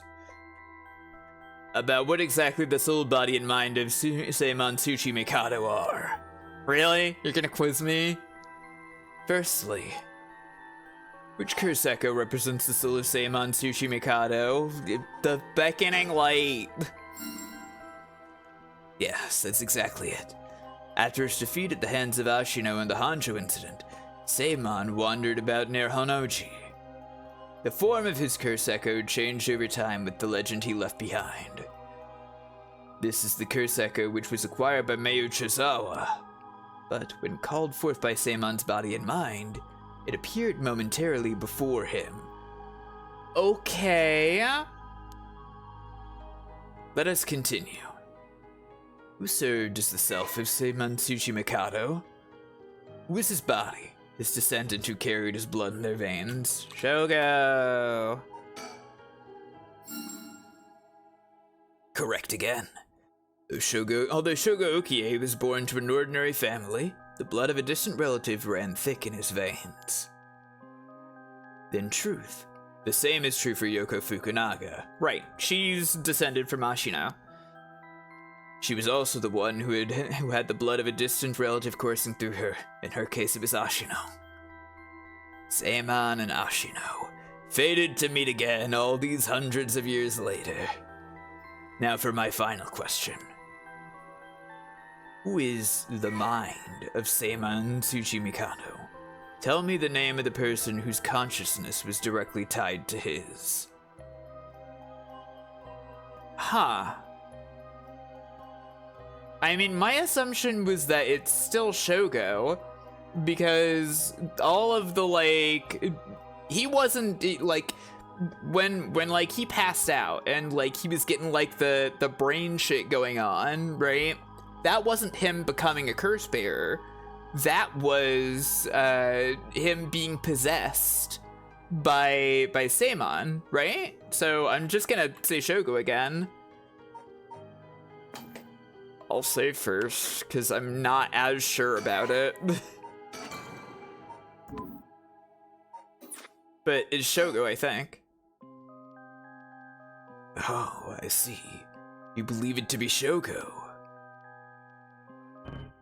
I was wrong? Is it really Takumi? Huh? I'm afraid that's not it. The answer to this is most important, so please answer me once more. Is it really Takumi? I don't know if I buy that. That doesn't make sense to me.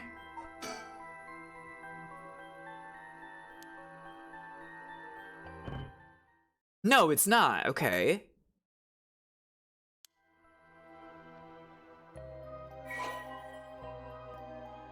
Yeah, that's what I thought. The name of the person whose consciousness was directly tied to his. It's not Shogo. Who was even there? Oh, god damn it!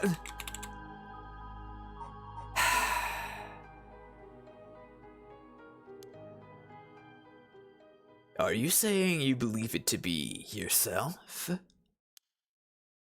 Are you certain? Yeah, that makes sense, because we've been communicating through everybody the whole time. Yeah, okay. Yeah. Yes, you are correct. Finally, you have remembered. That's right. You are Seimon's consciousness, awoken by the curses and the rite of resurrection. However, having lost your memories, you forgot about the duty assigned to you. This is, if I may say so, where I played my part, guiding you through the events of this story. That's pretty okay, yeah? It was a role-playing game all along. As your consciousness was all that was left of you, you manipulated time and space by way of the story chart, jumping from vessel to vessel, and manipulated your host's actions by whispering commands into their ears. Yeah. In doing so, you were able to get the full picture of what needed to be done. But at one point, while still unconscious, you managed to remember your duty. The so-called mastermind behind these events, the one who awakened the rite and the curses, was Yoko Fukunaga, descendant of Ashino herself. You unconsciously activated your curse and killed her. God. Uh-huh. How interesting that she awakened Seimon's consciousness at the same time as the curse. That was the one and only time she could have been stopped. But due to your influence on Shogo Okie's will, Yoko Fukunaga was brought back to life. Using the story chart to undo her death, I led you to believe that it was the work of the rite of resurrection itself. But as it turns out, seeing what would transpire if the mastermind was not killed at the outset, is what ultimately revealed the way to put an end to the curses for good. There are certain things which would have answered all your questions had you noticed them. For example, even while under your control, Shogo Okie willingly used his curse. Exactly. When I asked you early on how many Shogo Okie had killed, this is what I meant. Of course. Yeah. Had you not used the curse, Shogo Okie would have done so of his own accord. Further, Wait, what?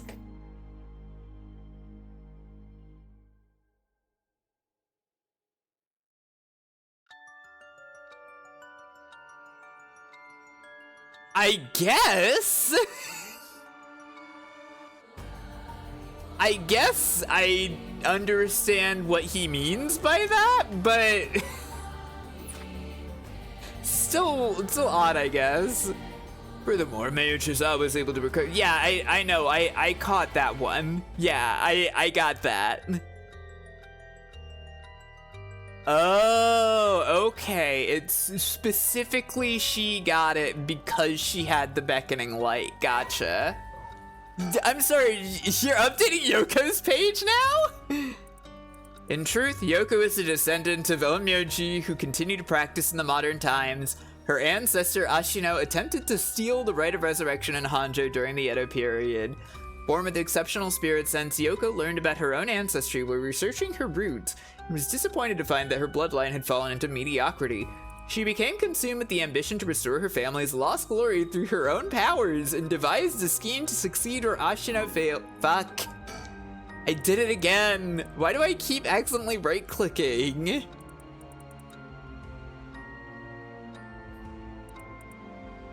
Performed the rite of resurrection, Yoko continued her training, developing her spiritual and curse powers until she discovered the Record of Fates, which offered clues regarding the rite. She plotted to use the curses of the Seven Mysteries of Honjo to gather a large number of soul dregs by calling forth curse echoes and setting the stage for mutual slaughter. The ultimate plan involved invoking a large-scale Feast of Shadows, awakening the curses, performing the rite herself, and bringing together enough soul dregs to revive Ashino. Since the effects of the curses increase the more people know and fear them, she first entrusted the Record of Fates to local historian Hideki Araishi, who could be used to easily spread the rumors. She also contacted Fumichiki Nejima, a criminal with deep understanding of the mystic arts, to obtain the curse stones needed to gather soul dregs. Unsurprisingly, Nejima was very interested in the story of Ashino and readily agreed to aid his revival. I see. So he was obsessed with Yoko. Got it. Wait, what? There's some like typos in here. Yuko? And then also the his here. Well, it's fine. There's a lot of words in the game. While carrying out these steps, Yoko learned of the existence of the Yen Scroll, which threatened to thwart her plans. She added a note about the scroll in the Record of Fates before giving it to Araishi, intending to acquire it before it could pose an issue. Interesting! Through her investigations, Yoko discovered that Hajime Yoshimi was a descendant of Seimon and threatened him with a curse in an effort to scare him into revealing the whereabouts of the Yen Scroll. While Hajime bravely resisted Yoko's threats, she killed him with the curse to ensure Seimon's descendant would not stand in her way. As her preparations were coming together, Yoko obtained the seemingly less dangerous curse stone of the Whispering Canal in order to become a curse bearer, a necessity for gathering the curse stones for the Feast of Shadows. Shogo Okie, also a descendant of Seimon, was eyed as a potential risk factor and contacted to ensure he would be located nearby and subject to monitoring.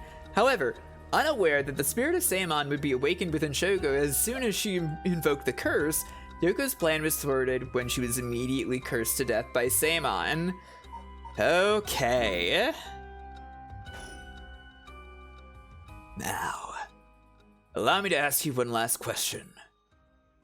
If you, knowing all that you know now, had the ability to resurrect one life, what would you do? I mean, I would say the same. Well, I said this before, but I would say this, obviously. I still wouldn't want it. Oh, I see. That was Seimon's original intention. I apologize for leaving it out of the options when I first asked you this question. Now, it is time to bring things to a close. Upon your arrival here, the rite of cleansing was activated, dispelling all other rituals and curses. But look upon the fruit of your efforts. And then we shall leave this world behind for good. Thank you, truly, for all the work you have done. Thanks, storyteller.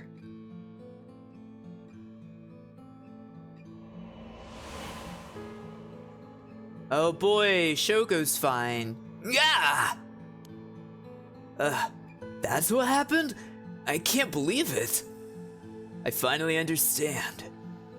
Yeah, I was the one who did that to Yoko. The blood of the Onmyoji that's inside me broke into my consciousness and gave me that curse. Yoko was after the rite of resurrection. She was the one who awakened the curses of the Seven Mysteries and cast the Feast of Shadows. The only way to stop all of it is to put a stop to her here. Otherwise, the rite of cleansing might have been negated too. Wonder how much of it was really her doing all those things. Yoko. I guess that explains why I felt like it was fate when this all started. Though she didn't seem to notice. I guess things were always destined to end like this, from the moment we met. I wish we could have met under different circumstances. Nah, no point in thinking like that now. God, I need a drink! Yeah, me too, Shogo. I'm thinking a Moscow Mule, or 2, or 3.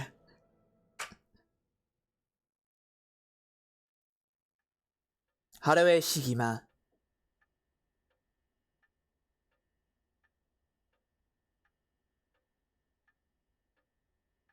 Ma'am, what is it?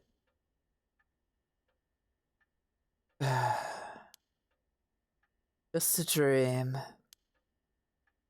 It seems that it was all just a dream. I dreamt that there was such a thing as the rite of resurrection. Just a dream. Sorry to say it, but there isn't. Right. Of course not. But even if there is no such thing, I promise you that I will get to the bottom of the kidnapping. In fact, I've happened to find a very important lead from over a year ago. Something that's evaded our reach until now. An eyewitness from the scene of the kidnapping. I see. Okay, that goes as usual. Tsutsumi. Oh, yeah. Whoa, what the hell is this? The medical unit told me to get down here. What happened? Okay. As I was looking into Yoshimi's death at the former Yasuda Gardens, another body was discovered at a different park in the area. Could they be related? Sure looks like it, but... Excuse me, we found this among the victim's belongings. Thought you'd want to know. Huh? What's this? What the hell? Boss, look what was in the female victim's address book. Yoshimi's phone number and photo. What?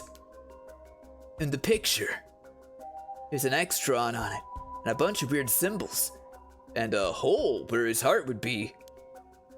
No. You think, could this be some kind of curse or something? I mean, honestly, what you're describing sounds more like a high schooler who's really, really mad at someone taking out on a photo, but sure, it's probably a curse. How many times do I have to tell you not to try to connect everything to the occult? Damn it! This is a Nakagoshi case after all. Huh? What was that, boss? Don't worry about it. Make sure you put that photo into evidence.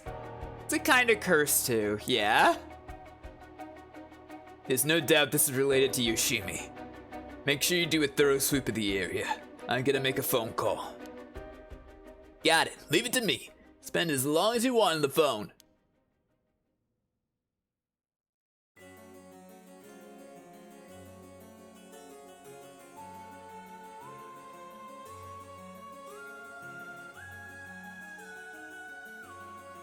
Neo, it turns out that Michio really did die in an accident. Yeah, if you ask around, we might be able to get a little more information. I guess there never really was such a thing as the rite of resurrection. But it did feel like there was a spirit watching over us. Huh. So is Michio just gonna be inside of Yako forever? Damn it. Why? Nothing's happening. But now my contract won't be... No! I should have never believed in this blasted record of fates.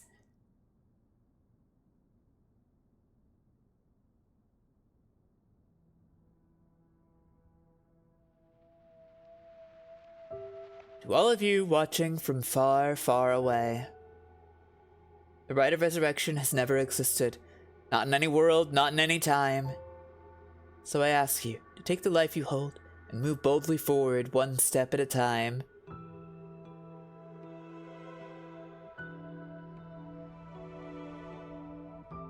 Victor, wise out. You want to question him? Hang on, Ario. I want to get enough evidence for a search warrant. Let him go for now. I'll follow him.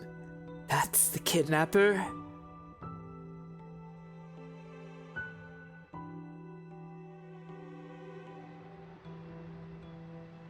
Yes, I'm the one who did Mankind knew that they So cannot true, change Take Two. society. So So please, instead of help reflecting on me. themselves, they blamed the beast. She's always following me.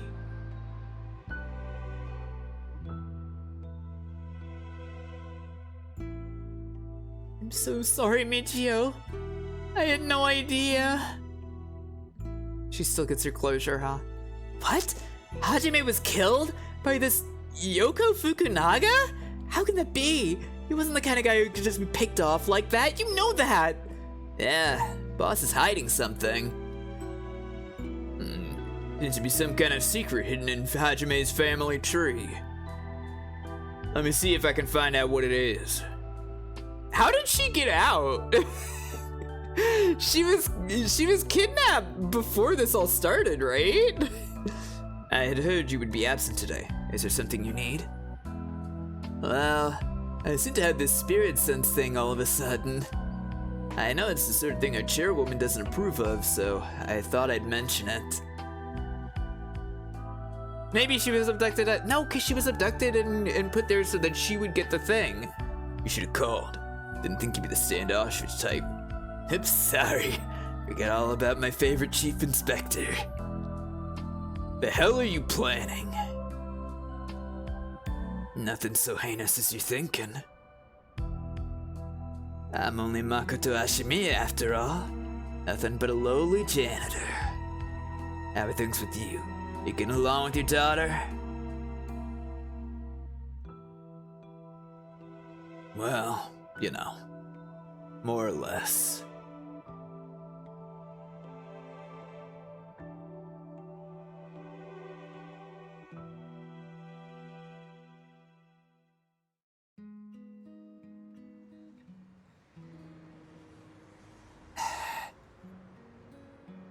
I don't know if I believe that. Well, whatever. I'm not gonna question that part of it. It's supposed to be a happy epilogue for everybody. They don't need to explain how she... Like, it's a line there in the story chart, yes, but like, she still manifested the thing, right? Like... whatever. You're probably right. I don't know. I mean, like, are you saying that it just manifested on the floor? Doesn't it have to manifest to a person? Well, whatever, I did it. I finished the game. Maybe don't let this guy work as a janitor at school. Well, I mean, I feel like the implication here is supposed to be that most of how everybody was acting was because of the curses, you know? It's entirely possible that, you know, he's not actually going to be a fucked up guy. I don't know. I'd rather look at the brighter part of that. It's very funny that he and Satsumi are just kind of like hanging out at the end there, catching up.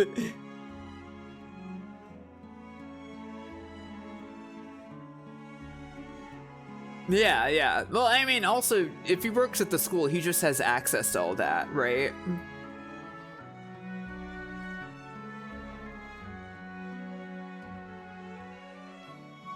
Anyways...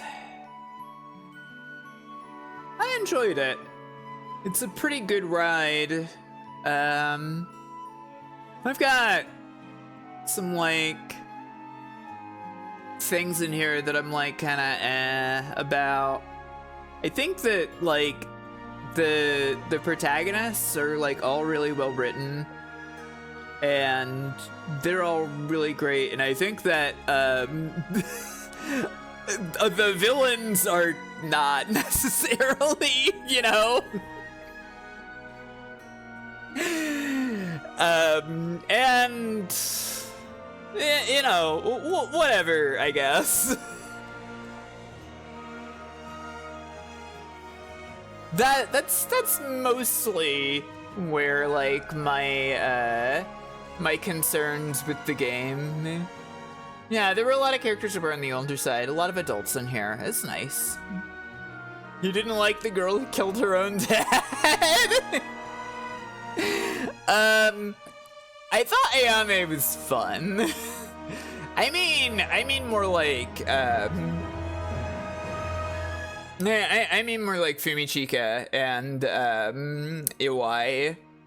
They feel like they were just kind of written as just like these psycho guys, whatever. It's not really that interesting. There's a bad ending I missed. Interesting. I wonder what it was. I wonder where it would have been.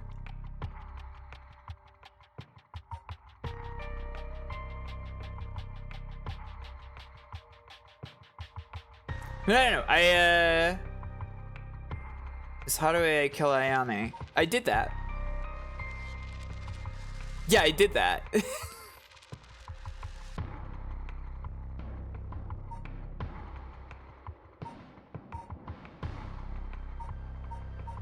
That's Harue's legacy right here.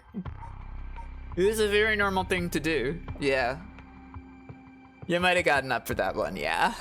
Yeah, that's the good ending. Exactly. Yeah, I mean, I liked it. I had a good time with it. Yeah, I just think that like some of the things in how like it was written are like a little like these people are just like evil, craven, not really any kind of like thought given to the villains beyond them being just like super fucked up evil guys. And that kind of ties into like the propaganda piece of it, right? But overall, like really cool, interesting game with like a fascinating a lot of like fascinating concepts of like how to make use of the concept of video game, right? So it's really cool. I like it. Which is my favorite girl? That's hard. It's a hard question to answer. We didn't get a lot of Mayo, but I like her a lot. I really liked her a lot. It's too bad that Mayu literally only has like the one scene. I really like Mayo a lot. I really like Mio a lot. Haruo is also just wonderful. I love I love how much this game is just like, what if women were so normal about everything? that I really like that.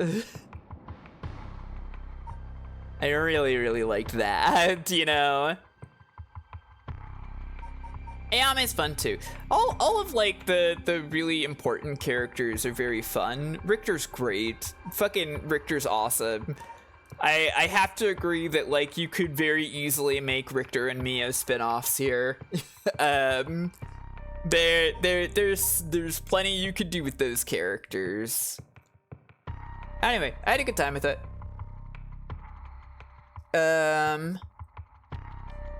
It's 2:30 a.m. Pacific time. Do you think anybody else is on Twitch right now? Do you think there's anybody I could raid you to?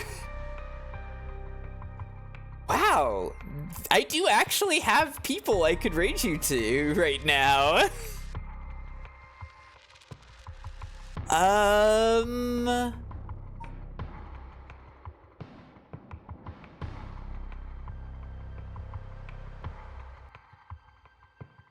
Yeah, I'll send you all to code.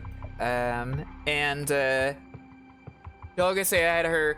I had to think of something else to do on Tuesday. Maybe I'll just put Musashi there, and maybe we can double Musashi instead of double Paranormasight. Sorry I kept you all up so late with this. Sorry about that, everybody. I hope you had a good time with it. Oh, everybody go to sleep. Go the fuck to sleep. Thank you for hanging out. Thank you for watching. I really appreciate it, you all. I'm not speaking correctly anymore. I'll see you all later. Bye, buddy, bye.